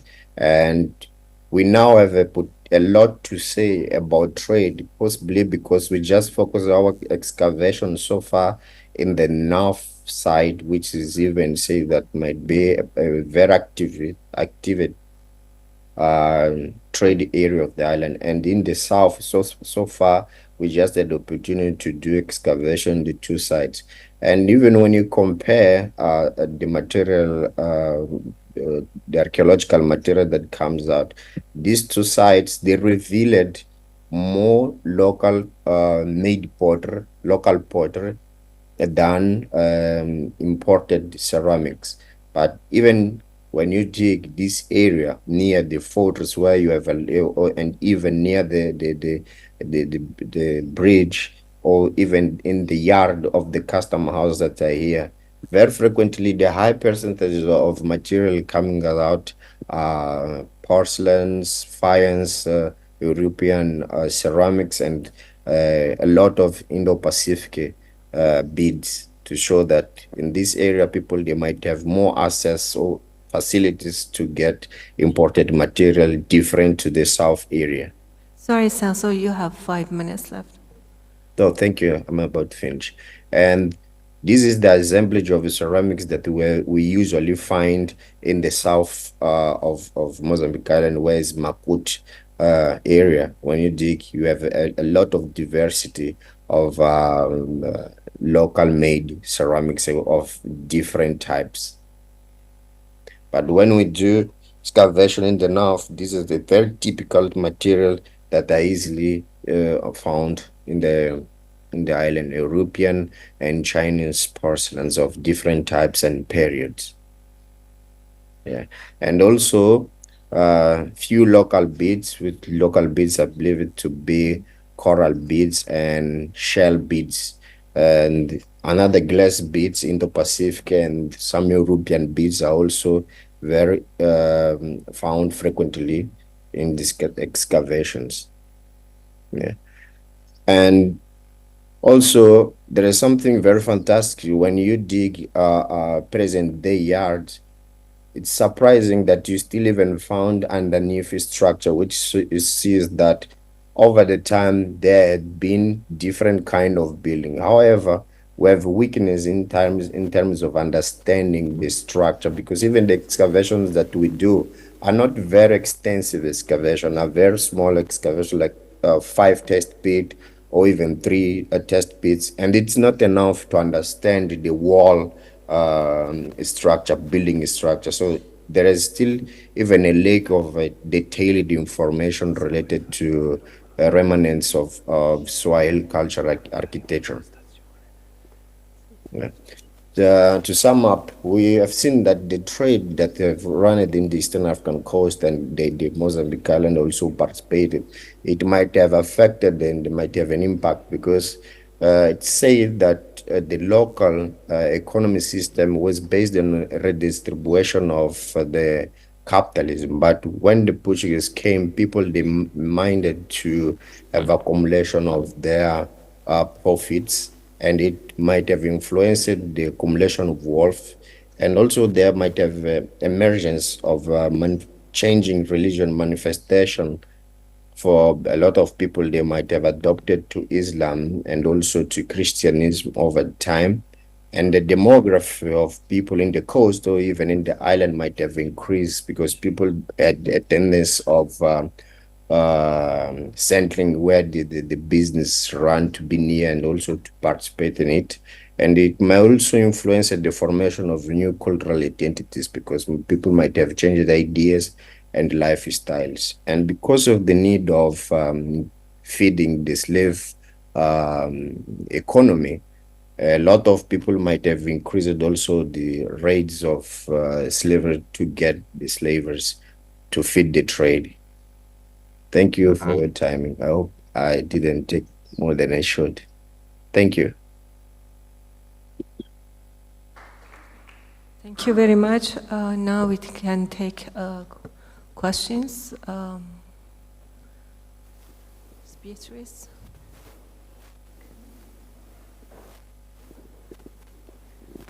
Thank you, best compliments. I just would like to ask a question to this last speech online with regards to glass beads. May I ask if you by chance found a Venetian origin? Because the Murano glass has been exported in a very interesting PhD thesis by Karen Palaver, who teaches in Bologna, throughout the center of the African continent by Nyamwezi. So they were exported through Venice by the Arabs from not only Oman, some other countries. So I just wondering if also along the coast of Mozambique, these glass beads were of that same origin. Thank you.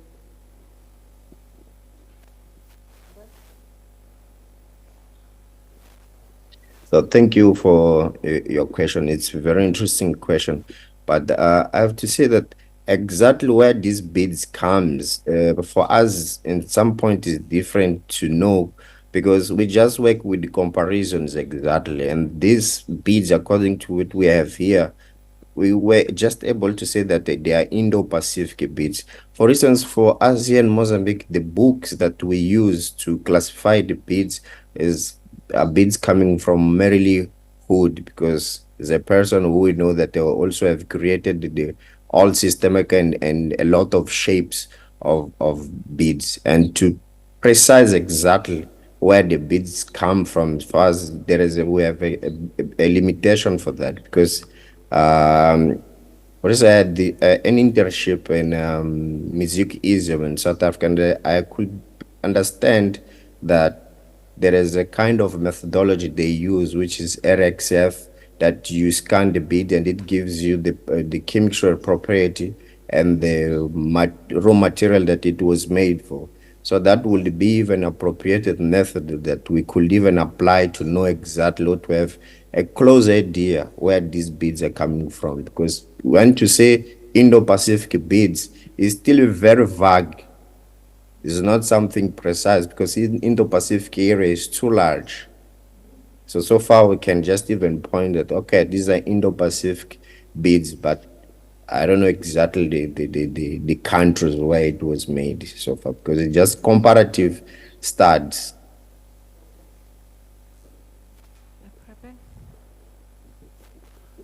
Thank you very much. So I have a question for Stefania, because I think your presentation shows some of the complexities of the Indian Ocean slave trade and its differences from the Atlantic trade.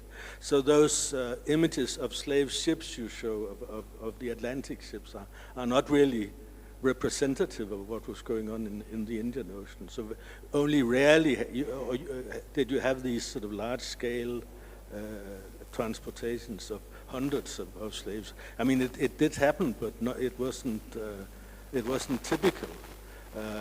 So it would be interesting if, on the basis of shipwreck archaeology, your conduct could make maps of Indian Ocean slaves, that would be more typical, could be illustrating ship types because a lot of slave trade also took place as you also show as mixed cargoes, so it was, you had slaves being taken along with oxen and cattle and foodstuffs and rice and all sorts of things.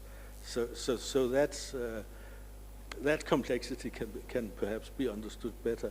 And a second thing is that also the ship that was going to Zanzibar for slaves and bringing slaves from Zanzibar to Mauritius shows another thing, which is that of the typicality that was typical, which was what the French called cabotage.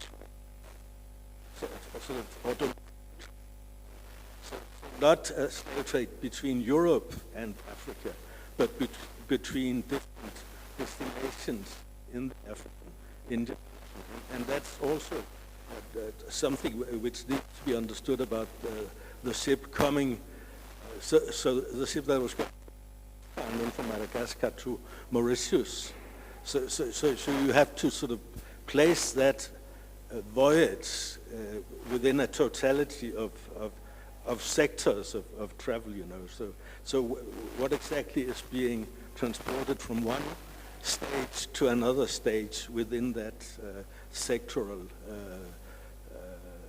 or that divided voyage? So that makes it very complicated, much more to map out exactly where slaves were taken from and to and by. So I think one really needs to get a sort of total picture together, or specifying the documentary records that we have that will match the archaeological evidence you bring out in order to assess the significance of it more precisely. So, regarding the image, I was, even during my presentation, I was just following North American approach, taking one question, but it's up to you. I just want to ask, because it is related to this presentation, I would like to ask you to briefly rephrase, let's say, regarding the researcher, when you would have chosen to the comparison between Victoire and Coureur, actually from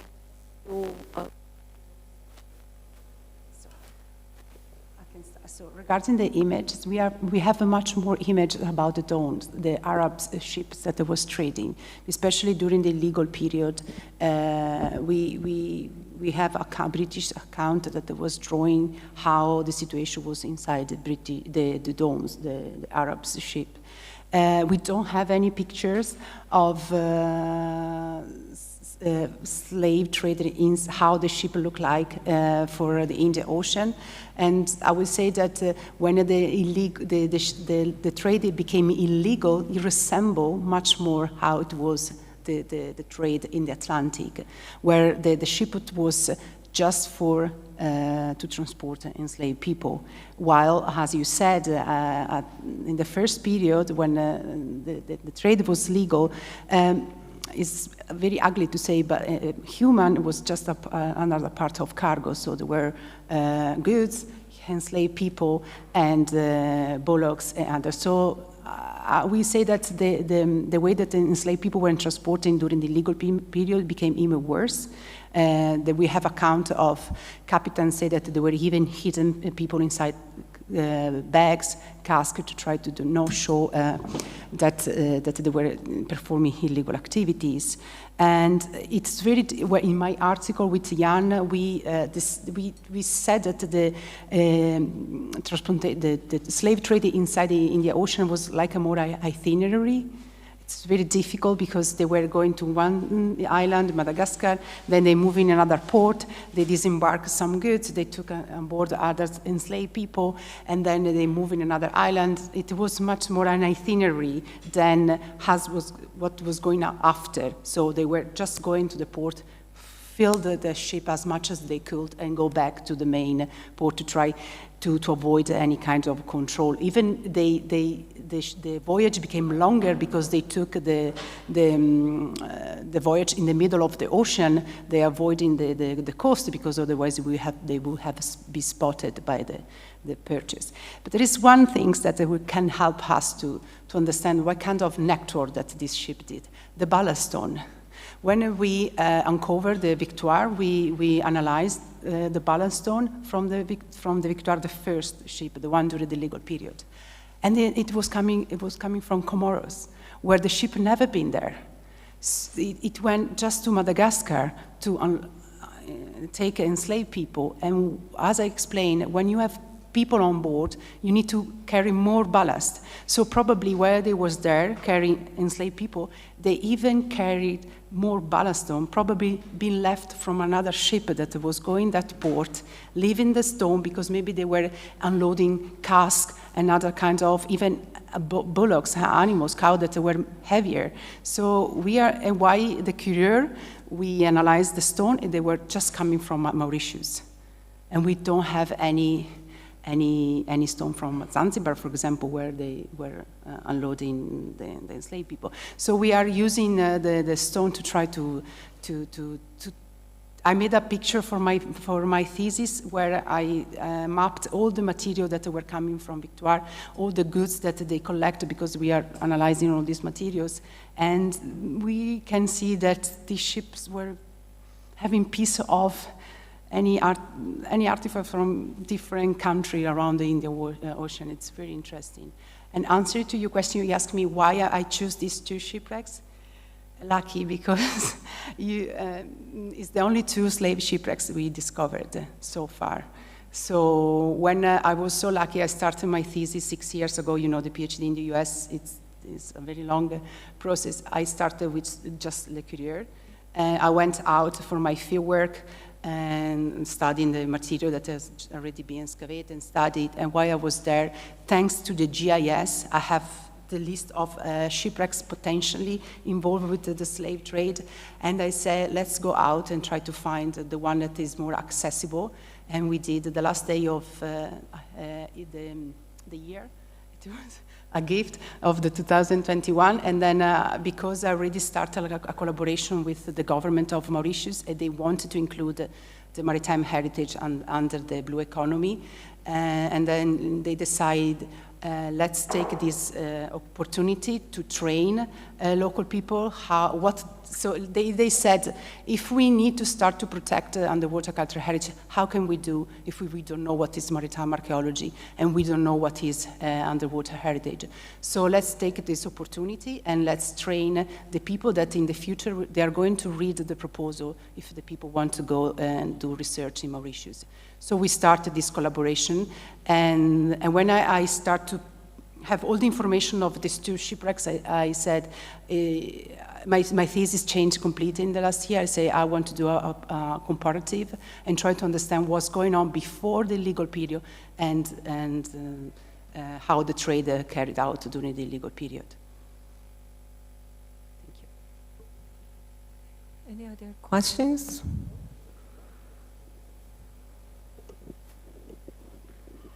Thank you very much for very interesting papers.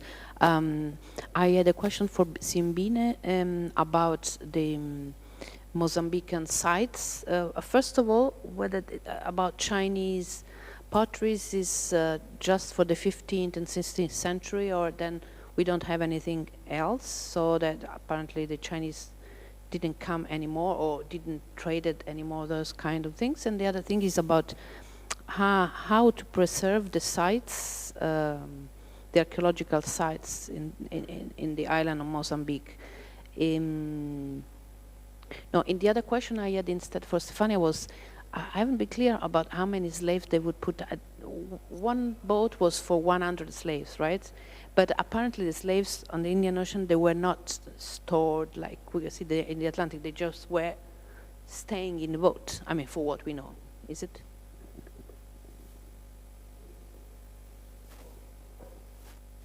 Yes.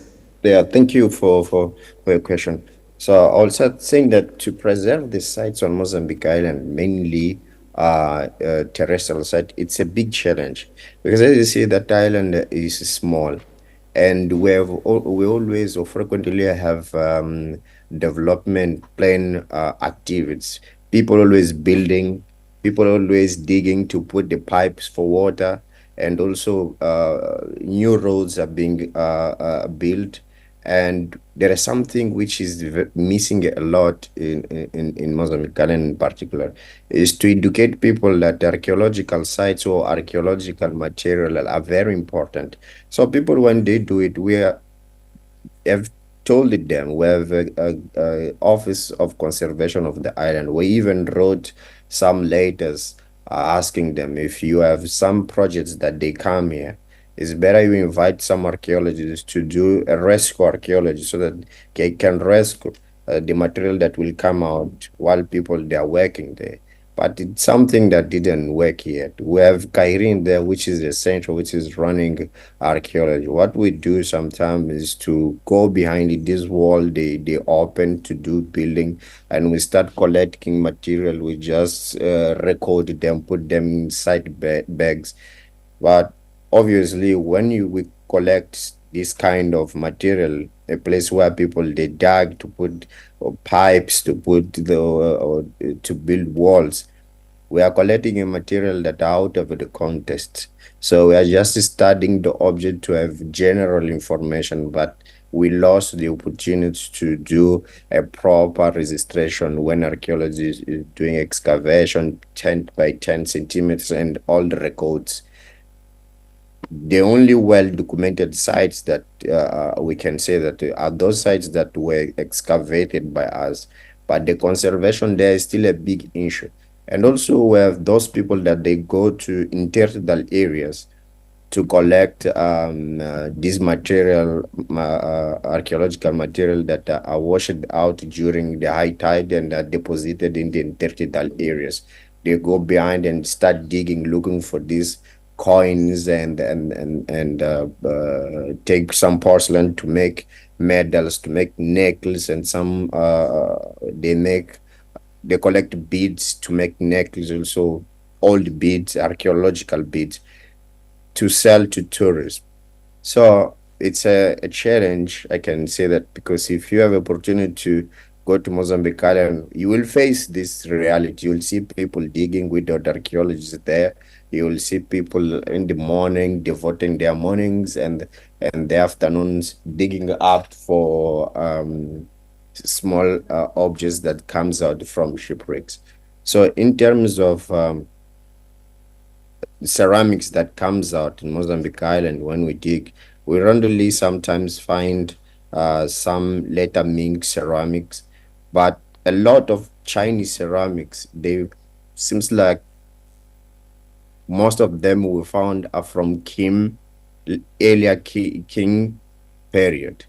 But when you dig in a place where it's like historical period from 7th century, mid 17 to 20, a lot of ceramics that we find is European ceramic, like blue printed willow, blue printed ceramics, and green and black, because one of these days we're even discussing why in the recent period the Chinese ceramic decrease on Mozambique Island. We find it in very few quantity, but it might be because of the dominance of the economy, specifically in Mozambique, because Mozambique is a Portuguese colony.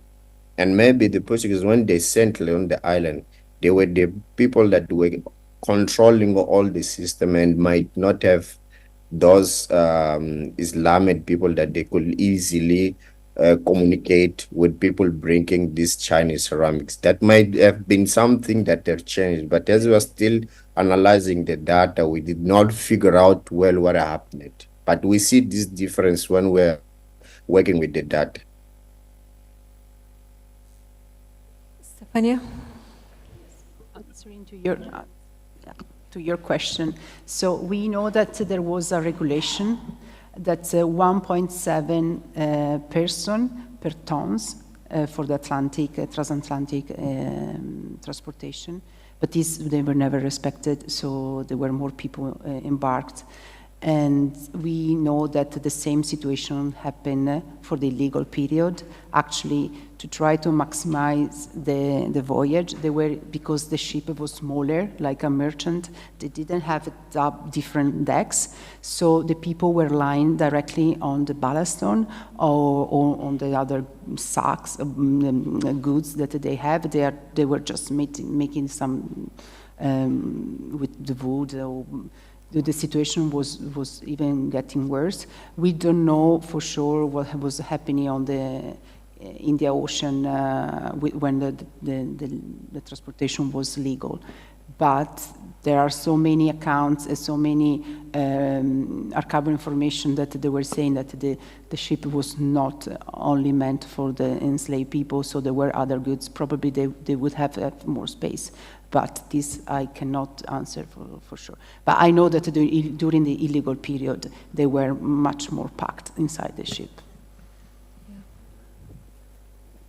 But I think also for Celso, I mean, just at the end of the 18th century, and just before abolition is about to happen in the British Empire from 1807 onwards, there are these massive transportations of slaves from Mozambique Island to Brazil and to Latin America, and also American ships loading slaves at Ilha de Mozambique and taking them to the American South States, and Spanish ships going to Cuba. And they are ships carrying 400, 500, 600, 700 slaves. So they resemble the Atlantic model ship you talked about. And they are interesting also because they sell part of their cargoes in Cape Town, where there's a desperate demand for slaves because people expect abolition and prohibition to come about. So there's a lot of illegal and semi-legal offloading of slaves at Cape Town en route. So that's where the Indian Ocean and Atlantic slave trade come together. But on the Ilha side, I think that is interesting because those slaves that are loaded at Ilha, I think, do never get onto Mozambique Island. They get from Mossoril and from the mainland onto ships that are anchored in the bay, in the waters behind Mozambique Island and between Mozambique Island and the mainland. So Celso, I would like to ask you, what about, but I mean, your papers are a bit different because Celso's work is not, the shipwrecks you are studying are not the wrecks of slave ships. I mean, they are, I think, are they? Or I'm asking, because you are more sort of looking for remnants of other cargoes that were carried. But I mean, but the question is, what archaeological work is being done on the Mossoril side, and at the Faitorias there, where I think slaves were kept prior to being loaded onto the ships and taken away, because the slaves that came onto Mozambique Island were domestic slaves and different kind of slaves who were usually not sold into the Atlantic trade unless they were punished for crimes to be exported. Oh, yeah, thank you for your comments. At Musuril, there is a lady, she's called Yolanda Teixeira-Duarte. She has been doing archive research and she's looking for a property. This property is a property of a guy who is called a Monteiro. A Monteiro was a guy who has a property which used to store slaves before they take the slaves to load them, living from Musuril, from a famous ramp of slaves. And they believe that he was the owner, one of the owner of the shipwreck, which is called the Lauror. And this Lauror sank with almost 600 slaves, and it sank right in front of Cabacera Pequena after I've loaded a lot of slaves, and these slaves were at like they are destined to America. But unfortunately, it wrecked immediately after it left the island because of the storm. And this lady, she has been looking for the property of these individual, this Montero, but she's based on old maps and archives document.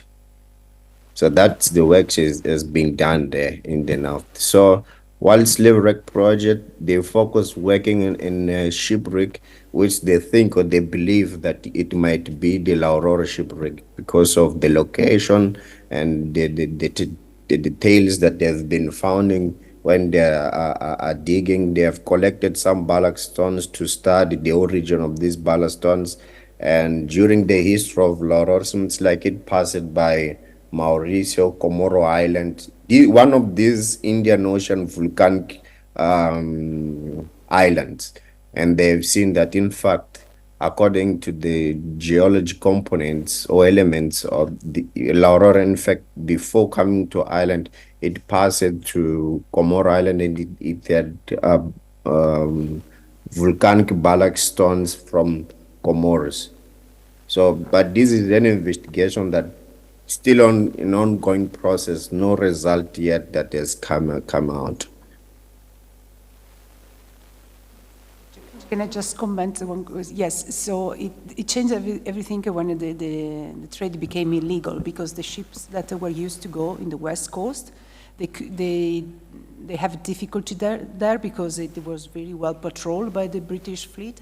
So they start to enter massively in the Indian Ocean. So these big ships start to go to Madagascar and carry more. And we have a transatlantic database that shows all this trade that during the legal period started to leave more often from Mozambique to go to the Americas, especially in the South America. And we have one shipwreck in Cape Town that is the São Paulo that testified the movement of these people from Mozambique to but the ship sunk there. And any other comments or questions? Okay, thank you so much for this interesting presentations. Thank you, Celsi and Stefania. Just one announcement that we're going to start the next panel, which is going to be after the coffee break at 4:15, 15 minutes earlier. And thank you very much for Simbine, who's connected from Mozambique, I guess, or South Africa, I don't know, at the moment. Actually, I'm in Mozambique. Thank you. Thank you. Thank you for the invitation.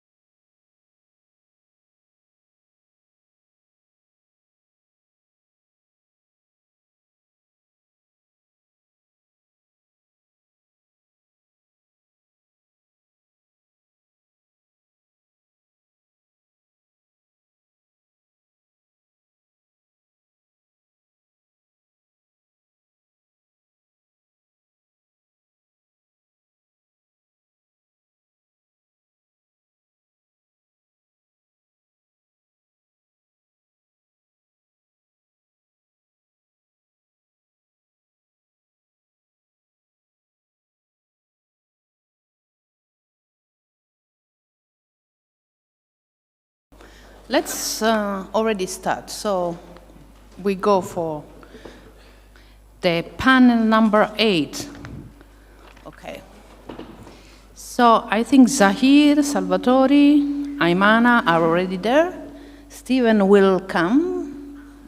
And let's start with Zahir, who is going to talk to us about from Bushehr to Zanzibar, Shai ritual mobility and rhythmic exchange in the Western Indian Ocean. Sorry, can you hear me? You have 15 minutes, yes. Can you hear me? Up to 17 or something.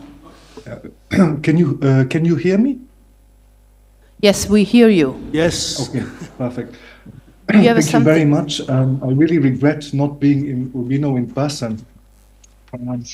My talk today will be about an example of ritual and rhythmic exchange, in inverted commas, that took place in the 1950s between Iranian Shi'i sailors from the port of Bushehr in southern Iran and the Indian Shi'i Khoja group, about whom we heard yesterday in the talk of Tanvi Kapoor, originating in Try Sindh to and be as Gujarat. close as possible to a microphone.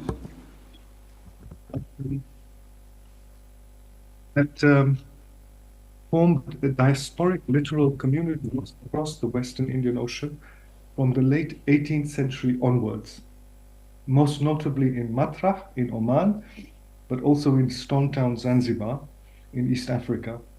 Since there's no evidence yet of exchange in the example. Sorry, can you speak louder? Since there's no evidence of exchange, I prefer to use the term transfer for now, and I will focus on this transfer as it occurred in Zanzibar, though it also occurred in other littoral settings where the Khojas had established an important presence, notably in Matrah, also in Bombay, probably mediated in these places also by Bushehri sailors. Now, the Khojas are a social group that integrated individuals from diverse Indian castes from Sindh and Gujarat.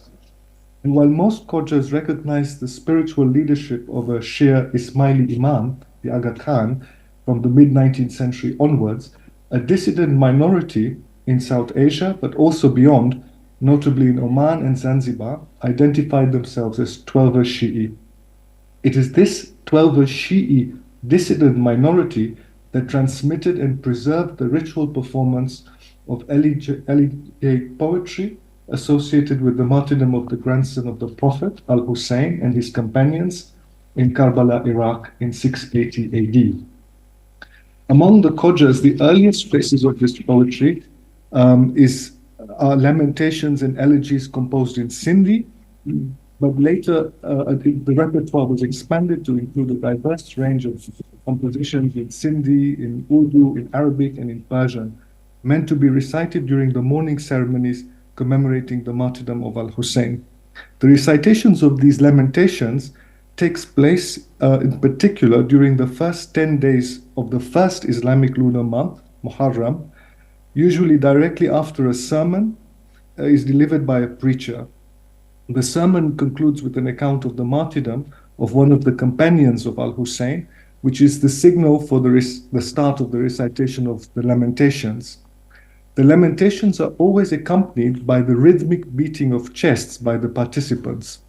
This chest beating is termed matam by the Khojas, and also in South Asia in general. Now, I would like to focus, normally this is done either while standing or sitting on the floor, but I want to focus on one particular type of matam, where participants move rhythmically anti-clockwise in a circle. This type of matam or chest beating is termed saf matam among the Khojas and appears to have been adopted at a relatively late date. The term saf in Arabic, of course, means row, swaf, but among the Khojas, when it is used, it invariably refers to this type of chest beating performed while moving anti-clockwise in a circle. I will cite here, let me share my screen if I can. 1 second here. I will cite here how one Khoja interlocutor expressed this to me. Let me see. I remember when I was young in the early 1950s, Muharram coincided with the season of the monsoons. The north, rather the southeast monsoon, having brought these dhows to Zanzibar, that was when Muharram occurred. And so for the first time, we saw these people whom we called Bushehri, people from Bushehr, coming to our mosque and to our center, our hall, to do their saf. And initially we thought, well, we're all 12ers, so we will join the same saf. But soon we realized that the Khojas had developed their own rhythm of going. They were moving quite fast around, whereas the Bushehris moved much more slowly. So initially, I remember the first day when they started doing the chest beating or the matam together, they were really falling all over each other. So they decided immediately it will not work. As the Imam War, or the hall, was quite a big one, they were told that since they were a smaller community, the Bushehri, they should form their own saf inside the Khoja one on the outside. And then it worked out quite well. End of quote. What emerges from this account is the role of sailors from the southern Iranian port of Bushehr in introducing this new ritual practice among the 12 Khojas in Zanzibar.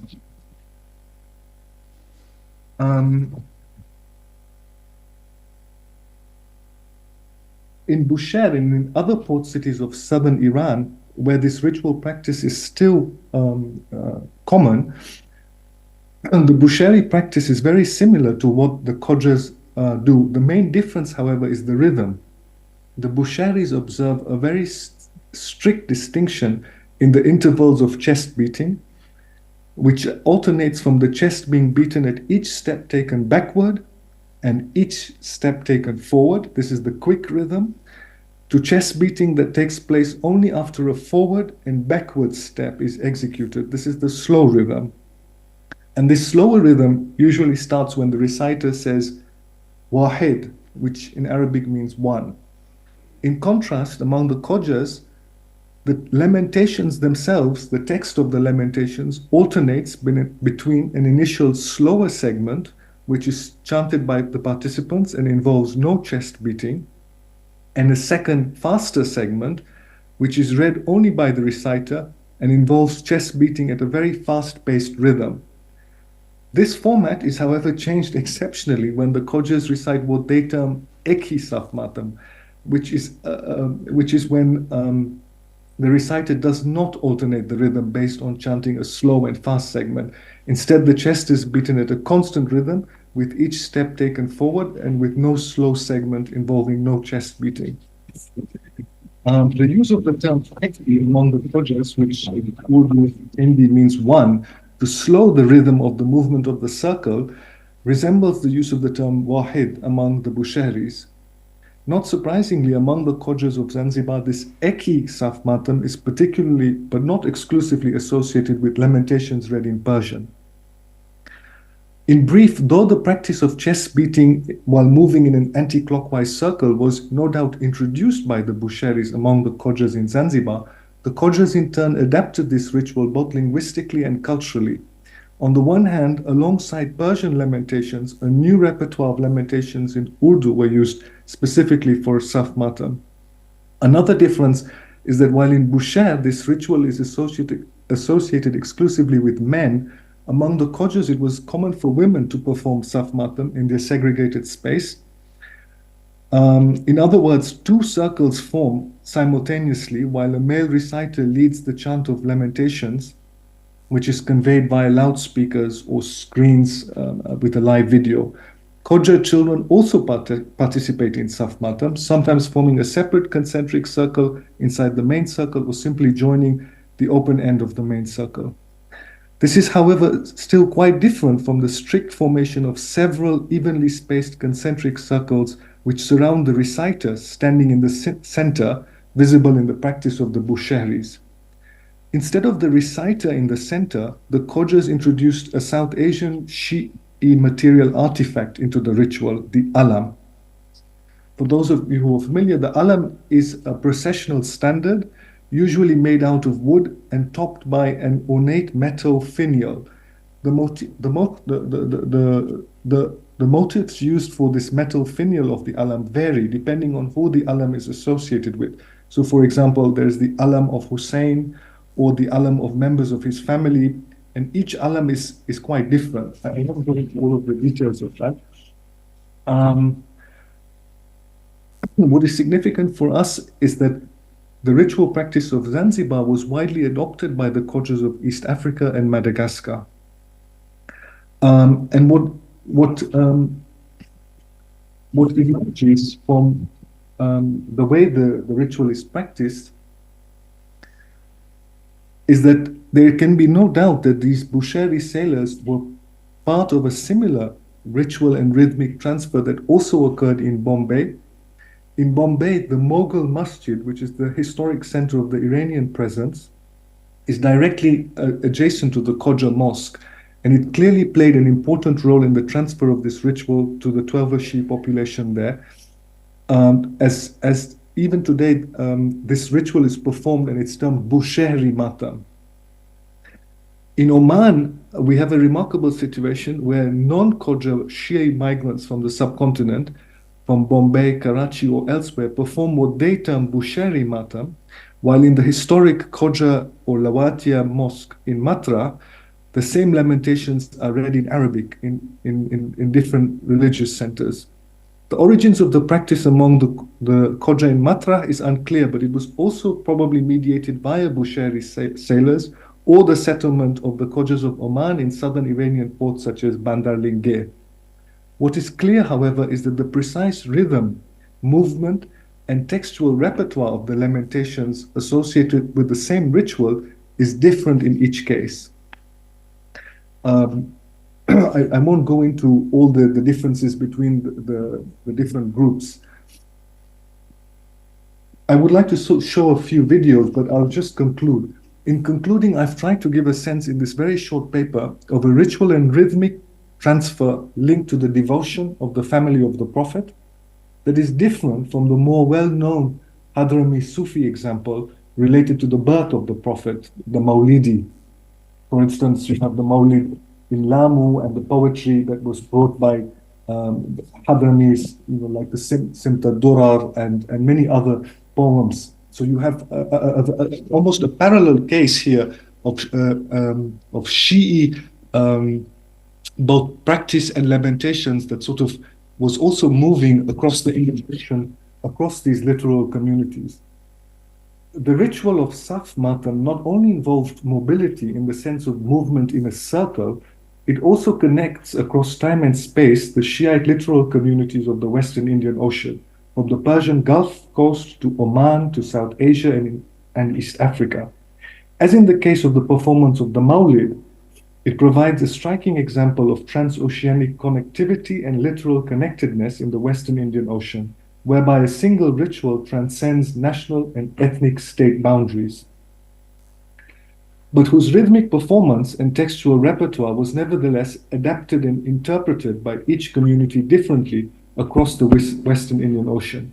In the Twelver Khoja case in East Africa, Saf Matam became an important performative marker of Shiite religious identity, and it served to set the Twelver Khojas apart from the new Ismaili religious identity developed by the Aga Khan and the Khojas that remained loyal to him. 3 minutes. Finally, the link of the ritual of Saf Matam to the sea is worth emphasizing. In Bushehr, perhaps paradoxically, the origin of the ritual is considered to be Indian or African. It is true that in Sindh today, at Sevan Sharif, for example, a type of circular mourning ritual termed Gol Matam or Gol Pit Matam does take place, though if this circular ritual practice reached southern Iran or vice versa is not clear. If the practice of southern Iran was influenced by Sindh, it's possible to speak of an exchange in this case, from Sindh to southern Iran and then later from southern Iran back to Sindh via the diasporic context of the Khojas in Oman and Zanzibar. In Sindh, participants move anti-clockwise in a circle while beating their left and right arms with their hands rhythmically to the accompaniment of music from the Shehnai and Dolak drum. The use of musical instruments is, however, absent in the ritual as it is performed in Bushehr in Zanzibar and elsewhere across the Western Indian Ocean among Shiite communities. This is quite surprising, as in Bushehr, musical instruments such as the sanj, the damam, the cymbal, the drum, the buk, the horn are widely used during other parts of the mourning ceremonies associated with Muharram, as can be seen in the remarkable 1970 documentary by the famous Iranian film director Nasir Takwai. Instead of musical instruments, however, in Bushehr, the ritual and sensorial rhythm of the circular movement appears to mimic the movement of the waves of the sea, as participants step forwards and backwards together while moving sideways at the same time. The chant of lamentations by the reciter is marked by powerful, silent, intermittent pauses, which reminds one of the momentary pause before a wave crashes onto the seashore. It is these rhythms that the Shi'i Bushehri sailors brought with them to Zanzibar by dhow, and which became integrated and adapted by the Khoja Twelver community that had settled in Zanzibar. Like the Hadrami Sufi Swahili ritual and rhythmic transfer in Lamu, for example, related to the Mawlid and Nabi, the rituals and rhythms of the Shiite Saf Matam and its lamentations has survived to this day and continues to be performed among the Khojas well beyond the confines of Zanzibar and East Africa, in North America and elsewhere. I thought I'll just quickly give you a sense of what this is like. This is an example of the alam, which is this material artifact at the center of the circle. This is among the Khojas. And now I have a video in Bushehr. I hope it works, but we can try.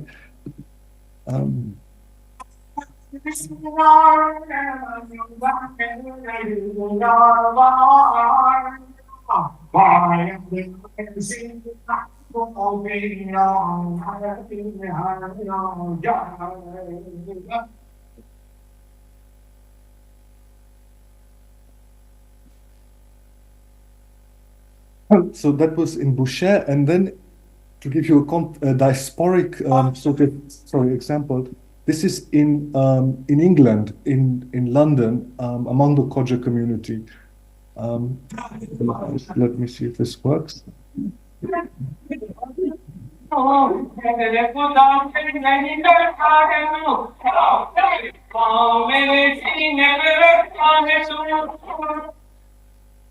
And if there is some time left, I can show you one more example. This is in Oman, excuse me.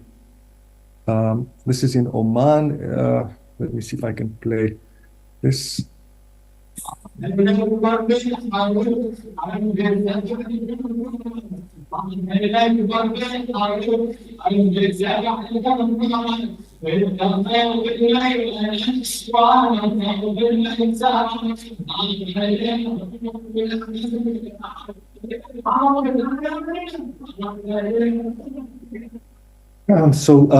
This is where I conclude. Thank you very much for your attention. Thank you very much, Zahir. We then proceed with Salvatore Ignanto. Hello, good evening. Can you Hello. stop the sharing, Zahir? Salvatore, can you hear us? Yes. Yes. Can you show your picture or not?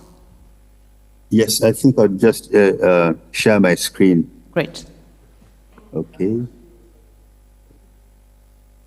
Share the screen.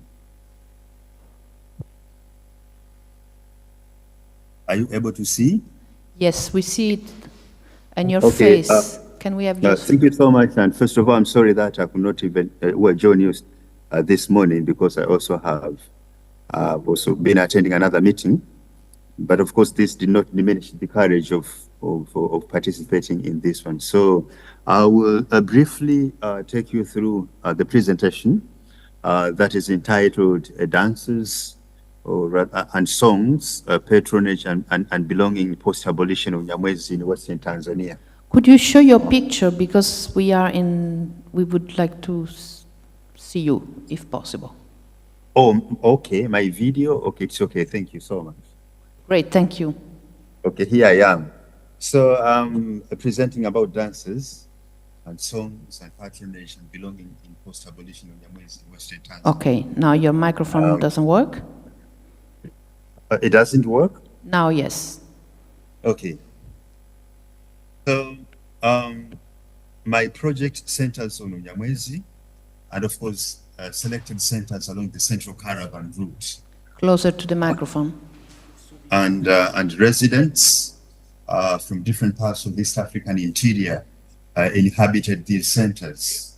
And of course, these residents had also diverse culture and language. And because these were also centers along the Central Caravan route, evidence shows. Salvatore, Yes. if you take out your video, maybe we can hear better. Can you try? Okay, let me try and see. Oh, now we can hear you. So. Oh, okay. So should I please carry on? Right, like this. Okay, so I'm saying that because these centers were also along the Central Caravan route, slaves also constituted a sizable population along these centers. And of course, most slaves originated from the Maniema region in Eastern Congo, which was also arguably the richest in slaves. And the next image shows trade routes for. No, Salvatore, the microphone sometimes works, sometimes not. Can you try again? Also astonished. If you turn off the camera, maybe we can hear better. Let me perhaps stop the video.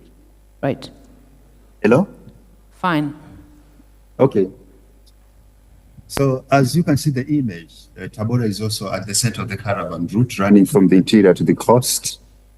And of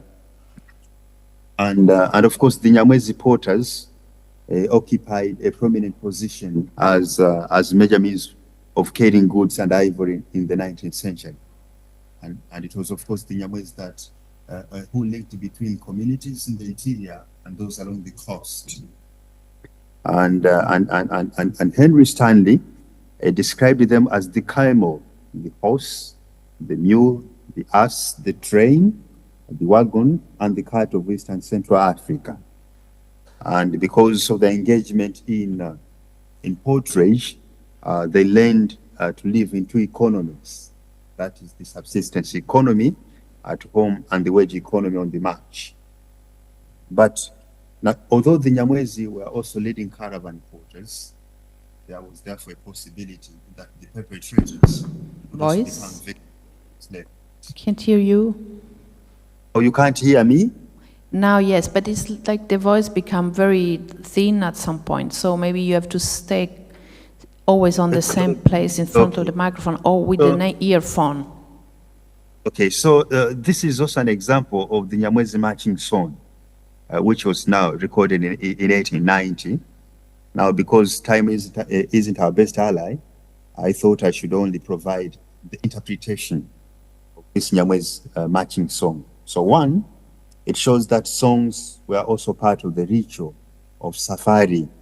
And in most cases, they were therefore used against the dangers from robbers, from wild animals and insects.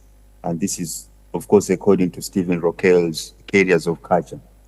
But second, songs, especially Nyamwezi marching songs, were also requisites for leisure on safari. And thirdly, songs were also a stimulant for grand march in search of food and other items. And finally, Nyamwezi marching songs also acted as carriers of culture and belonging among porters in both 19th and 20th century Western Tanzania.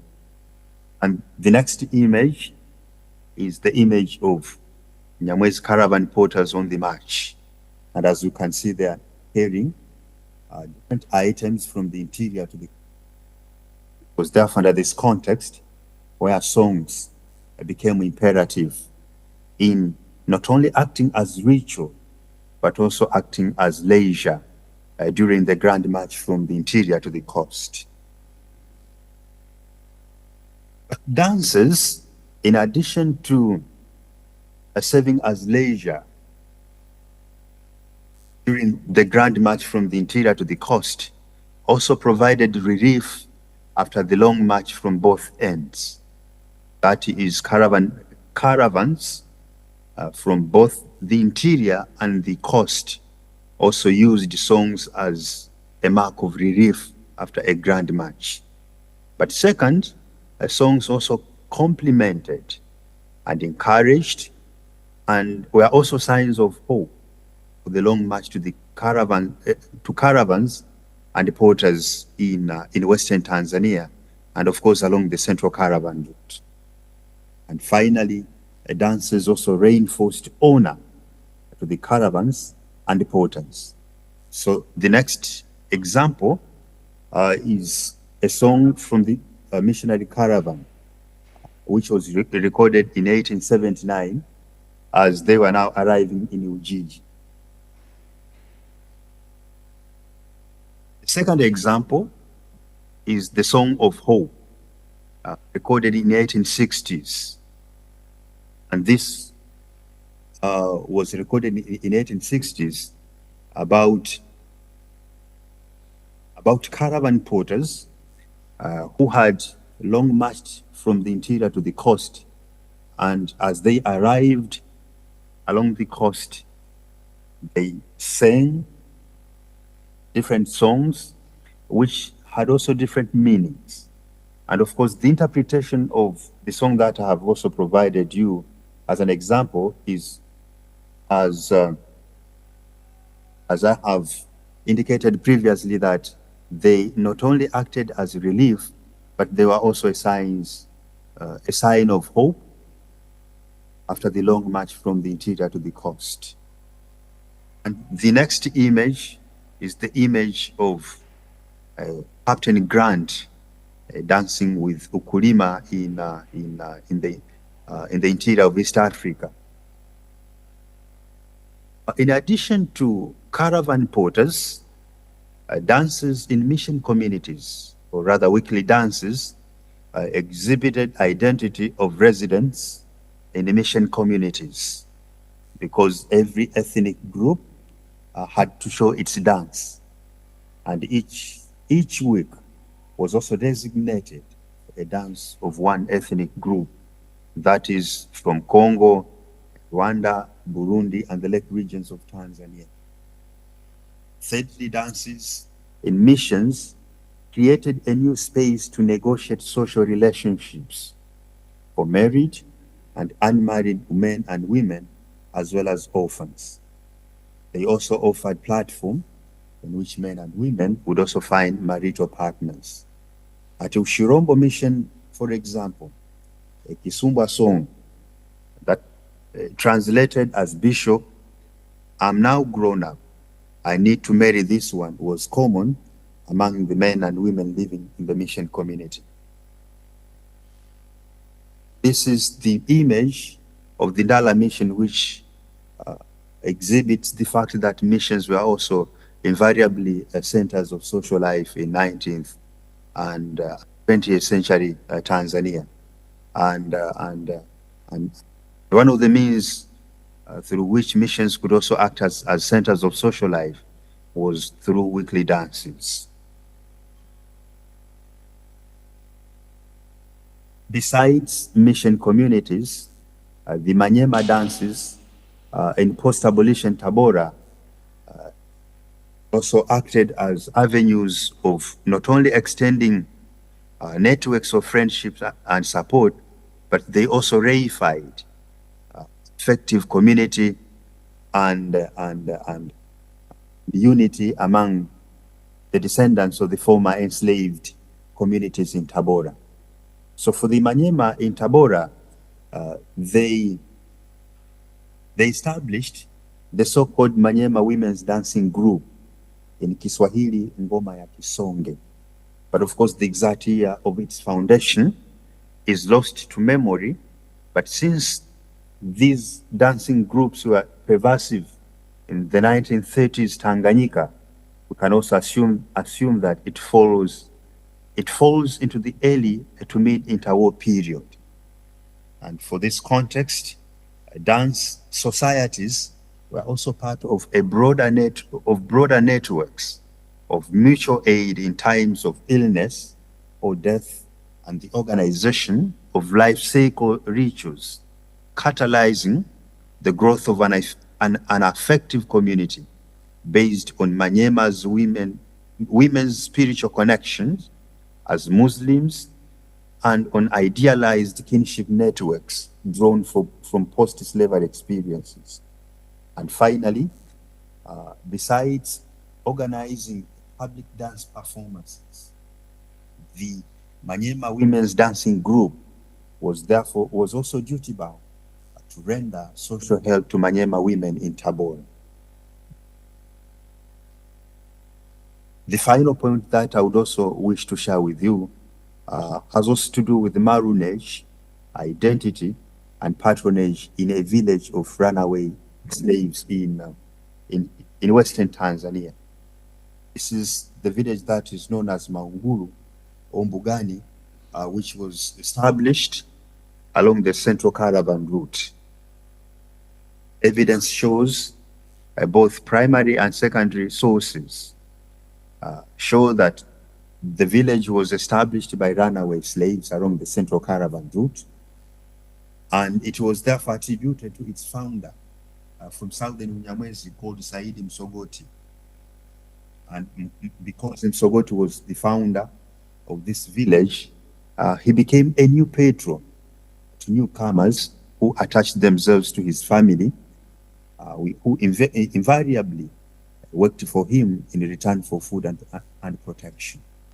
And evidence further suggests of a grave that is near the village that has a grave of a departed former slave, which currently serves as a memorial site. And this is the image of a vandalized burial site of a slave near the caravan route, near the village of which was established by former runaway slaves.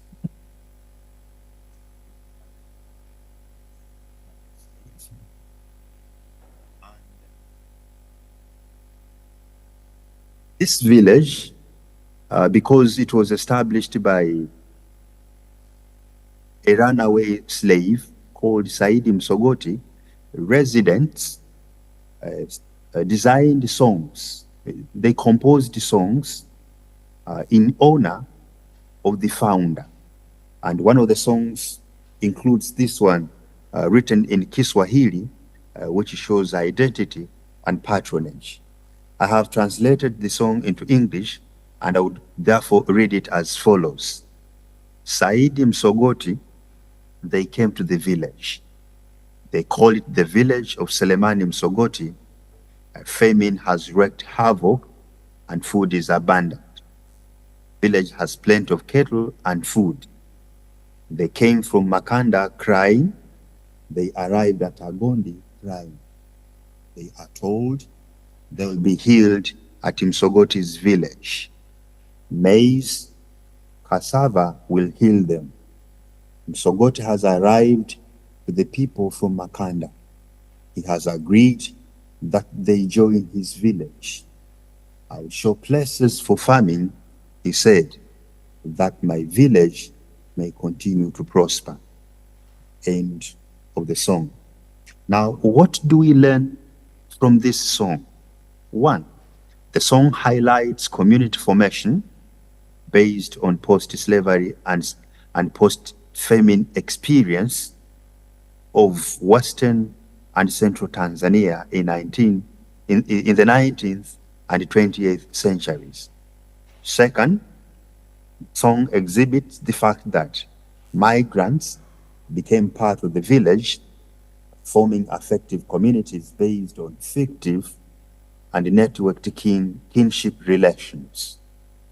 Thirdly, the song suggests patron-client relationship between immigrants and Msogoti's clan.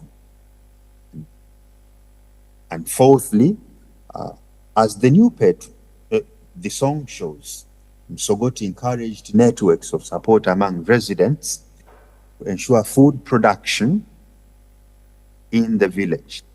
And finally, the song shows that some slaves in 19th and 20th 20th century Tanzania could also rise from poverty to prosperity. Now, dear participants, because time isn't our best ally, let me please stop here. Thank you so much.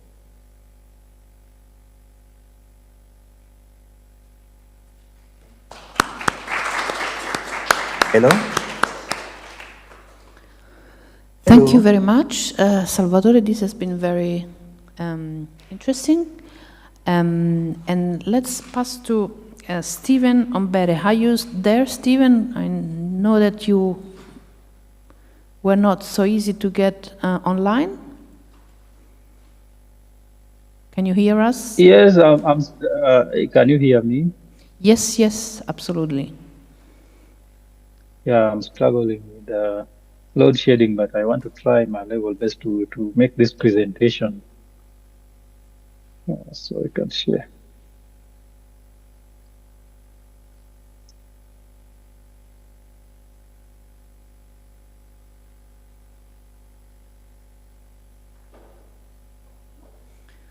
I know you are in the mountains and so the line is not good, so maybe we'll ask you to see your face 1 minute and then just take the camera off. Just. Oh yeah.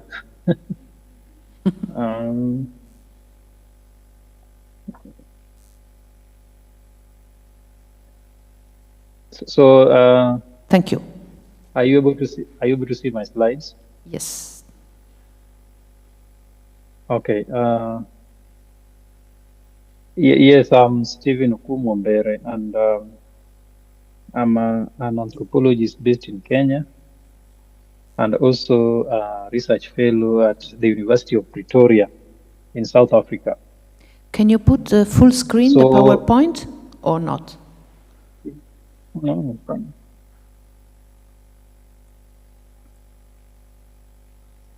Is it on now? Yes, thank you. Okay. My presentation today based on the fifth thematic conference on collaborative research group in Africa in the Indian Ocean is based on my research experience with families in Kilifi County during my PhD fieldwork. I stayed in Kilifi County for close to 2 years. And when there was a call for this conference, then I thought of this striking theme that kept on recurring when I was doing my fieldwork. So the main thing I want to talk about today is issues of kinship and how kinship has been used to design relatedness among the migrating fishermen in coastal Kenya. So you find that, this is where I did my fieldwork. The first picture is Kilifi County, and this is Kilifi Bridge. And we have fishermen migrating, and they are at the dock. This is the dock, and the other one is fishermen now coming to the dock. These are fishermen who have migrated. They had migrated to other beaches. Deep sea, taking longer than usual. Sometimes they migrate to other beaches, looking for more fish. So issues of kinship actually has been central in social science discipline. But now, the main puzzle that I had is, what sort of future does it have for mobile population? I'm mainly focusing on fishermen, because when we talk about kinship, it goes more than, it looks beyond marriage, social relations. and obligation between kings. I look at how Somalis form relations and how these relations go beyond the blood ties. We find that globally, Somalis, they have the capacity actually to travel worldwide, and they also people who are very quickly to adapt in difficult situations, and when they migrate, they form relations very fast with people. And based on this unique patrilineal allegiance, they invite their distant cousins and who they consider like their brothers. And even where they migrate to, they form these relations. And these relations are what now forms what we call the relatedness, the concept of relatedness. I look at what Janet Carsten says about the concept of relatedness. Then I think broadly beyond biological and social ties. Now, however, we have a recent technological development that has made the distinction of kinship no longer self-evident. Because of technology, so many things have evolved. And kinship in itself as an ideology of human relationships, it involves actually cultural ideas about how humans are created, nature, and meaning of their biological and moral connection with others. But now, when we look at mobility in itself, you find that you can see this. Sorry, please. Yeah, fishing industries along the coastal region, they have been characterized by that close relation in terms of their social structures and also strong ties of relatedness. And kinship plays a significant role in shaping the social fabric of these communities. I was talking to women, and what was emerging from the narrative that they were giving me, our husbands migrate, but despite the fact that they migrate to other beaches and take longer than usual, we are still a family. Wherever they go to, they also form, they meet new people, they form relations. These fishermen also still form families there because of the relation that they form with these people. They share so many things, and which in the long run turns as a close relationship that when you look at it in totality, then it looks like these people are family, yet they are not related by blood. So what pushes fishermen to migrate to these other beaches? This include declining fishing stocks, changing environmental conditions. Now we are talking about climate change, and we have the blue economy aspect of it. And all these narratives and changing environmental conditions, they actually increase competition for marine resources. So it forces fishermen, because fishing industry in coastal region and other regions in Kenya is highly patriarchal. Issues femininity and masculinity also are evident in this industry. These are activities actually for men, and they are the men who are supposed to migrate and leave their families behind. So when the fishermen migrate from coastal communities to other parts of Kenya, what at first I thought that they lose close tie with their family.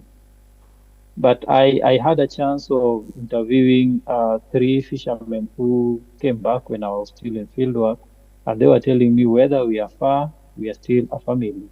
Wherever we were, we also form families, and when we come back, we are still families with those people we form relations with. So okay. Yeah, so this is my study context. I was in coastal Kenya, and this was purely an ethnographic study. I was looking at maternal health issues, but an interesting theme on migration and family ties emerged, and I thought this is wise to present. So between 2017 to 2019, now I had in-depth interviews, phone interviews, informal conversation with 10 families, and phone interviews. Actually, I interviewed fishermen along who are really migrating. And the community where I was in is the largest community in coastal area called the Giriama. Mijikenda means 9 communities.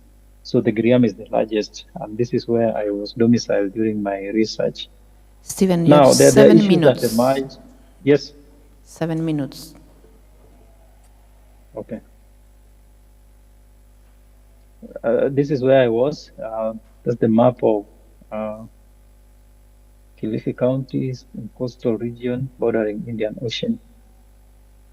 Now, what emerged, these are the issues. Fishermen relied on existing kinship ties and family connection to forge new relations in the new communities. And now, to me, I view this as a relation and connectivity beyond the land, because when they migrate from Kilifi to Mombasa, they rely on connections that their previous families had in those areas.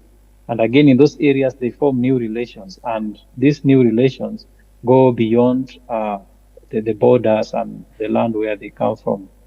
There are also sociocultural practices which play a critical role in maintaining this kinship and retaining relatedness. If at all we have same cultural practices, then it is easier to maintain this aspect of relatedness and maintain kinship. For example, shared practices, rituals, traditions, connected migrating fishermen to their home communities, and this reinforce their sense of identity and sustain a sense of relatedness and kinship across geographical boundaries. 4 minutes. Now, the relevance of kinship ties help fishermen to adapt to new situations they encounter on the beaches. Relatedness formed by fishermen during migration, in which is a way of life actually, provided resources that are essential part of cultural mobility and the impact to local setup. Reflection on how the adaptive strategies employed by migrating fishermen. This serves as a testament to the enduring nature of relatedness and kinship in the face of social change and migration, which is very important actually. In conclusion, I can say that in a nutshell, the work of kinship in mobility context is much deeper than one might imagine, because there are those issues of relatedness, how people form relations, how people form new kins, and what does it mean to the original family? What does it mean when the migrants leave the places? Are they still viewing themselves as families, or does it end there? And lastly, whenever it operates in the local context, aspects of kinships are reinterpreted and reorganized in response to the individual's negotiation of the new environment and adaptability. So wherever you renew environment, it means you have to negotiate for adaptability in those kind of environments, actually to respond to the needs that arises during that time. I think that is the end of my presentation. Thank you so much for giving me this platform. Asante. Thank you very much, Stephen. Thank you all for being connected from so far. And are there any questions on these presentations? Hideaki? Suzuki? Yeah. Thank you so much for all 3 wonderful presentations. I studied quite a lot. And my question to Zahil. Yeah, I mean, this sort of duality or plurality of the form of the performance in the Ashura is quite interesting to me. That is kind of like that represent kind of like basic nature of the Western Indian Ocean world to me. But then my question is, I mean, what is the contemporary context when which bushically sailors appeared in the Shia community in Zanzibar. So obviously, the people from Bushehr appeared much earlier in the Zanzibar, although they are not numerous. So why suddenly they became kind of like a cultural element in the Ashura in the Shia community in the 1950s? And then also, do you have any time lag between the appearance of a Bushehr element in Bombay and Muttra and then Zanzibar? Do you have any time difference? Or if you have any information, please. Thank you. Thank you very much for your question. I think that from what I gather in Zanzibar, it just so happened that the Muharram month, where a lot of these rituals are held, coincided with the period when the sailors were actually based. They were sort of stranded. They had to wait for the winds to take them back. I mean, I'm sure that I even think that the term Busheri is a catch-all term, and we're really looking at sailors from all over sort of southern Iran, and there must have been sort of this transmission, because there were these certain Persian lamentations that entered these groups in Oman, in Zanzibar, and in Bombay. And regarding the question of Oman and Zanzibar and Bombay, I really have no idea when this happened, whether it happened also in the 50s or much earlier. I mean, there was contact with Iran and with other places, mostly in the sense of religious scholars visiting.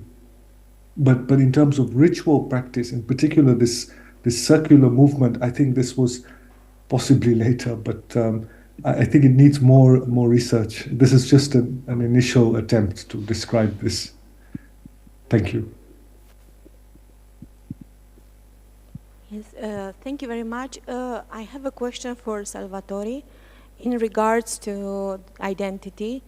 You have made reference to a description, which is actually an image of Stanley, and I was wondering how do you see this relation between the colonial gaze and the self-identification? Yes, thank you.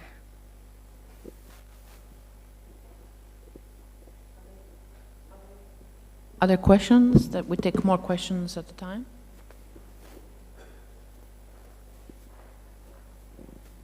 Hi, I have actually, you guys are up there at the camera, so we'll got our backs to you.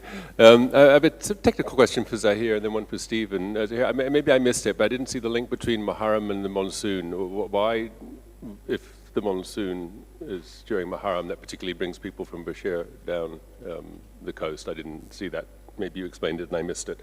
And Stephen, yeah, I have a question about the fishing people. I mean, I suppose what I'm interested in, something you didn't speak about, is relationships between fishing people and other people, because they must have neighbors in the places where they are fishing. What sort of, I suppose I'm asking a question about the sort of profile of fishing communities, whether they are spatially separated from non-fishermen, from agriculturalists or urban dwellers or whatever, or whether they form part of the same community and have links, whether there are kin links with people who aren't fishermen, or whether they are an endogamous community. That's my question. It's sort of the links between fishermen or fishing people and non-fishing people on the Kenyan coast.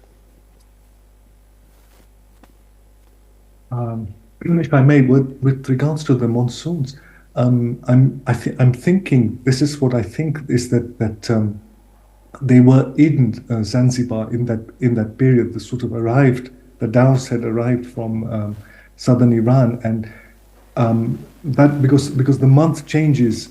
It's in lunar calendar, so it changes every year. It's a different month. So I think that it just happened to coincide with their arrival in Zanzibar, and it was a natural choice to go to the Shiite center at the time, and that's sort of how they ended up. But this is again based on oral sort of interviews. I'm not sure how that happened elsewhere in Oman or in Bombay, but this is sort of, yeah, I don't know if that answers your question. Yeah.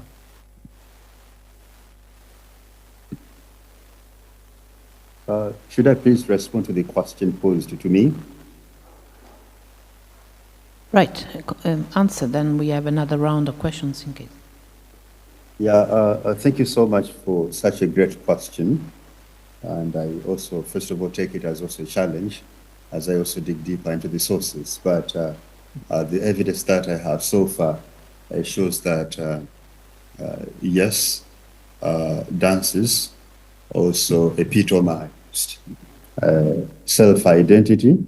And I would also perhaps draw an example of the Manyema women dance called Ngoma ya Msonge in 28th Tabora. This acted also as a platform for women, for specifically the Manyema women, to negotiate their own identity within the context of urban Tabora, which was divided into 3 distinct zones. The first zone was also marked for Europeans. The second zone was also marked for Indians, and the third zone was also marked for Africans and Arabs. So as also one of the means of forging identity, but also reinforcing networks of support within the realm of colonial legal imperatives. It was therefore important for the Manyema women to use these dances as also an avenue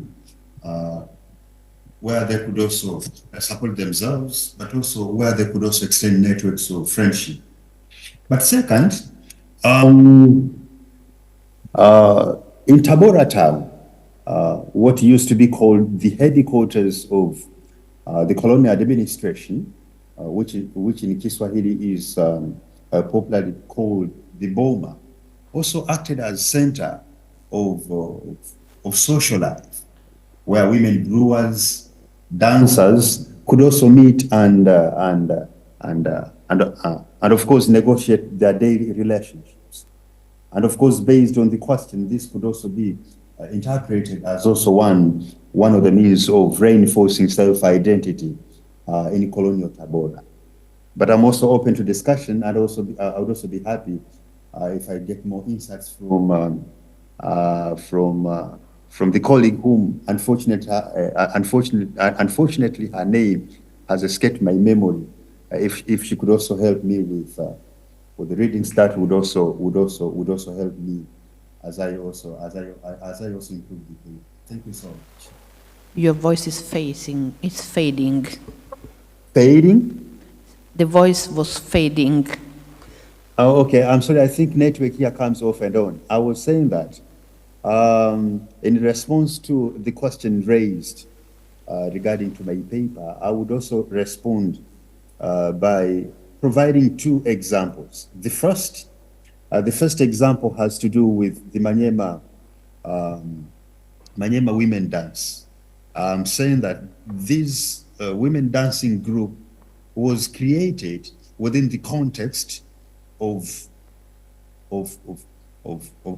the 3 distinct zones in urban Tabora, and given the fact that there were also limits imposed on Manyema women in general, but also Manyema women brewers, they also found it imperative to have songs as also a platform where they could support one another, but where they could also forge their own identity in urban Tabora. So this example epitomizes the ways in which dances could also act as an important platform where descendants of the formerly enslaved could also forge their own identity in colonial Tabora. Second, I've also said that in Tabora, in colonial Tabora, what used to be the headquarters of the colonial administration, and notably the Western Province, acted as a center of everyday life in Tabora, where dancers Nyamwezi as well as Manyema women brewers could also meet. So under this context, the German and British headquarters also provided a platform where these groups would also reinforce their own identity. And finally, I have said that given the fact that this work is also in progress, I would also benefit, I'd also be grateful if the colleague would also share with me readings that would also help me to improve my work as I keep on working on it. Stephen? Can I respond to the question? You want the question to be repeated? No, I got it. Thank you so much. Unfortunately, I didn't capture the name, but that question is very useful. Yes, there is no distinction, there's no clear distinction between fishermen and non-fishermen in the villages. And these fishermen, they live with people around them, they live with neighbors, people from other areas. But the main thing, distinction comes in only when you speak to them. That's when you know that these are fishermen. But within those neighborhoods, some of these people, they are not related, but they're just neighbors.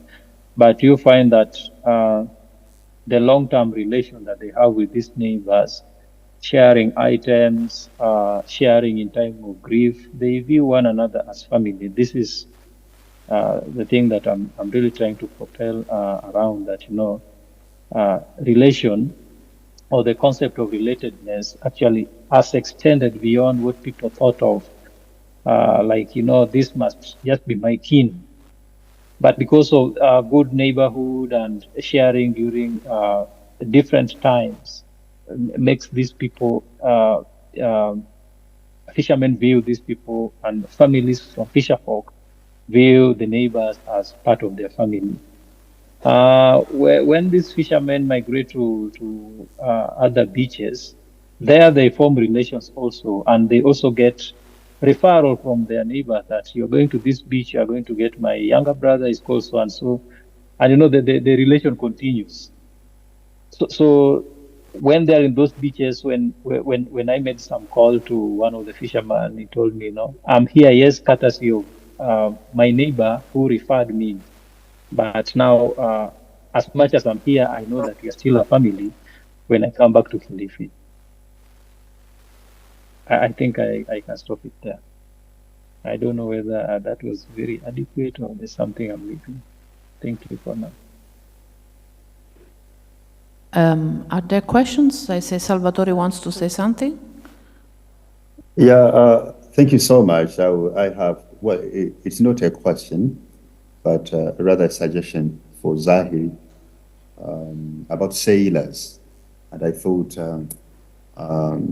the publication, which was also edited by Professor Abdul Sharif and Eng Seng Hong, entitled The Indian Ocean, Oceanic Connections and Formation of Communities, would also be informative in providing the context around migrations and formation of communities, as well as cultural exchange in the Western Indian Ocean. But of course, Professor Abdul Sharif's own book, The Dao Culture, which is also about cosmopolitanism and Islam in Zanzibar, would also provide you with a concept of, well, a larger context about the subject matter.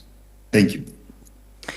Thank you very much, Stephen. I don't know if somebody has other questions. I wanted just to comment on the Salvatore's papers. I think that these words or songs are very interesting in terms of giving, an idea of what was going on, and this reconfirmed the importance of the songs as historical documents in this area in which we are not sure precisely a date when they've been written, but they can tell us a lot about the social history of the places.